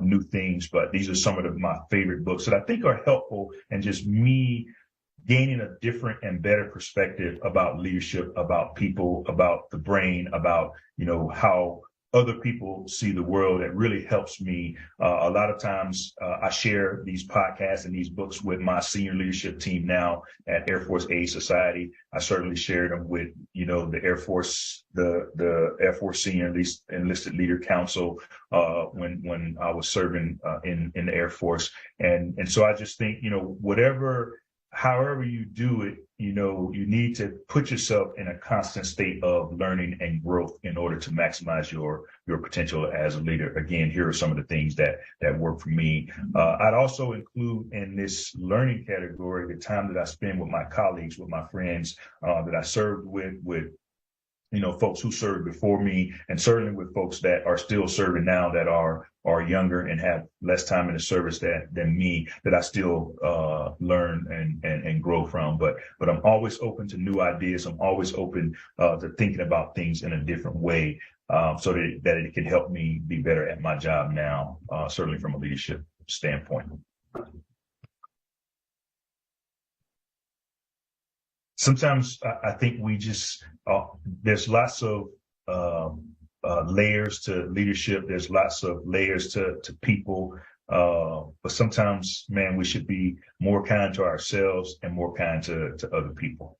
This is something, this being good human beings is something that I think a lot of us lack at times, especially when things get tough, when stress is added to the environment. Kindness kind of goes out the window. For me, this is non-negotiable. So if you work with or around me, this is what you're going to typically get from me. It's very rare. There's not a whole lot of things that make me upset. There have been times when I've lost my cool and lacked emotional intelligence. But generally speaking, I always try to practice kindness. I always try to treat people, regardless of their rank, with respect. And I would just encourage everyone to make sure that you're doing this on a regular basis. Here's the bottom line. The reason that you got to lead yourself and think about your own leadership potential and what you bring to the table as a leader and how you need to work on yourself is, hey, man, you can't pour from an empty cup. Right? Your job, all of our jobs as leaders, is to take care of people and to make sure that they have everything, all the resources, that they're empowered, that they feel supported. But if you don't take care of you, you can't take care of them. And so I love to see everybody really being introspective.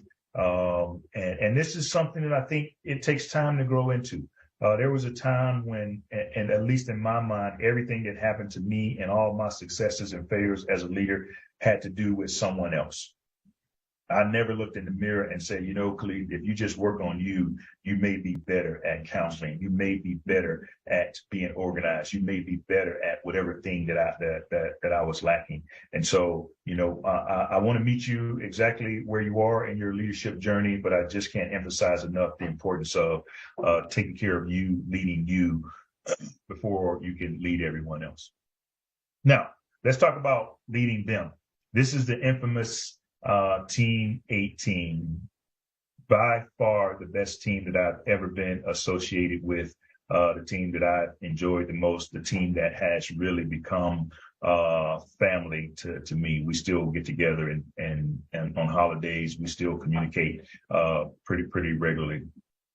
And so when it comes to leading them, one of the first things that I think is important is you understand is, you know, the whole situational leadership concept.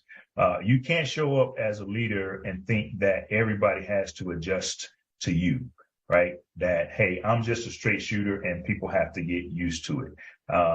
This is how I lead. And if people don't like it, then, you know, that's their problem. Actually, no, it's your problem. Every single person on this team requires something different from me. And it doesn't mean that I had to be wishy-washy, but it does mean that I had to adjust my leadership style.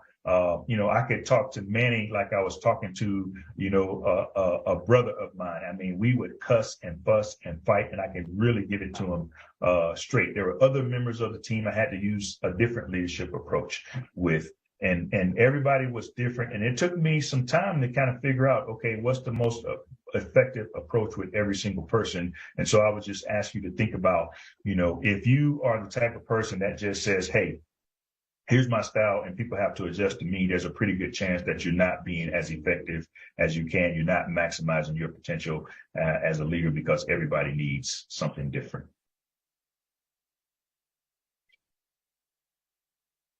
For years, I prided myself on being a mentor, right? I was a mentor, and there's probably still people on this call and across the Air Force and across the planet who consider me their mentor.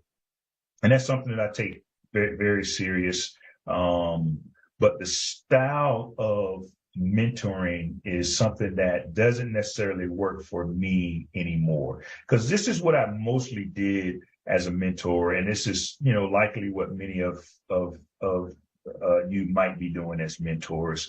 I was very prescriptive. I was very, as a mentor, people would come to me with problems and challenges and whatnot. And I would say something like, oh yeah, I remember this happened and I've dealt with that. All you need to do is, and I would give them this solution. When they came to me about career advice, and this is really what changed my mindset. I was in at 3rd Air Force in Germany at the time, and a young man, a master sergeant, came. He gave me his records, and he said, "Hey, Chief, can you look at my records?" And I said, "Yeah." So I took his records. I took them home. I spent 2 or 3 days highlighting, you know, taking notes and making recommendations on what he needed to do and what he should stop doing, and how he should spend more time, you know, working on the top 3 or in the job or whatever. I mean, I had it all laid out. A couple of days later, I asked him to come back to the office. He sat down. I start going through this prescription of what he needs to do to get promoted to senior and eventually make chief. And about halfway through, he says, "Oh no, I'm retiring next year. It was next year or in the next 2 years." And I immediately got upset. I was upset with him at first, because in my mind, I'm like, damn, dude, well, why didn't you tell me? You know, I wasted all my time going through all this stuff. And then I quickly realized, you know why? You know whose fault this is? It's my fault. I never asked him one question. He asked me to look at his record. I never asked, well, hey, what is it that you're trying to accomplish? Why would you like me to look at your records? What is it that you'd like me to assess? You know, how is it that you believe I can help you? You know, what are your goals? What's been things that might have hindered you from achieving those goals in the past? And these are all good coaching questions that I wish I would have known and understood back then, that I've really transitioned to now. And so I would just encourage people, again, you don't have to become a leadership coach, but the style of coaching, I think, is much more effective, and really is centered around asking questions and being inquisitive and really listening and understanding what people's goals are, what they might be trying to accomplish, as opposed to prescribing to them, here's how to fix your problem. Now, this requires a lot more patience. It requires really, really good attention and listening skills, because I wish that when I'm doing coaching with people that they would give short, concise, to the point answers that make sense that I can grasp. But most times it's not like that, right? Sometimes people have to talk themselves through problems that might take 30 seconds, that might take 4 or 5 minutes, right? And then you have to do a little bit more digging to try to really understand. But this, I think if most of us could adopt a coaching philosophy, and I put on the slide coaching as a lifestyle, because this works not only with people at work, but it can work with your friends, your colleagues. It can work with your significant others. It can work with your children. I've done this with my youngest son, Isaiah. Kim and I were kind of working through a leadership challenge she was having just the other day, and I used a coaching style as opposed to just saying, hey, all you need to do is do this, say this to your boss, or do this, don't do that. And so just think about, how you might be able to integrate some of the coaching principles into your leadership style. Hey, here are 2 resources that I think would help you. 2 of my favorite books when it comes to this. Again, this is not about you becoming a coach. Certainly, if you want to become a certified coach, I recommend it if it's something that you enjoy. But just the idea of becoming better at the style of coaching from a leadership perspective. These are probably 2 of the best books on the market that I think will be helpful, and that will allow you to walk alongside the folks that you are mentoring and coaching, and really help them and be a partner in their journey to become better and solve their challenges. All right, I talked about this a little bit earlier. I still think it's important for you as a leader, man, to really, really listen and try to understand what's happening. Life is tough. We've come through the pandemic, lots of really challenging things going on, not just inside the military, but in people's lives. And so you really need to try to take the time to understand, what's happening with people. There's no better way to do this than by really, really listening for understanding and not just to respond. And I know you got to be saying to yourself, right, man, this stuff is so simple. But if it was that simple, 76% of people wouldn't consider you and I as toxic. 79% of people wouldn't be leaving their job because of you and I, right? More than 11% of companies would be saying that, hey, we believe we have great leadership potential in this organization. So as simple as it may sound, it's not as easy to practice. And so make sure that you're really taking the time as you're having your coaching conversations, as you're having your counselings, as people present challenges and problems to you, that you're really squinting with your ears and trying to understand what might be happening to them. Something that I'm still working on, right? I'm still trying to get better at really focusing and paying attention and being able to help people based on what they need, not based on what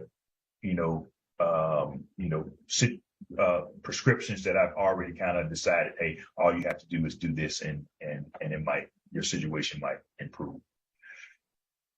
As a leader, it's important for you to lift as you climb. How many times have you heard, well, when I make chief, I'm going to do this. When I become a colonel, then I'm going to, start mentoring. When I get in this position, when I become a CFM, then I'm going to, there's a pretty good chance if you're not doing it now, you won't do it when you reach whatever level of success. And so from the time that I was a staff sergeant and I started to understand this concept, I've been practicing lifting as you climb.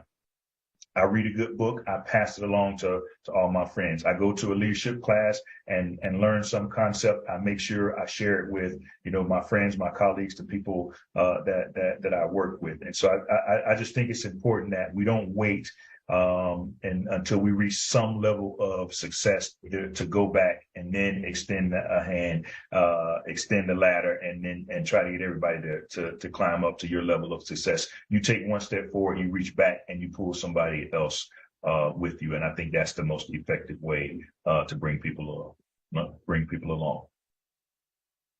James Baldwin famous author and activist for civil rights in the 1950s and 1960s, once said that sometimes you have to sing off key in order for your voice to be heard.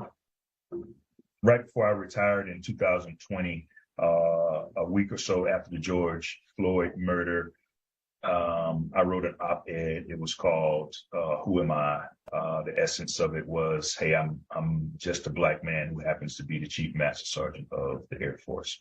I woke up on a Monday morning. I wrote this op-ed. I passed it to the team.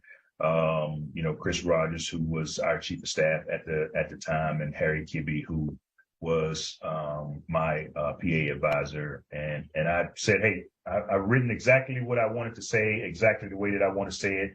It's going to be controversial, and I understand that, but this is what I feel like needs to be said." At this time, no senior leader in any military service had spoken about this issue. Behind the scenes, I had literally 1,000 people, mostly young Black men, in the military, asking me through Facebook messages, through text messages, through emails, "Hey, Chief K. Wright, what do you think about this issue, and why is the Air Force not speaking on it?"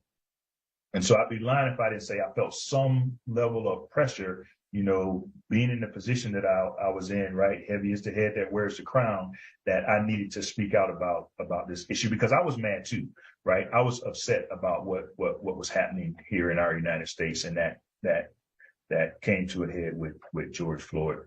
So we were set to release, we got it all cleaned up grammatically and the spelling errors that I had in it. And we were set to release it at 3:00 in the afternoon. Well, about 2:00, 2:15, we get a message saying, "Hey, the Secretary of Defense said nobody should speak on the George Floyd incident."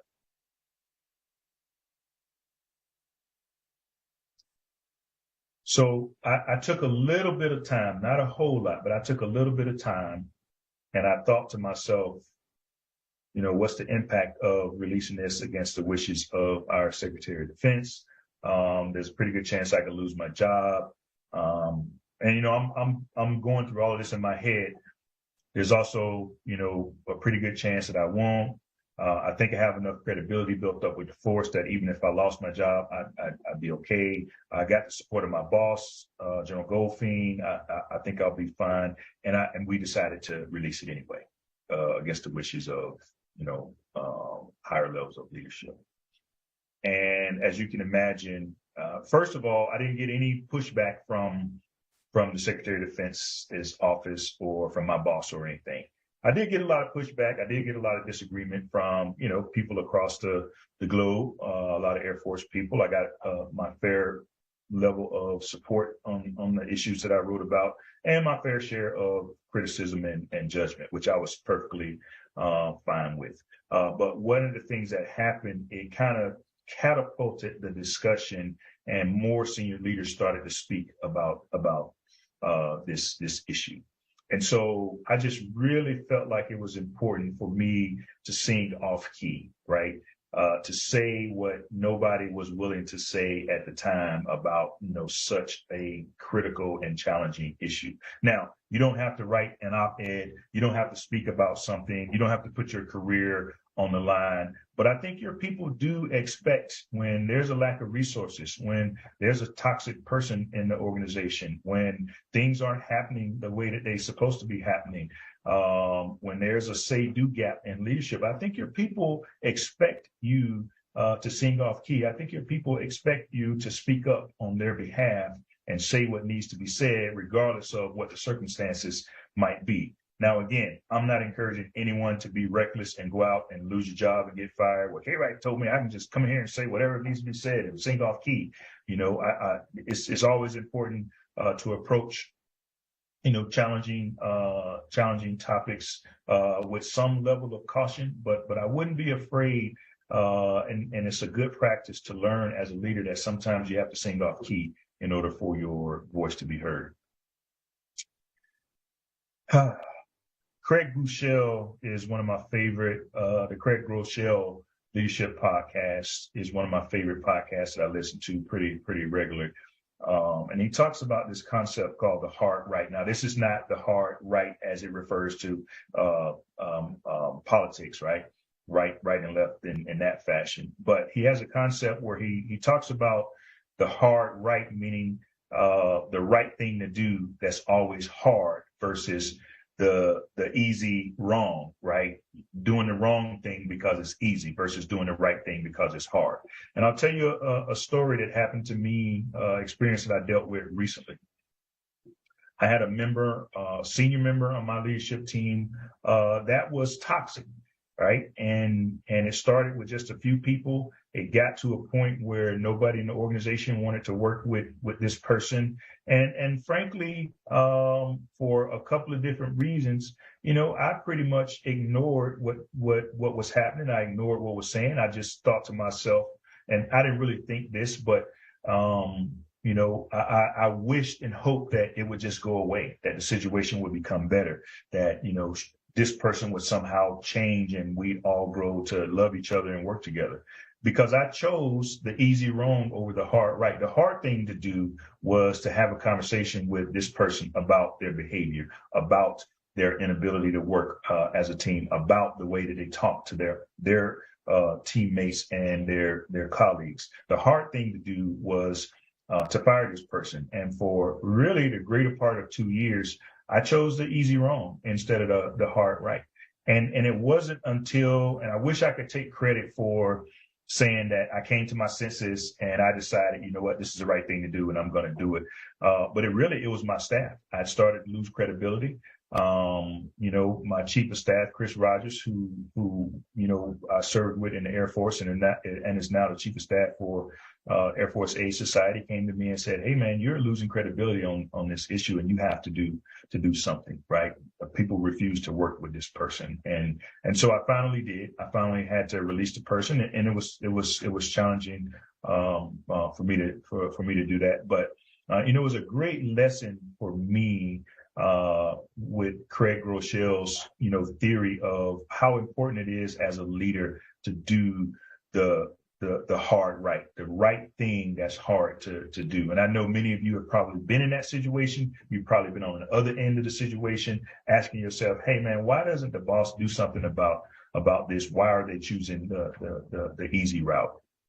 I'll just say, as a leader, you will have plenty of opportunities to choose the easy wrong or the hard right. And, hopefully you can get to a point where you're comfortable enough to address difficult issues before they get to a point where you have to release someone. But again, lesson learned for me at this stage in my life and my career. Again, I'm still learning, I'm growing, and I'm really, really thankful to have people around me that can be honest with me and give me the feedback that I need to make these decisions. Amen. As a leader, you got to be yourself, right? Everybody else is always taken. I think one of the things that's important for you as a leader when it comes to your people is being authentic, right?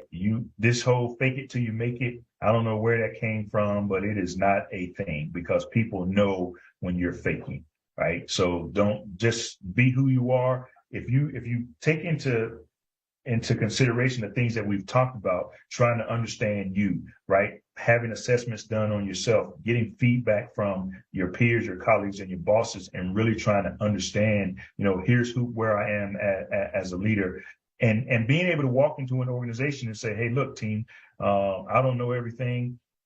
These are some of my shortfalls. These are some of the challenges that I'm going to have, and I'm dependent on you all to help me with this." That takes a lot of humility, right? Because sometimes as leaders, we think, "Hey, I'm supposed to know it all. Everybody is looking to me to know it all, to do it all." Sometimes you have to humble yourself and say, "You know what? This is something that I'm not comfortable with, and I'm going to depend on you to have my back to execute this in this manner."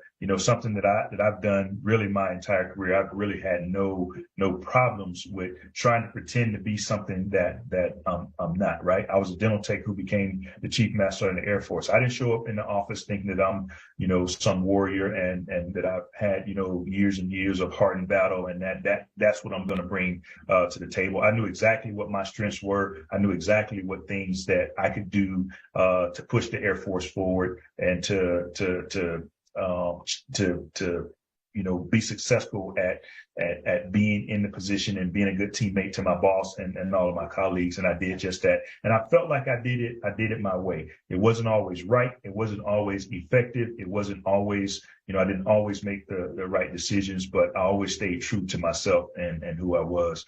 And I would just encourage everybody to do the same. Okay, here's Team 18 again. Like I said, we still stick together. We are still a family. We spent Thanksgiving together last year. We planned a couple of different things together every single year. Everybody's retired now, except Harry, Tin Man, and Karen, who are still serving. But by far the best team that I've ever been on. The last piece of advice I have for you is, hey man, if you want to go fast, go alone. If you want to go far, go together. My favorite quote is an African proverb, and it really stands true. I personally would not be anywhere in terms of the level of success that I've achieved in my life, my career, if it wasn't for this team, along with a lot of the other teams that I've been a part of. Certainly the team that I'm a part of now with Air Force Aid Society, the team of individuals that I've surrounded myself with, the Ty Simmons and Rod Bryant and Shane Pilgrim and Avi Scotts and all those folks, Chris Rogers, Jamie Freeman. I mean, it's amazing that what having a good team around you can do. And so if you want to be successful, man, learn to be a part of something greater than yourself. Team 18 for me was that thing that really catapulted me, and that I still depend on today for my success. All right. So we talked a little about the importance of leading yourself and the importance of leading other people. I hope that you were able to take one or two things away from this conversation, and I'm really looking forward to your questions. Hey, back to James Baldwin, man, one of my favorite people. And he said, not everything that is faced can be changed, but nothing can be changed until it's faced. And that's true of maximizing your leadership potential, right? You can sit around and wish that you were a better leader. You can sit around and hope for a better situation. You can sit around and hope that you get better employees or airmen or guardians to work with. You can hope that you get a better assignment, but really it's up to you. Look in the mirror, work on you, work on your ability to work on them. There's no guarantee that you do anything that I said tonight, today, that you will end up being a great leader, but there's 100% guarantee if you don't do anything that you won't improve your leadership potential. And so think about that. I really appreciate, again, this opportunity, and I'm looking forward to whatever questions you might have for me today. Panel. I am also a fan of James Baldwin myself, so I appreciate the quotes there. It's a pleasure to be here with you, and even more so to bring you the questions from the people. We have Major Gloria Ramirez Hickey from Robins Air Force Base, who asks, from your perspective and time leading in the Air Force, what are some of the greatest challenges to combating violence against women and domestic violence in general?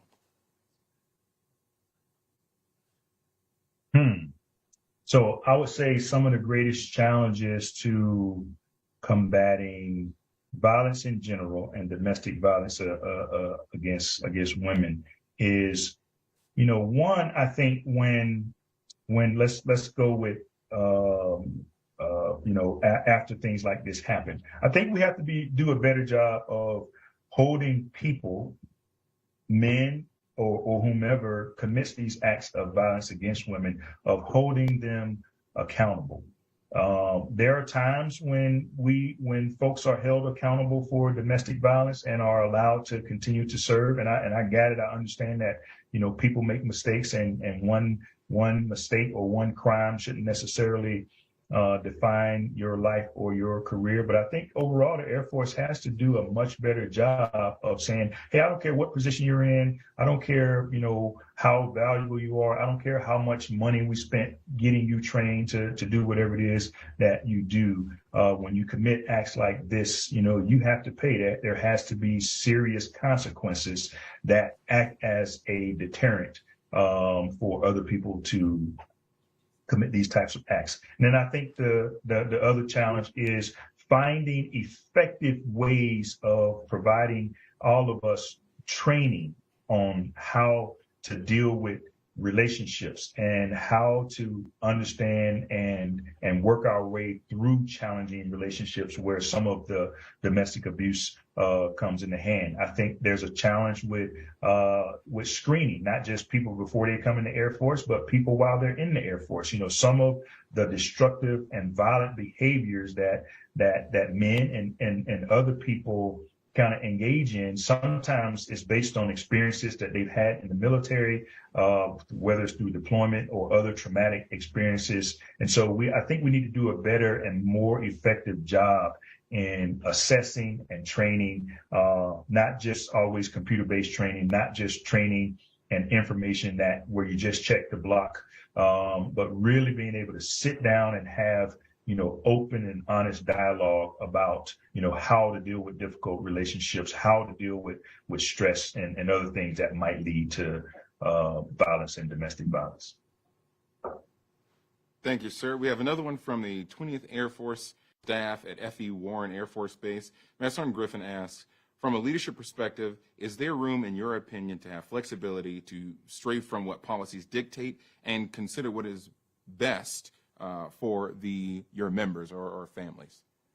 Yeah, if you ask me my opinion, then absolutely yes, because I've done that my entire life, right? Yeah, I understand that we have certain policies in the military, and it's all there for a reason. But one, we as senior leaders in the military don't do a good enough job at every level, right? From flight all the way to the Pentagon. We don't do a good enough job of scrutinizing policies and understanding what policies we need and what policies we don't need. I've worked for leaders. General Goldfein was a great example. Yep, he understood policies. We wrote a bunch of them or approved a bunch of them, but he was all about, hey man, let's do what makes the most sense. Let's do what's right, which was my style, and it fit perfect with me. I actually applaud leaders at every level who say, now, if you're flat out being negligent, or if you're flat out, engaging in criminal behavior, that's not something that I condone. But if you're saying, hey, I know the policy says that, the person has to be on leave in order to go here, but you know what, man, why don't you take a couple of days and take care of yourself, right? There's been plenty. I couldn't even, they'd probably have to come get me and take me to jail if I told you about all the different policies that I said, okay, yeah, I understand what the policy says, but this is what we're doing. I think it takes bold and courageous leaders to say to themselves, yep, I got the policy. I understand the intent. I'm not going to do anything unethical, illegal, immoral, but I'm going to do what I think is the right thing to do in this situation for the people that I serve. And so, yeah, in my opinion, there's lots of room to do that. And there's also room, I think, to challenge policies, to say to people, I've done the research, here's the impact that this policy is having on, our airmen, our organization, and I'm going to recommend that we change it. Thank you. Tech Sergeant Emily O'Neill from Joint Base San Antonio Lackland asks, who is a subordinate who mentored up to you that stuck with you after all these years, and what did they do or say that impacted you that much? Yeah, so I think the one that stands out the most, I've had lots of teammates that have mentored up and have taught me a lot about life, but the one that stuck is Senior Airman Damon Stokes, right? The story from Korea. I was going through a significant challenge I wasn't about to get out, but I wanted to get out. I only had 17 years in. And he walked into my office. I'm a senior master sergeant. He's a senior airman, walks into my office and says, hey, senior, we weren't calling each other senior. He called me Sarge. Hey, Sarge, I think you're a hypocrite. No warm up, no, just, hey, I think you're a hypocrite. He actually pointed his finger at me. And I asked him why. And he said, because, you've always encouraged us to hold our heads up high, to see it through, to, deal with your challenges. Don't see this as a problem, see it as an opportunity, and so on and so forth. And now you're going through something and you're actually quitting on us. And that was probably the most meaningful conversation that anybody ever had. And it really changed my trajectory. It changed my professional and really my personal life at that time. And, without him, I probably would have quit. I probably would have just tried to get to 20 and gotten out. But because of his mentorship, I ended up where I am today. That is an amazing story, and hopefully, Tech Sergeant O'Neill, that answered your question. We have an anonymous viewer who asks, over your career, you meet many people, and they often share their story with you. In a non-attributional way, could you share a story about how you coached others through overcoming barriers? Oh man, so many stories to tell. I have a young man that I've been coaching for the last maybe 6 or 7 years. I saw him really recently, and he's having some significant challenges in the unit that he's in. He's an African American male. He's very outspoken, kind of like myself, and he has some significant challenges in creating opportunities and getting opportunities for himself, and understanding the importance of relationships. He's a straight shooter, and he says what's on his mind, not always appropriate. And so he and I have done a lot of work together. And he was a tech sergeant when we first met and started working together. He just sold on senior, and so more work to be done for him. But I think just some of the work that we've done in terms of coaching and me really walking alongside him and challenging his way of thinking and asking him those tough questions has really been helpful for him in his journey. And I, again, lots of different stories like that, but that's one that sticks out for me. Here's another question from an anonymous viewer. They asked, earlier today, we heard from a panel on allyship. Can you share a story about a time when either you were an ally or when someone was an ally for you in a meaningful way? Yeah, oh yeah, man. So James Davis, JD Davis, comes to mind as an ally for me. I mean, he literally made me the chief that I am, right? So JD Davis, I don't know if anybody ever worked with him. He retired as the youth safety Africa command chief. He was actually really the UCOM command chief at the time. But when I first met JD, he was the command chief at Kadena. I was the dental squadron chief, and we played golf together and spent some time together. And he was the one who actually became an ally for me and got me to transition from being a dental squadron chief to the mission support group chief, the largest mission support group in the Air Force at the time. Then when I made the command chief list, he encouraged and supported the person to hire me there. He supported me in my next really 3 jobs. He was the one who was an ally, sometimes behind the scenes that I didn't even realize, and helped me get in the positions that I was in. I'd love to believe that, hey, it was my experience, it was everything I brought to the table, but I can say unequivocally, without JD Davis, I would not have made it to at least a position to compete for Chief Master Sergeant in the Air Force. So he's been an incredible ally. He still calls and checks on me often. I'm hoping I'll get to see him here at the end of the month. I'm going down to Tennessee, but he's been a great ally to me and really to many others. So JD Davis is the person that comes to mind. Well, Chief, that's all the questions we have. Thank you so much for your time. And as always, we appreciate your continued dedication to change and everything you do to ensure we all continue to grow and evolve. All right. Thanks, Franklin. And thank you to all of our listeners today. Thanks again to Jamie and the team that put this together. I really appreciate it. Happy International Women's Day. And I hope you all enjoy the rest of the conference. Take care, sir. Now, thank you. Chief Fields.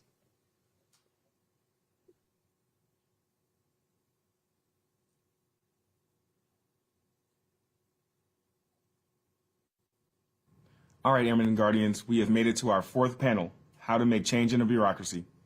Our 44th President, Barack Obama, said change will not come if we wait for some other person or some other time. We are the ones we've been waiting for. We are the change we seek. And this panel is loaded with change agents who come from the Department of the Air Force's Barrier Analysis Working Groups, or DAF-BOGs. These working groups are total force teams consisting of officers enlisted and civilian airmen and guardians. These teams have proven successful in cutting through bureaucracy with grassroots ideas to make tangible changes. This panel will not only serve to inform, but will also further inspire us on how to best transform ideas into tangible, lasting change.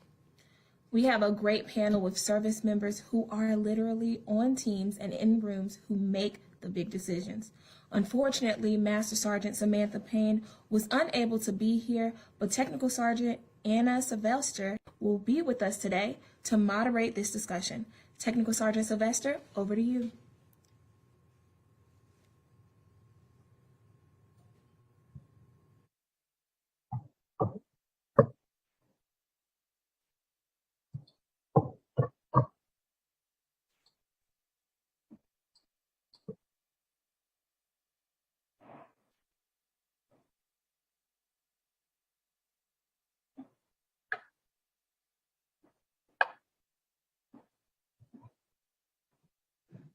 Sorry about that.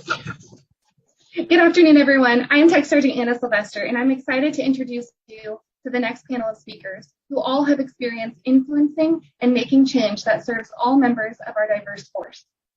As airmen, we are continuously asked to implement effective change, and I'm honored to introduce these influential leaders who are continually not only advocating for change, but influencing inclusive policies. I will ask the panelists about their success and challenges in breaking through the bureaucracy and influence policies that make our force more inclusive. Toward the end, I will open up the discussion to all of you for Q&A. We encourage thoughtful and respectful questions. When the Q&A session begins, we will ask you to add your questions to the Facebook live stream with your rank and title, first and last name, your question and who it is directed to. At this time, I would like to extend a warm welcome to our panelists.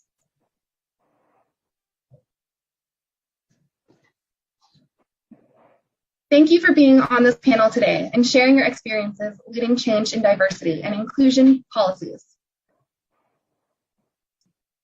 Let's start with introductions so that our audience can learn more about each of you. If you could, please state your position and a brief background of your initiative and the actions you have taken to influence change policies. Starting with Ms. Jacqueline Melcher. Over to you, ma'am.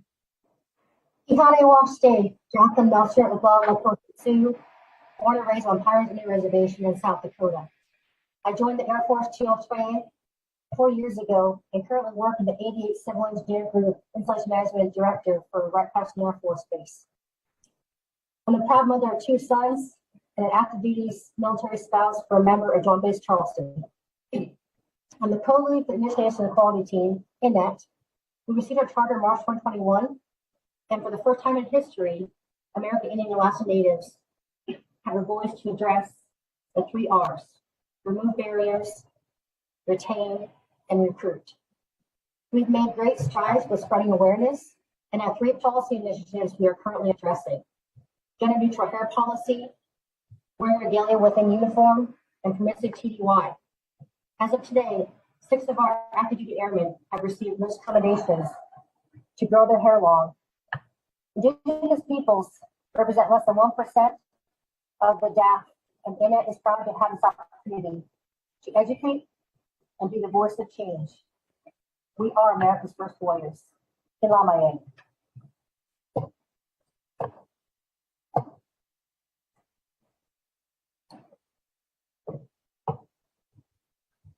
All right, I'm guessing I'm next. Sergeant Sylvester, you were muted again, but I am Lieutenant Colonel Bree Fram. In my day job, I am the Deputy Division Chief at the Pentagon for Acquisition Policy and Process for the Space Force. So I'm lucky in that policy is my day job right now. But why am I on this panel? I'm here representing the amazing Airmen and Guardians of the LGBTQ initiatives team. And I represent the transgender population as the co-lead of the trans policy team.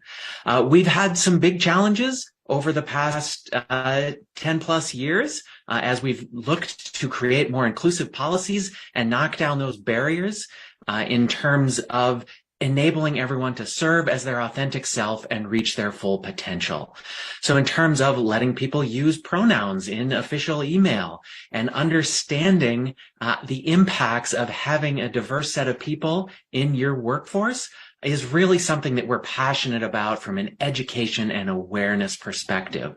So I'm really excited for the questions that we'll have today as we talk about the elements of making better policy, either through the BOGs or through other areas.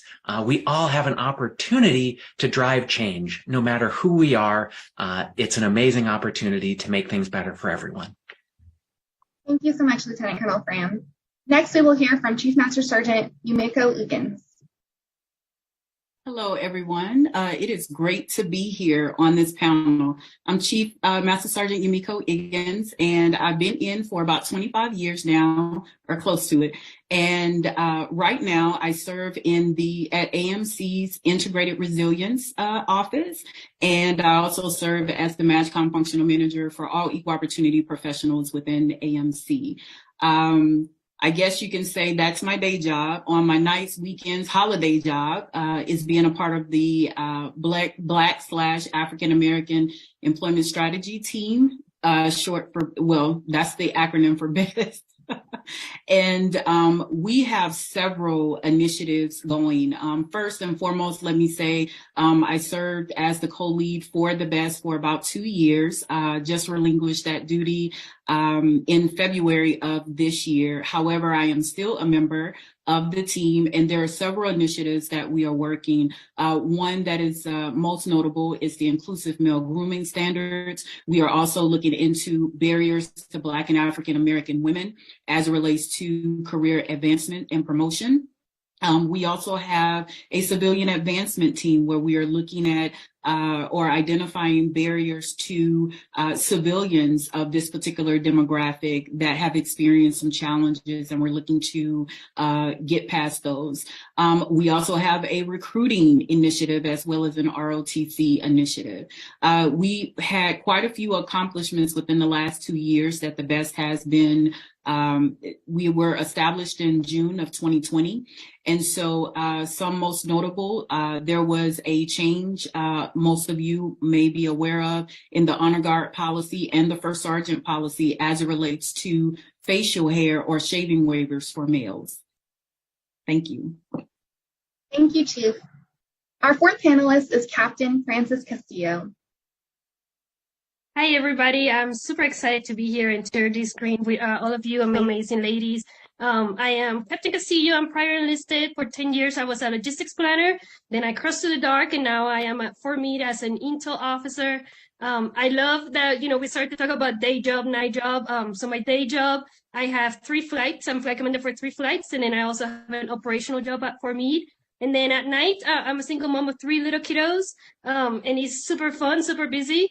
But, one of the things to make a point of is like the policy changing for a lot of us is almost like a part-time job, but it is pretty intense. So super excited to be here representing the Women's Initiative team. So what is in the WIT doing? I mean, we have so many efforts going on. The reason I'm here specifically is because last year I had the opportunity to be behind 3 different AFI rewrites.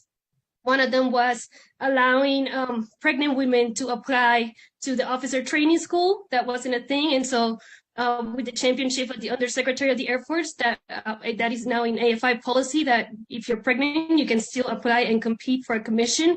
And then the bigger effort, which is still ongoing, is pregnancy masking at the unit level. We found out that 1 out of 4 airmen and guardians would delay testing on base in order to hide their pregnancy. And that's a big problem. So we were able to rewrite 2 AFIs The policy actually, AMC put out a tier 1 waiver at the MASHCOM level to change their profile to afford the privacy to women. And then with the stars and planets aligning, it was able to be elevated to the Department of Defense. And if you're tracking, probably within the last month, SecDef put out policy to where now across all 6 branches, women are to be afforded the pregnancy privacy so that we can still access the prenatal care and whatever it is that we need to do without having to notify our chain of command and our units and about our pregnancy before our parents even find out, right? So super excited, super labor intensive, and happy to be here. Thank you, Captain Castillo. Thank you for the introductions. It is inspiring to hear about the significant contributions each of you has made to bring forth inclusive policy. Now that we better understand your contributions, we would like to know what inspired all of you to get involved in the fight for diversity in the military. How have you done this to promote policy change? Starting with Ms. Melcher.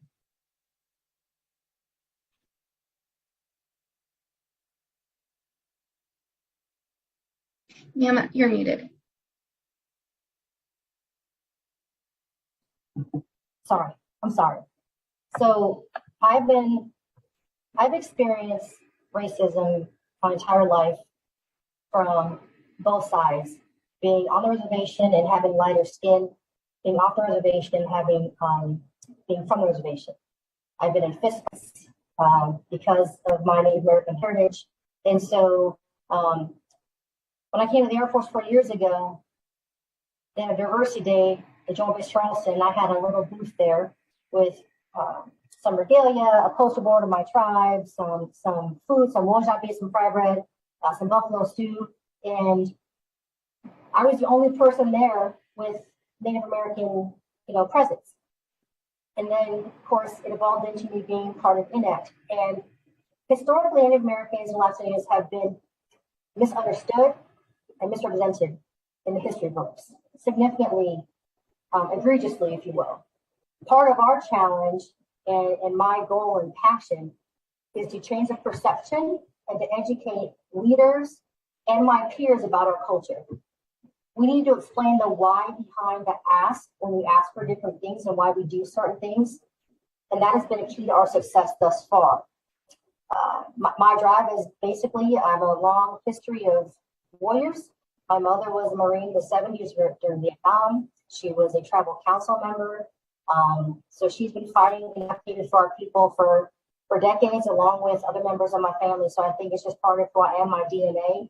And I'm here to be a voice and not be afraid of who I am. And I'm glad that the Department of the Air Force actually now has this opportunity for us to be our whole authentic selves and to embrace who we are and be proud of that. So that's kind of what drives me every day. Being a woman too, one of the only women in an engineering field can be very scary as well. We have a great WIT team that's doing a lot of amazing things. And so my journey is taking me towards the Native American advocacy because I'm passionate about that. And I've been doing that for decades, even when I was in college. So that's my drive and my passion. Over. Thank you, Ms. Melcher. Next, we'd love to hear from Lieutenant Colonel Fram. Thoughts?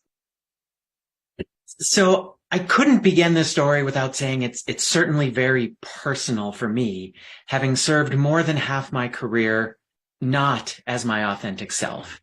To be able to be involved and to reach for my best self is a boon not just for me, but for the organization, and it's that way for everyone. So whatever we can do to knock down barriers to allow authenticity is a value to mission accomplishment, because when people can bring their full selves to work, they can fully dedicate themselves to that work. But a lot of the story for me is also connected to our ethos of, leave no one behind, leave the place better than you found it. And also, if I am senior, I will take command and I will make things better for those that come after me.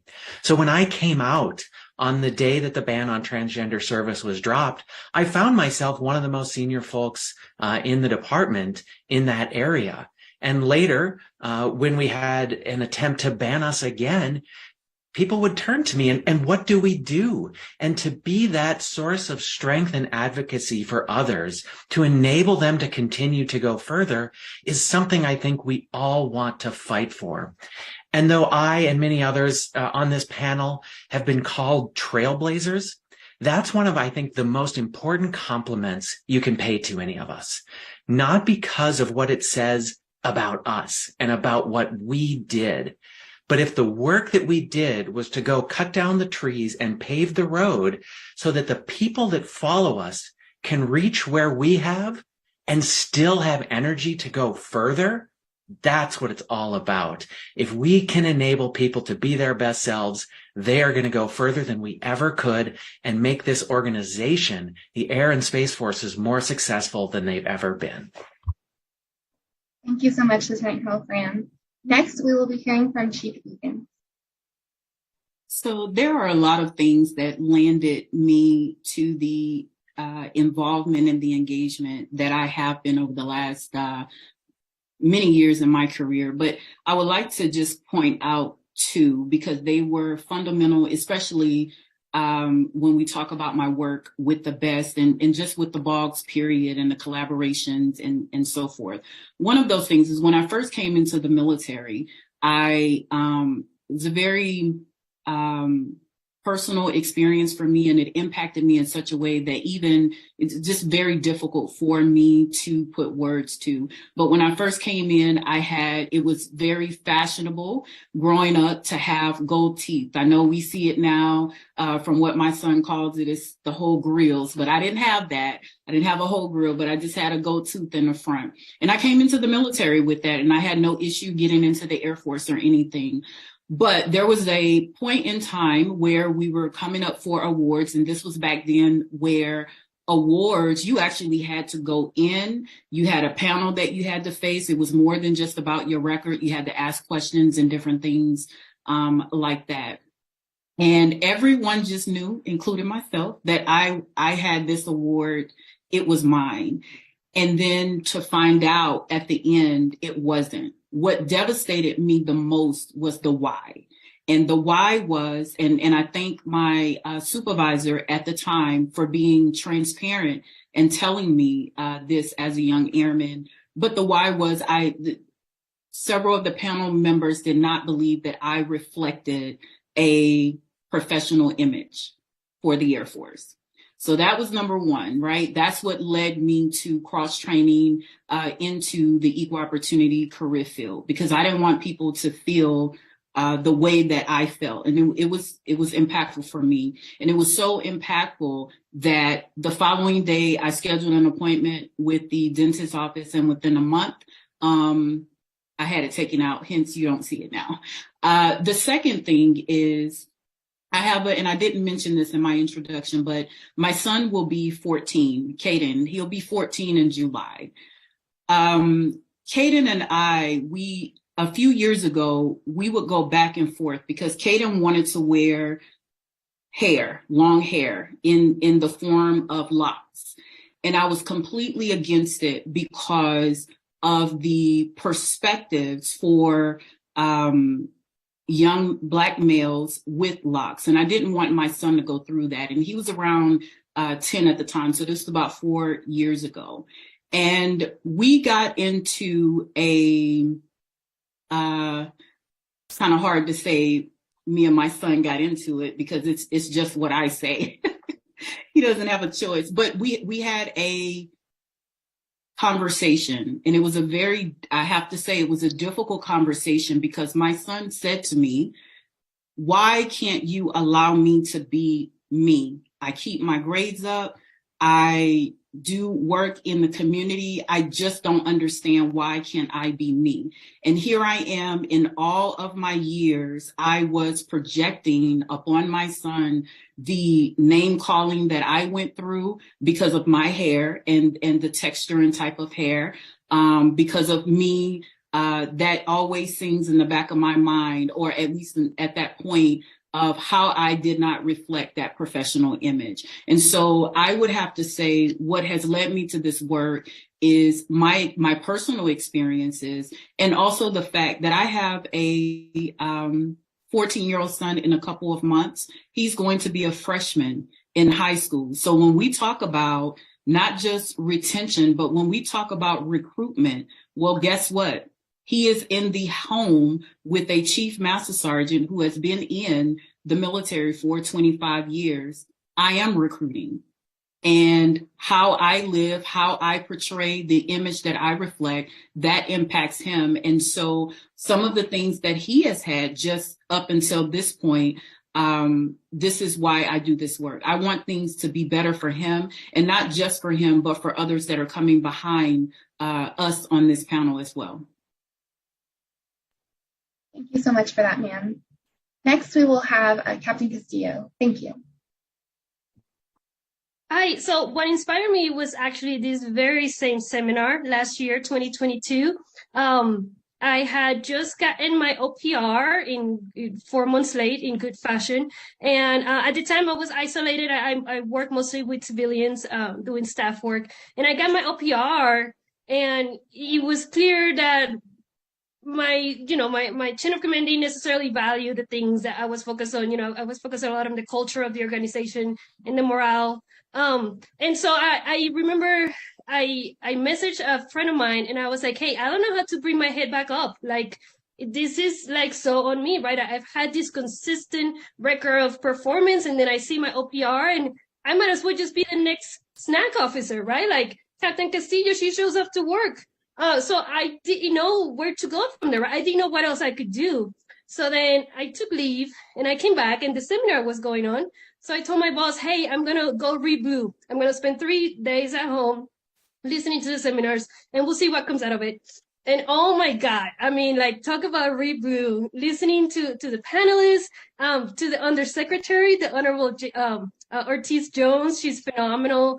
And then just hearing that, somebody like me could do all these things. So I'm a big fan of this seminar, because I was out in the middle of nowhere, isolated, and I was able to get connected through this very same symposium. So after I heard the undersecretary, I called a friend, and I was like, hey, we need to fix this OTS thing, because this is unsat. So we built the team, we connected with the Women's Initiative team, we stood it up, and then at the WIT, I mean, the caliber of the people in that team, and there would have not been any other way for me to find them if it wasn't for the BOG, right, for the Barriers Analysis Working Group, because looking at in the bubble that I live, I just didn't find this. And so I loved how the way that they run the meetings and the ways that they interact, it's so collaborative and so thoughtful, but so effective, right? And I just hadn't seen that before. And so I was like, this is what I want to be like. So I found these role models. And then I had the opportunity to attend Air Combat Command Sordatina. And that was just, from one, it kind of like a snowball effect, right? To where I went to the WIT, I went to Sordatina, met some phenomenal people there. And then from there, I just kind of branched out and built this amazing network. So I will say, I found the motivation outside of my daytime job, right? Staff work can be quite difficult because you don't see the effects of what you're doing right away, right? It's a long drawn bureaucracy. But this is just kind of like what got me started, what motivated me. And now it's just an honor to be able to share this story so that everybody knows that really you all have the ability to do what we're doing. It's just a matter of getting connected and then just watching and then participating. Thank you. Thank you so much for that, ma'am. Thank you, panelists, for sharing your experiences and knowledge with us. Our next question is directed to Captain Castillo. Because of her experience on the Women's Initiative team that celebrated its 15th anniversary this year, Captain Castillo has expertise in building teams and can navigate the ins and outs of policy change. Captain, what challenges have you encountered along the way, and how have you faced those challenges? Yes, thanks. So at the WIT, we say it takes between 18 months to 5 years to change policy. The ponytail is an example that took about 5 years. So it's a marathon, right?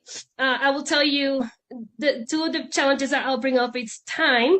So I mentioned I have my full-time job, I have my nighttime job. And so finding the time, not just for me, but for all these grassroots initiatives, right? Like that they're led by volunteers. It's really difficult to find the time to get them going. Another aspect of it is staying at the table, because I do not work in A1. I do not work for the Surgeon General. I'm just a captain at Fort Meade, right? So staying at the table, staying relevant, keeping the conversation going, that can be very difficult. I would say to face these challenges, the single most important thing that you can do is to build a team. And so I say, when it comes to changing policy, when it comes to having any sort of impact for this sort of subject, you have got to build your village. That team should be cross-functional. It should be from different installations. It needs to be from different AFSCs. And that's going to help you red team it and find really the right answer. When you have that, you don't necessarily have to be in the room because you just have this network and then these people will make it happen, right? So an example for the pregnancy masking, I wasn't in AMC when General Minahan signed that Tier 1 waiver, right? I started at Air Combat Command's Sordatina, and we did the work, and we connected with the other MASHCOMs, and he was an action officer within the AMC MASHCOM that just took it up and then took it to General Minahan, right? And the same is happening in Air Force Global Strike Command. And so it's kind of neat after almost a year of this work to sit back and to hear pregnancy masking, and then you just hear how it's just proliferated across the department, really. But I could not have done that just by myself. You have got to have that team, and then also that team will be able to crack the doors open, not just folks at your level, but then you start getting your senior champions, and they'll be starting and leading the conversations at the Department of the Air Force level, at the Pentagon. And so that was really helpful. I cannot overstress the importance of you've got to have a team. Thanks. Thank you, Captain Castillo, for sharing your expertise. Our next question is for Lieutenant Colonel Fran. With your background in influencing change to DAF policy and the significant contributions your BOG has paid for the LGBTQ+I Airmen, at what point in your career did you feel that you had enough power to influence change? And how did you make those changes for the different elements of policy? So it's a great question, but I want to address it from the fact that there's never a time where you can't make change. I may have felt more empowered to make change as I grew and I learned more, but no one should ever say, I'm just a fill in the blank, I can't make change. Any of you can make change. As Captain Castillo said, it could be someone like me. Well, it could be someone like you. So there's no magic point where the rank goes on you, where you're like, yes, now I can make change. That has almost nothing to do with it. But that goes right into what are the elements of making change. And I swear we didn't plan this, but had you listened to Captain Castillo's last two answers, you probably know what I'm about to tell you. But I think there are two critical things for making change. The first has to be passion. You cannot go into making change with the attitude of, this would be nice to fix. And hey, would you fix this for me? No, nothing will change in those instances. You know, that's the equivalent of leaving an unsigned suggestion in your commander's suggestion box. Don't do that. That's not going to drive change. You have to care about what it is, and you have to be willing to put in the energy to make it happen. The second element, and this is where there are a lot of sub-elements, is you have to create an environment of pressure. You have to make the people and the organizations that own that policy feel the weight of why change is needed. Put that pressure on them from every direction possible to say, yeah, we do need to make a change in this area. But how do you do that? That's important. And that's why there are a lot of sub-elements to creating that pressure. Captain Castillo touched on this one, and it's one of our Guardian core values, connection. You need to build the team. You need to build the connections with others that add to that weight. And that's where even if you are on what appears to be the very bottom, you can get through your network to others that can add their weight to the effort. And the BOGs are a fabulous way to address those and get access to people who understand how to make change and how to build that pressure on the organizations that can actually drive a change. The other thing you need to bring is data. You need to bring the why. Why should this be changed? And whatever you can gather to say, here's what the problem is, here's what the impact is, and then even more so, here's where we can be if we make the change. What are the possibilities that we're opening up? So whatever you can gather, in whatever ways you can gather it, you need to bring the data that proves your case. And I want to say also that we can work these things both from the inside, wearing this uniform, engaging with the bogs, but by putting this uniform on, we don't take off our rights as citizens. We don't take off our ability to speak as constituents to our elected officials. We do not take off our ability to work with outside groups that share interests and that we can be a part of. Yes, there are limits on our speech and restrictions that we must understand, but we have the ability to build that pressure from multiple angles and collect a coalition of interests that helps us build that data set that we need to make our leaders feel the pressure. So that's a lot. But I also want to add one more point here. When you are so passionate about something and you are an advocate, it's tough. Advocacy work is burnout work. So as you are doing this, make sure to take care of yourself. Find those things that recharge your batteries. Use your leave. If you need help, ask for help. This is not your burden alone to carry. Come together, connect, take care of yourself, and we're going to make change happen. Thank you, Lieutenant Colonel Fram. That was very insightful. This next question is directed to our civilian representative. As you know, civilians are the continuity in the military and therefore own Air Force culture. Ms. Melcher, how do we go from policy change to culture change? If anybody who knows me knows that I am very loud and proud about who I am and where I came from. Evident at Joe Base Charleston. When I left there to PCS to Wright Pat, I gifted my squadron a star quilt with a nice piece of explanation. I had it framed and hung it on the wall in the conference room. For a couple of reasons, by the way. It's part of my culture, but it also will create an opportunity for conversation when airmen come into that conference room. They can say, hey, what is that? That's cool. It creates a conversation. Start being who you are. So I'm a civilian lead for Connect, and I provide that continuity and that loud voice too, right? I'm very proud because I'm a direct descendant of Native American warriors that have served our country for over 150 years. Going back to the Battle of Breezy Grass, or as we call it in Western culture, the Battle of Little Bighorn. My one uncle was General Armstrong's scout. My other uncle was Crazy Horse's Bohatonka, which is the lead warrior. We have had actions that could not be changed with a policy, so we address it as a culture. I'll give you, for instance, in July 21, just after we got our charter, by the way, happy anniversary to Annette, 2 years, woo, and Lick, woo, sorry.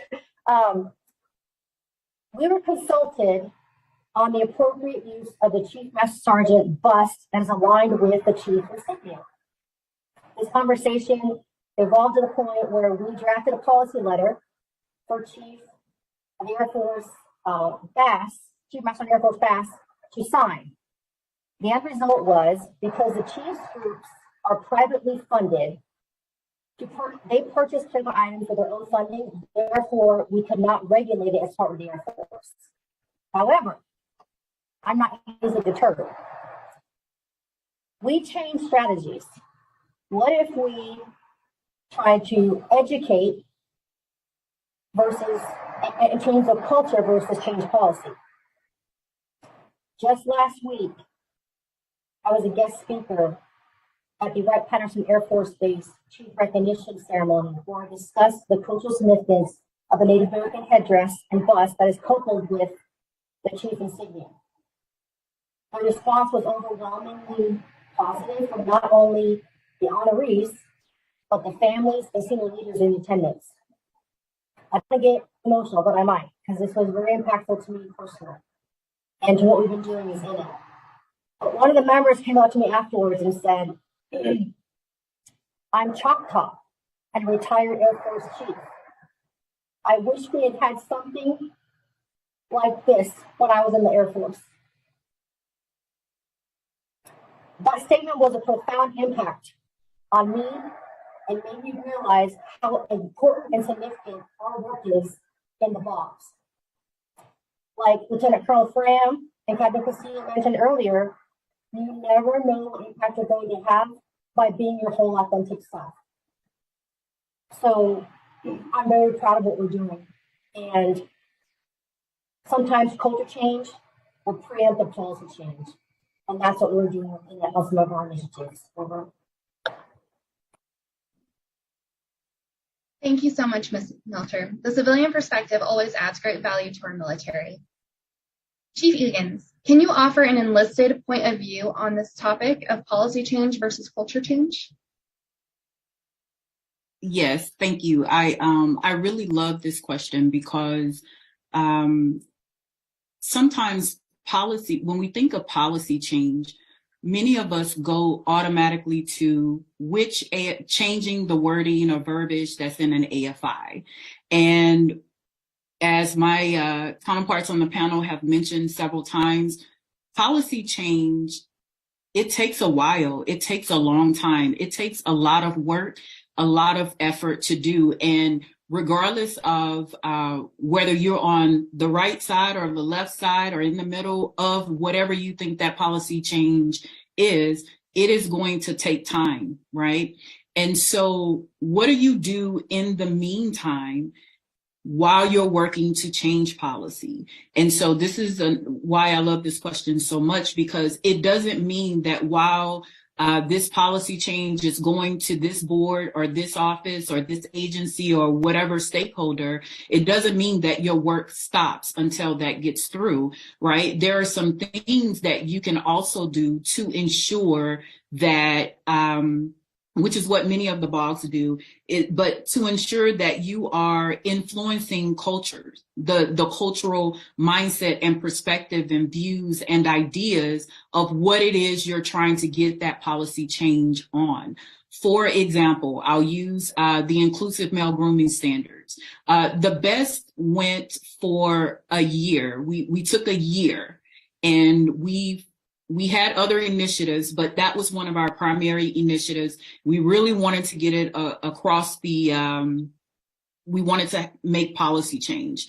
The Uniform Board, we started this back in 2021. The Uniform Board did not meet to where we were bringing this forward on the board until November of 2022, where the results came out after all of the presenting the data, as Colonel Fram said, make sure you have your data. A huge part of that is making sure that you can communicate it and articulate it to the different audiences and the different types of stakeholders. And let me clarify stakeholders a little bit, because stakeholders are not just decision makers. Stakeholders are also the individuals that a particular policy or practice or procedure, if you will, or process, or that AFI is impacting as well, right? It's also the needs of the force, the needs of, when you're looking at recruitment, retention, readiness, it's inclusive of all of that. But we get the results, and the results are not necessarily what we were looking for, was a direct policy change or a change to the verbiage in the AFI. And so, but was that a loss? It was not a loss, because while we were waiting on, and we're still waiting on a policy change, that doesn't mean that the best, or in collaboration with other blogs, that we're going to stop there. As Ms. Melcher stated, we keep going, right? But there was a change in the process and the practice of how first sergeants and the honor guard look at males that are on shaving waivers. There was a time where you probably weren't going to serve in honor guard ceremonies if you had facial hair. Well, now that's not the case. There was a change in honor guard policy. We saw that at the end of last year, or there was a change in their process where there's a little bit more of an acceptance than what it was before. And we look at that as a cultural change. There's a change in views. There's a change in perspective where members before, when you said shaving waiver, I'm not going to put you in front of a major ceremony, whether it's to be the MC at a retirement or the Air Force Ball or anything like that, because the perspective was before by many is that it does not reflect a professional image. And so the work that we're doing on the best and that many of the BOGs are doing is working to sort of change that status quo mindset that individuals have. And I'll get off my soapbox, but I want to bring up too that a part of the work that we do when we talk about how to make change in a bureaucracy, a part of that is, yes, building teams, as Captain Castillo said, Colonel Fram said, don't think about this as you have to be in a certain position or you have to be a certain person in order to make change. You can make change at any time. Inclusive with all of that, you also have to be aware of what the concern is and the 360 view of that entire concern. You have to be aware of the social climate that's going on at the time regarding that concern, the political climate regarding that concern. Where do our allied partners stand regarding that concern? Where does the joint force, as a joint force, where do we stand regarding that particular concern? And so the type of work that we do is more than just driving towards that black and white change in policy, but it's also about transforming the views of others, especially when those views are outdated or there are status quo views. Thank you. Thank you, Chief, for that insight on the enlisted perspective. The next question is going to be directed to Captain Castillo. Do you have any insight for a CGO seeking ways to pursue policy change? So I will tell you, the reason I've been able to do the things I did was because I connected with the BOG, right? If I would have, if we're specific about the pregnancy masking, or actually I can apply it to both of them, OTS. When I was graduating at OTS, the commandant came down and I was like, hey, sir, this is a barrier. And coming from overseas, I had demonstration requirement, I had DEROS requirements. And if I wanted to family plan, I had to like align everything so that I could do it just so that then I could compete. But then the OTS boards, the schedule was like all over the place. And he was like, oh, yeah, that's a good point. There was no follow through. And so it was years, right? Like this took years and I just didn't know how to go at it. The team I built at the WIT, a couple of them, the Woodles from Colorado, they spent a whole year interacting with the AOs at Air Force Recruiting Service and at the A1 and at the medicals, and they still weren't getting anywhere. It was because of the BOG and because of the championship of our senior leaders that it was able to move forward. Same thing with the pregnancy masking. If Captain Castillo would have gone to the 70th ISR SG, and then I would have spent a good time trying to convince them to then go to 16th Air Force, to then go to ACC. I would have never been able to do this, let alone in less than a year. So it was really the fact that I leveraged the platforms that exist. Right now, we're lucky that there's several platforms out there that helps you skip echelons and cut through the bureaucracy, right? To be honest with you, the Soratinas, the WIT, and by getting there, again, I was able to connect, to network, and then to reach the senior leaders and get stuff done, and then know how to do it too, because there's an art to the whole staffing within the Pentagon, right? So that's what I would say, not just to the CGOs, but to anybody, right? Find somebody that has already done it, connect, build your team, and then go from there. Thank you, Captain Castillo, on that perspective. What awesome advice for our younger airmen. Thank you for the wisdom and insight you provided us about making change in the bureaucracy. I know we all benefited from hearing about it. Thank you, panelists. So many lessons learned and inspiration. With that, we would like to open the floor to the audience. As a reminder, if you would like to ask your question via Facebook live stream, please be sure to add your rank and title, first and last name, your question, and who it is directed to. Looks like we have our first question. This question comes to us from Veronica Clark from Joint Base Allman Richardson. The question is for Captain Castillo. How do we go about starting a WIT if your base doesn't already have one? So we have one of the sub-LOEs within the WIT that kind of help on getting everybody started. If you are watching through Facebook and you're not part of the DAF Women's Initiative Team Facebook group, highly encourage you to join that group because there's all kinds of information there. And then you can search from there. The question has been asked multiple times, so I've seen the post numerous times, and then you just kind of get connected. There's several bases that have already stood up theirs. You'll have to work with the EO office to get it going. But if you are not part of the DAF group within Facebook, just shoot me an email and then I will connect you with the folks that are leading that sub LOE so they can send you kind of like the one through N on how to do it.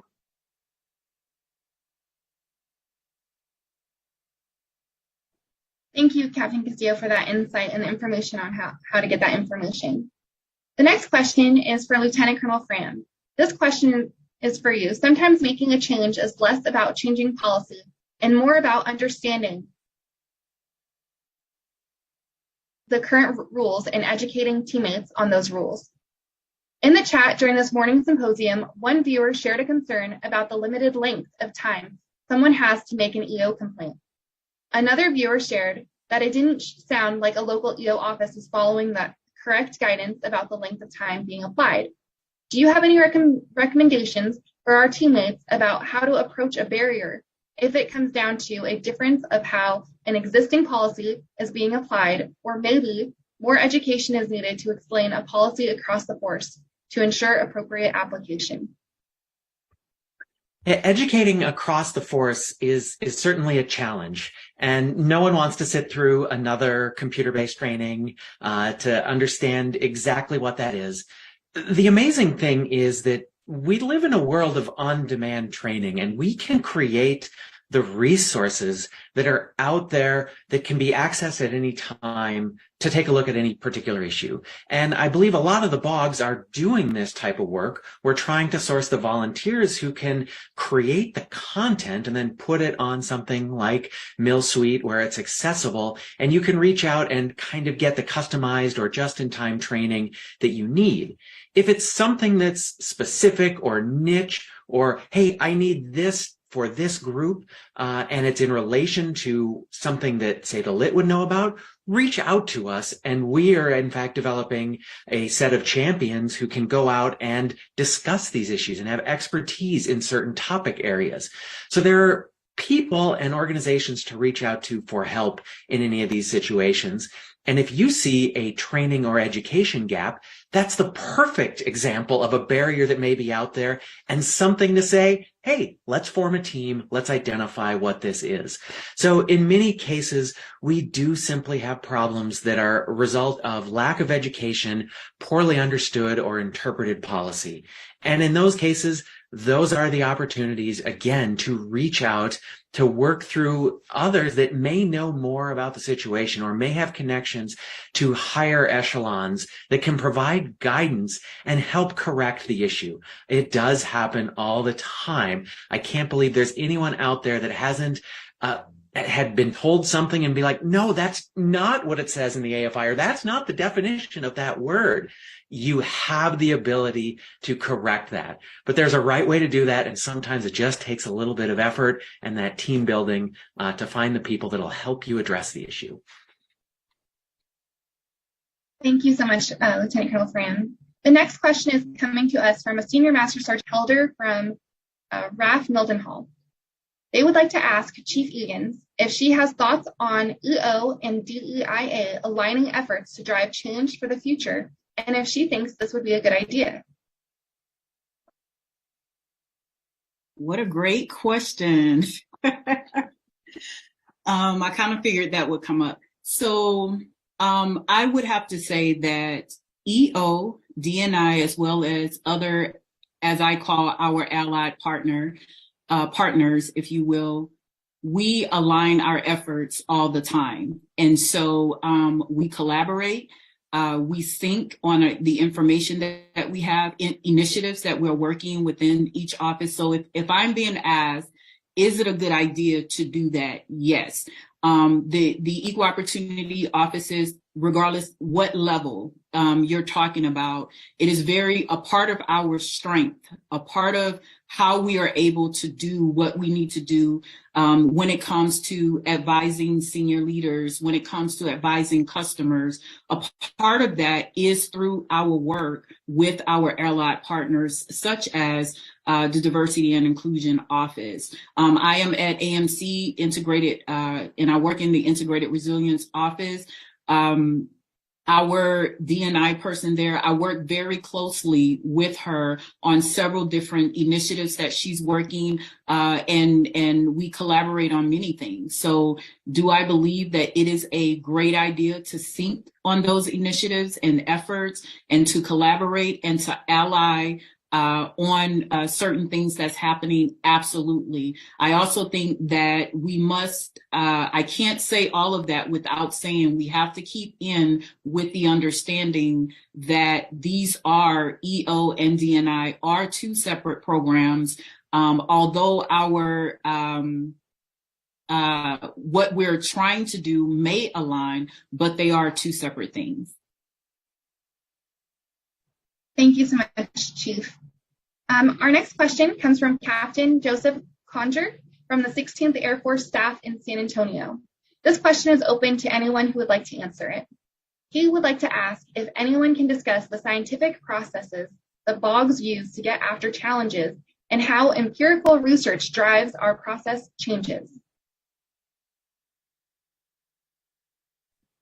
I'll go ahead and start with this one because over the last years, we've had a pretty long list of wins. And so we actually have a PowerPoint that we brief during our offsite and that we just share around. So if you want, just send me an email and I'll get you the PowerPoint. But there's almost like this series of steps, identifying who the OPR is. So when you open up an AFI and you look in there, it has an OPR.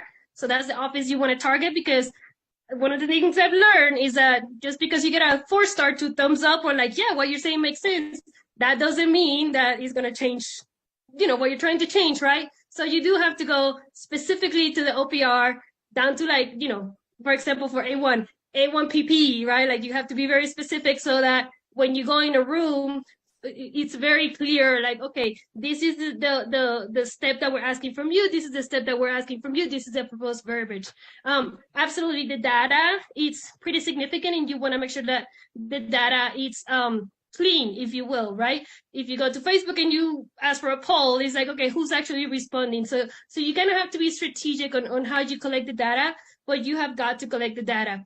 One of the things I've learned is that typically you care about the individual, and the 4-star will be very interested on like, what is it like for the individual, but the bureaucracy in between is going to want the data, right? So this is how you build your argument, and this is kind of like how you tailor it. Once you have all that, then you go into what we call a roadshow, where you start hitting everybody that will open the door, and then you start kind of like collecting either their concurrence or listening to what their concerns are and adjusting your argument as needed, right? Because a lot of the concern that they will bring is valuable, right? So you kind of start building your coalition that way, and then 18 to 5 years later, hopefully it comes in black and white. But absolutely, we have that. We have it on our Facebook group, and then I'm happy to share it. If you want to send me an email, I'll send you the full PowerPoint. Thank you, Captain Castillo, for talking over that process. The next question, this one is open to anyone who would like to answer it. It's from Dr. Cassandra Klaus from the Air Force Research Lab. Dr. Klaus asks, does anyone have any thoughts about the inclusivity or perhaps lack thereof of the term airmen? Does anyone know if the Air Force is exploring changing that term?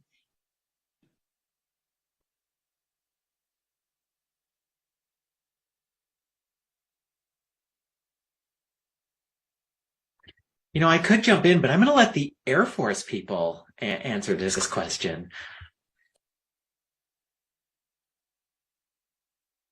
So me specifically, I am not aware of the Air Force specifically looking into this particular term to change it or anything like that. I know that it is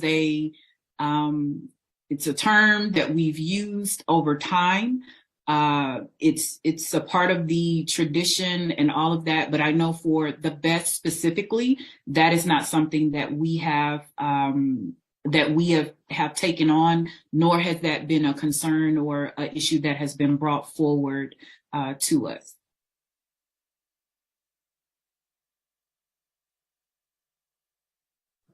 Thank you. And I believe we have time for one final question. One viewer would like to know if it is possible to get involved with the WIT sub-line of effort for sexual harassment and sexual assault and the rewrite to DAFI 36-2710. Why is it so important for the WIT to have this sub-LOE? Yeah, so to get involved, I want to say the LOE lead is my certain pain, so I can connect you. But I will tell you why is this LOE so important. I have 2 girls. I got 3 kids total. I got 2 girls. And when I think about if they come to me and they say, hey, mom, I want to join the military in like 12, 15 years, I don't know how I would feel, right? Because I'm so aware of the issue of sexual assault within the military. And although I have been very lucky that I've never experienced that myself, I don't live in a bubble and I know that this is a problem. So this is a retention issue. This is a recruitment issue. And it's just not how we can be in the military, right? We need to be able to trust each other. So absolutely, this is a critical LOE, a critical problem that needs to be addressed so that women are finally able to be properly integrated and that we can be ourselves, right? That we can come and focus on the fight and get it done and win the wars without having to worry about the people around us. Thank you so much, Captain Castillo. Unfortunately, we have run out of time for this session. Thank you to each of our panelists for their openness and willingness to talk about policy change and the challenges they have faced along the way. Additionally, thanks to our audience for your outstanding participation and questions. We look forward to seeing more of you lead change and contribute to developing a more inclusive force.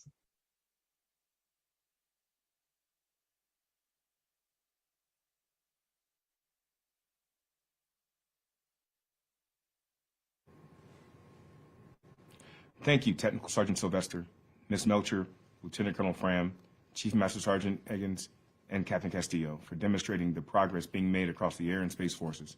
It's eye-opening to learn about the grassroots efforts being led by people across the board to improve our services. Well, everyone, as promised, today was jam-packed with notable experts and inspirational leaders at all levels.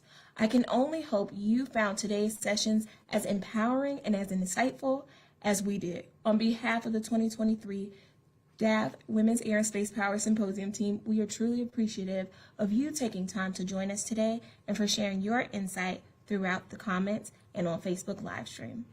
Unfortunately, retired General Lloyd Robinson, the first female combatant commander, was unable to be with us here today, but we do have an inspirational discussion between Air Force Lieutenant Colonel Melissa Dombrock and Captain Jackie Lockett to leave you with as we wrap up day 1 of the 2023 DAF Women's Air and Space Symposium. Before we pass it over to Lieutenant Colonel Dombrock and Captain Lockett, let's give a big round of virtual applause to all of our speakers and panelists, moderators, and the 2023 Symposium team for a fantastic first day. But before we begin, what did you take away from that last panel? I mean, it was so much. At the end, when they talked about sexual assault in the Air Force, it really hit home because I'm an airman myself who has decided to be a part of the SAPR office and be a VBA for the airmen and in our shop and everything. So it was definitely awesome to hear what they had to say and also be able to take it away back to my office so that I can protect our airmen and guardians. Wow, thank you for that. Well, looks like Captain Lockett's ready. So, Captain Lockett, please take it away.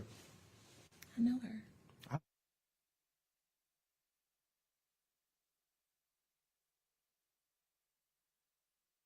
How are you?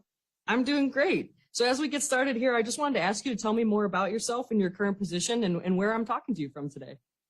Yeah, absolutely. Hi, everybody. I'm Melissa Dombrock. I'm a lieutenant colonel in the Air Force. I'm currently in Garmisch, Germany on the SDE Fellowship at the Marshall Center, which is awesome.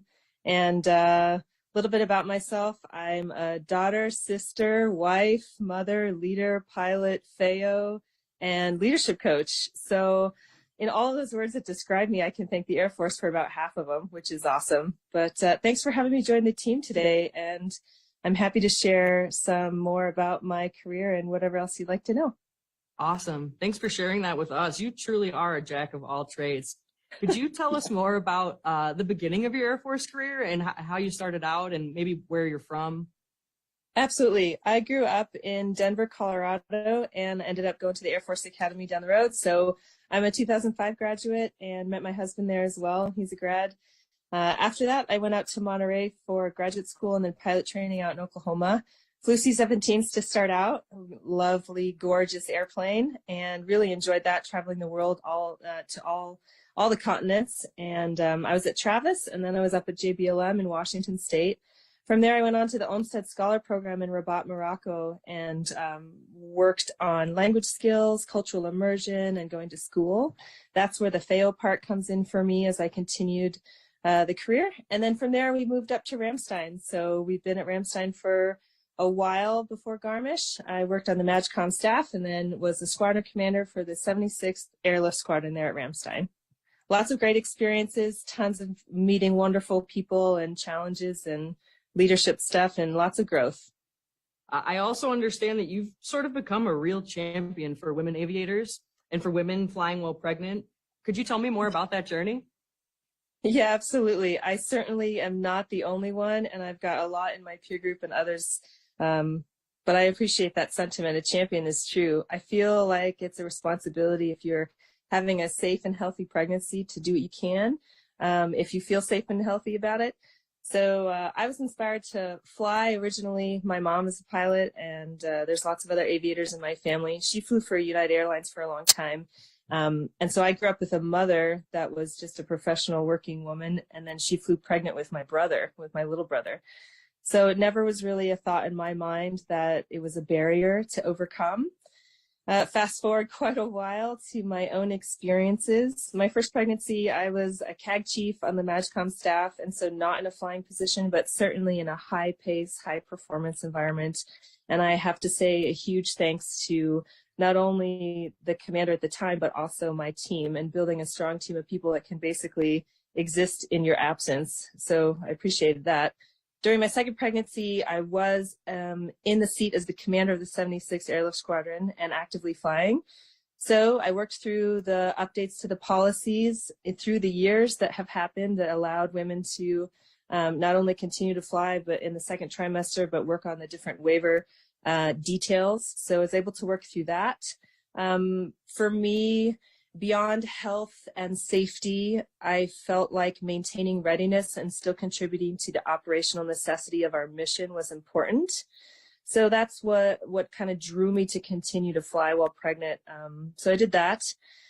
I think being a good example for other airmen was definitely part of it, and a little bit of a pride point for me, knowing that I could continue. So it absolutely mattered that I could lead and fly while pregnant, and I could test out the maternity flight suit as well. So some good experiences there for sure. And my daughter, Chloe, in utero, flew on operational missions to 9 different countries across Europe and Africa, sat Bravo alerts in the C-21 a bunch of times, and that's a tiny little airplane.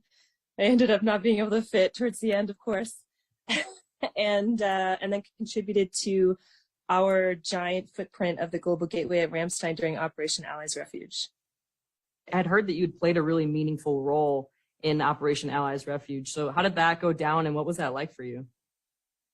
It was an incredible team effort. I wouldn't say that my role was any more significant than so many others of the thousands of airmen that banded together at For us, we flipped a switch under under the need to 24/7 operations, and the entire squadron, although we kept flying when we needed to, we also worked on the flight line to build the tent city, to create the space, and we were with everybody else at Ramstein doing that as well.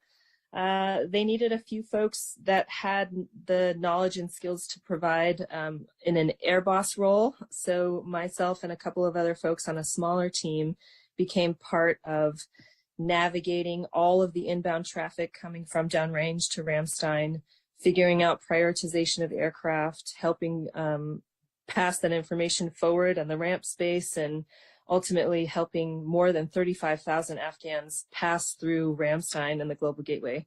So it was quite memorable. I mean, for me, some of the memories are climbing 10 flights of stairs to the tower while I was super pregnant. So that was fun. But also having some very interesting interactions.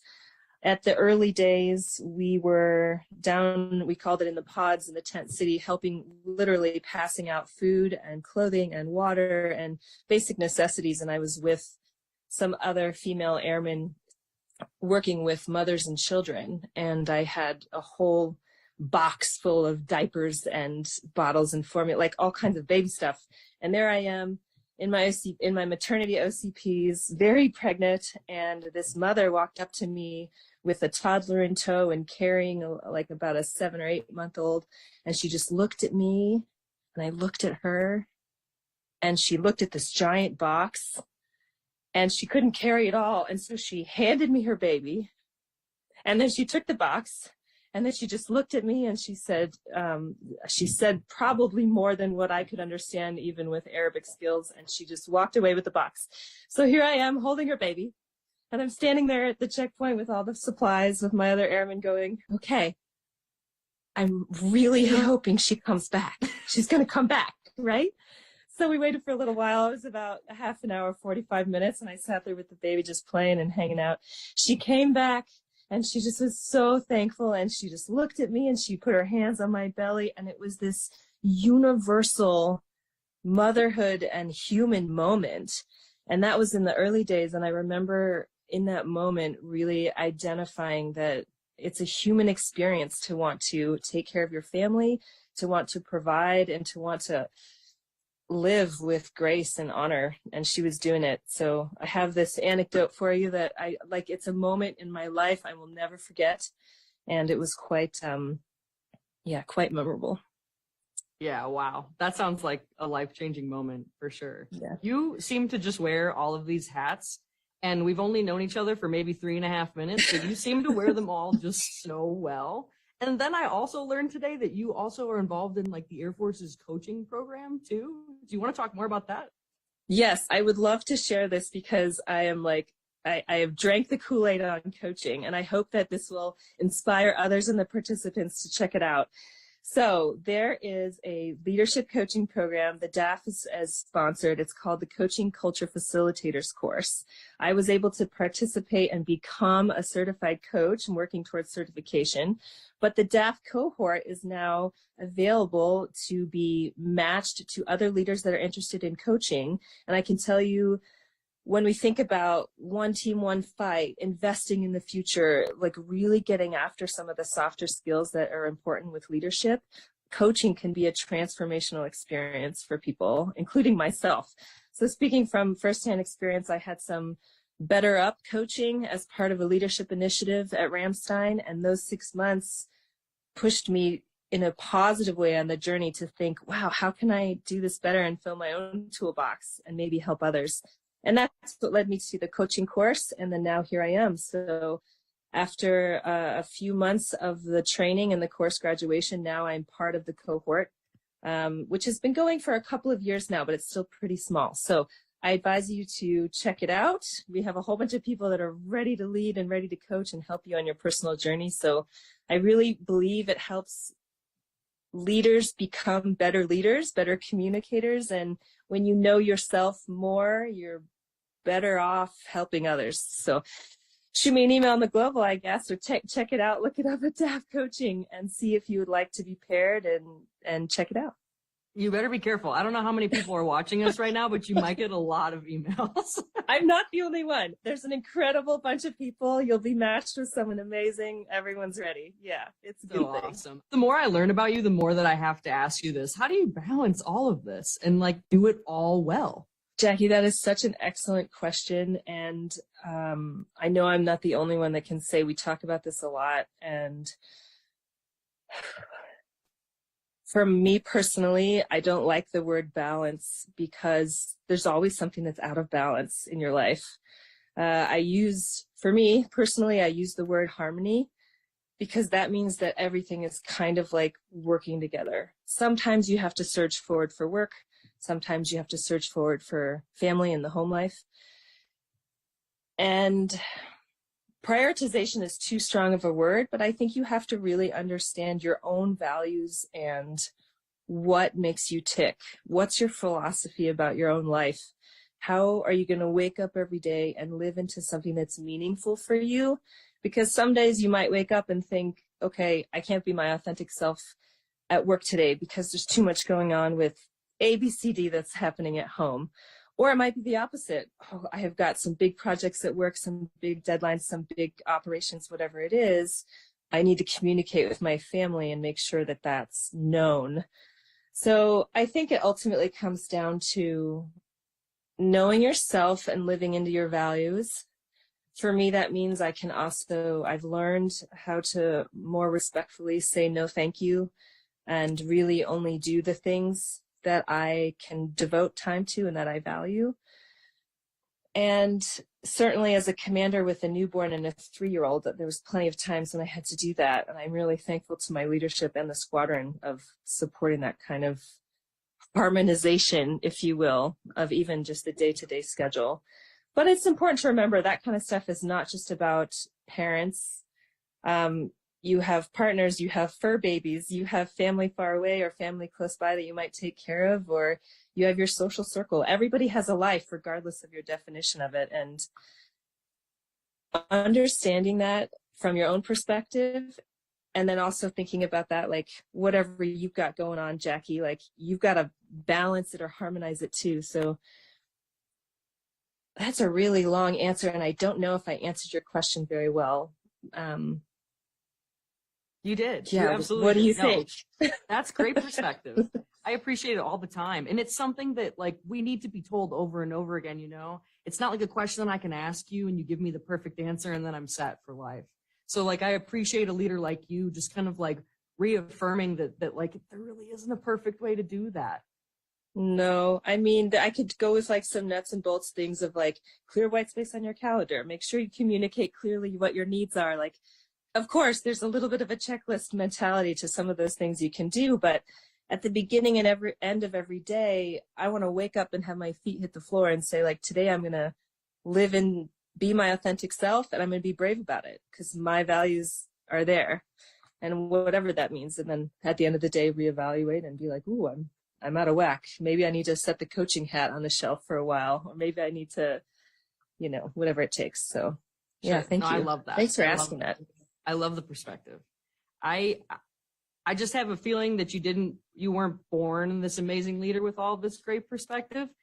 And so you must have been sort of influenced along the way and inspired along the way. Do you want to talk about anything like that? Like who's inspired you or how you try to inspire others? Oh, absolutely. What a great question. I hope that I'm not alone when as participants listen to this and they think about all the people around you that inspire you. I think it goes back to, for me, growing up with the family and parents that really did not, the sky was the limit and beyond. I had very supportive parents and by an extension, extended family.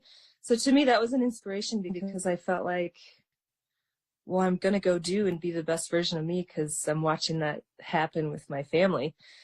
And then coming into the Air Force, I think I was blown away by the diversity of people that I started to meet, not only in who you are, but also diversity of thought and how you think. And then I think that's what's maintained for me for these last 18 plus years now is I'm just blown away and inspired by people who are different than me. And that first of all, it takes a little bit of a slice and reminder of humility that like your world is not the center of the universe, which we all need a reminder of sometimes. But when you like look around a room, or you're talking to people, or you're like trying to solve a problem on a team or getting after something, and you realize everyone has an entire life story that has brought them to this point, that are inspired by whoever it is. And then you come together and to me, that's what keeps me going every day. That's what keeps me wanting to lead and wanting to give back, is that this amazing group of people that have chosen to put on the uniform, that are like sitting in a meeting doing something, or they're like out on the flight line and they're turning wrenches, or they're flying airplanes, or, you know, you walk into finance and you're just like, dude, it must be such a hard day for you always. Like, how are you? You know, like everyone has a whole story, and I'm really inspired by people that think differently and that are different from me, because I think everyone just has so much to give. It strengthens the team. It brings a resiliency. It makes us this like integrated, inspired, and motivated force. So I think that was kind of a very professional answer, but I continue to be inspired by my family and my kids. Oh my gosh, like that's another level of sort of an intimate look at remembering what it was like to be a child all over again, and being like, whoa, this thing is bringing my 1-year-old so much joy. Why can't I find that right now? That's great. She's got a bowl, you know, like it's really basic and funny. So that's another level of inspiration. But I think,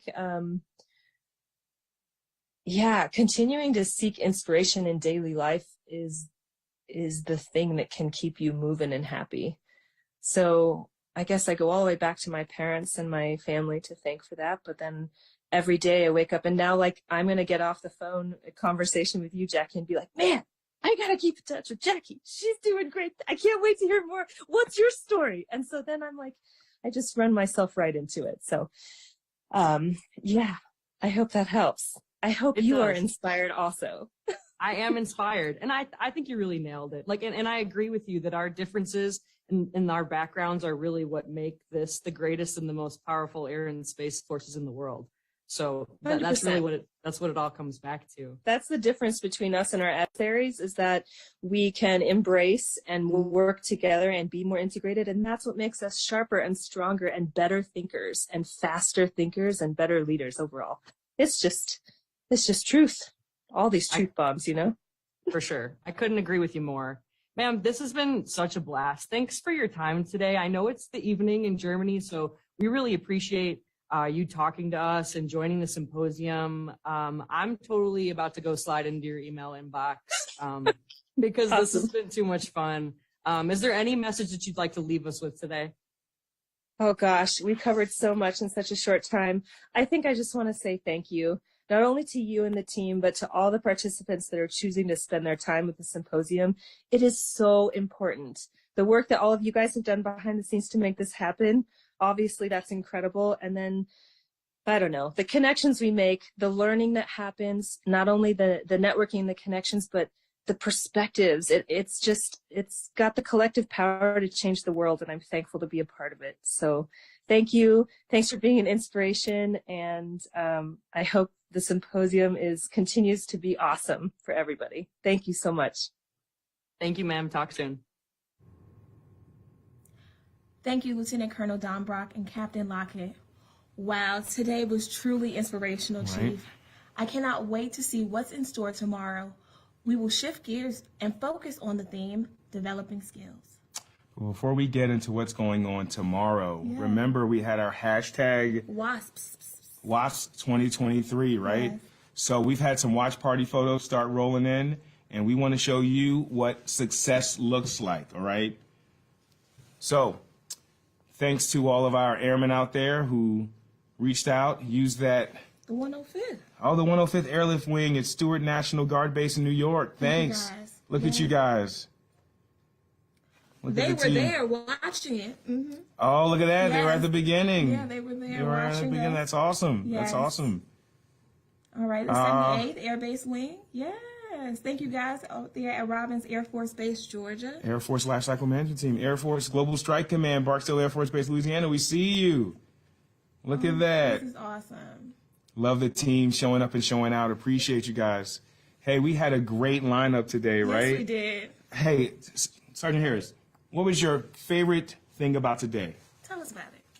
I got to be honest. JW was a pleasure. All right. I love being able to have conversation with him. Chief Wright gave us a lot. I think that his perspective on, doing what's good for the people and understanding that sometimes you just have to take that risk was incredible for me to walk away with. And then Lieutenant Colonel Dombrock, so you guys didn't get to see it. She had a patch, said "Fly Like a Girl," and it was a pleasure for me to see someone. I think of Lizzo's song all the time, to be honest with you. But it is a pleasure to see, one of the women that are going out there flying. I remember when I first heard about the flying uniforms and being able to have pregnant women fly, and to see someone who does that, incredible. Amazing. But before we leave him, I just want to say, shout out to this mug. We didn't even get one. Look, Sergeant Harris, how did you get the mug? I'm joking. But I'm mad. How did I get the mug? Can we get a close-up of the amazing mug that Sergeant Harris got that we didn't get the opportunity to This is the get? mug, everybody. Shout out to our team. That's for a beautiful creating mug. this And if you amazing think mug. that's the end of it, Look, it's not. Look, it's It's gilded. Look, it's blinged out. Look at that gold. Well, come down. That's what they're telling me. Come down. This should be it. Yes. That's it. Ooh, and I'm going to twist it again so you can see the other side. I'm hating. Ooh. So if you guys want us to have a mug, I don't know. Our agenda team, our creators, we want a mug next year. Yep. Put in the comments. 2024 Yes. mugs. Comments. Wasps We want a mug. 2024 mugs. Get Chief Fields. Get Sergeant Granger a mug. It's a movement, y'all. We deserve it. We deserve it. All right, so please tell a friend to meet us right here to resume day 2 of the Department of the Air Force's Women's Air and Space Power Symposium. The event will be live starting at 9 a.m. Eastern Standard Time with opening comments from Chief of Space Operations, General B. Chance Saltzman, from the Women's Air and Space Power Symposium team. Thanks for tuning in, and we'll see you tomorrow. Wow, day 1. In the books. We did the thing. In the books. This is history. We did the thing. Oh, yeah, that's what it is. Come back I'm not now. You an athlete, hear? though.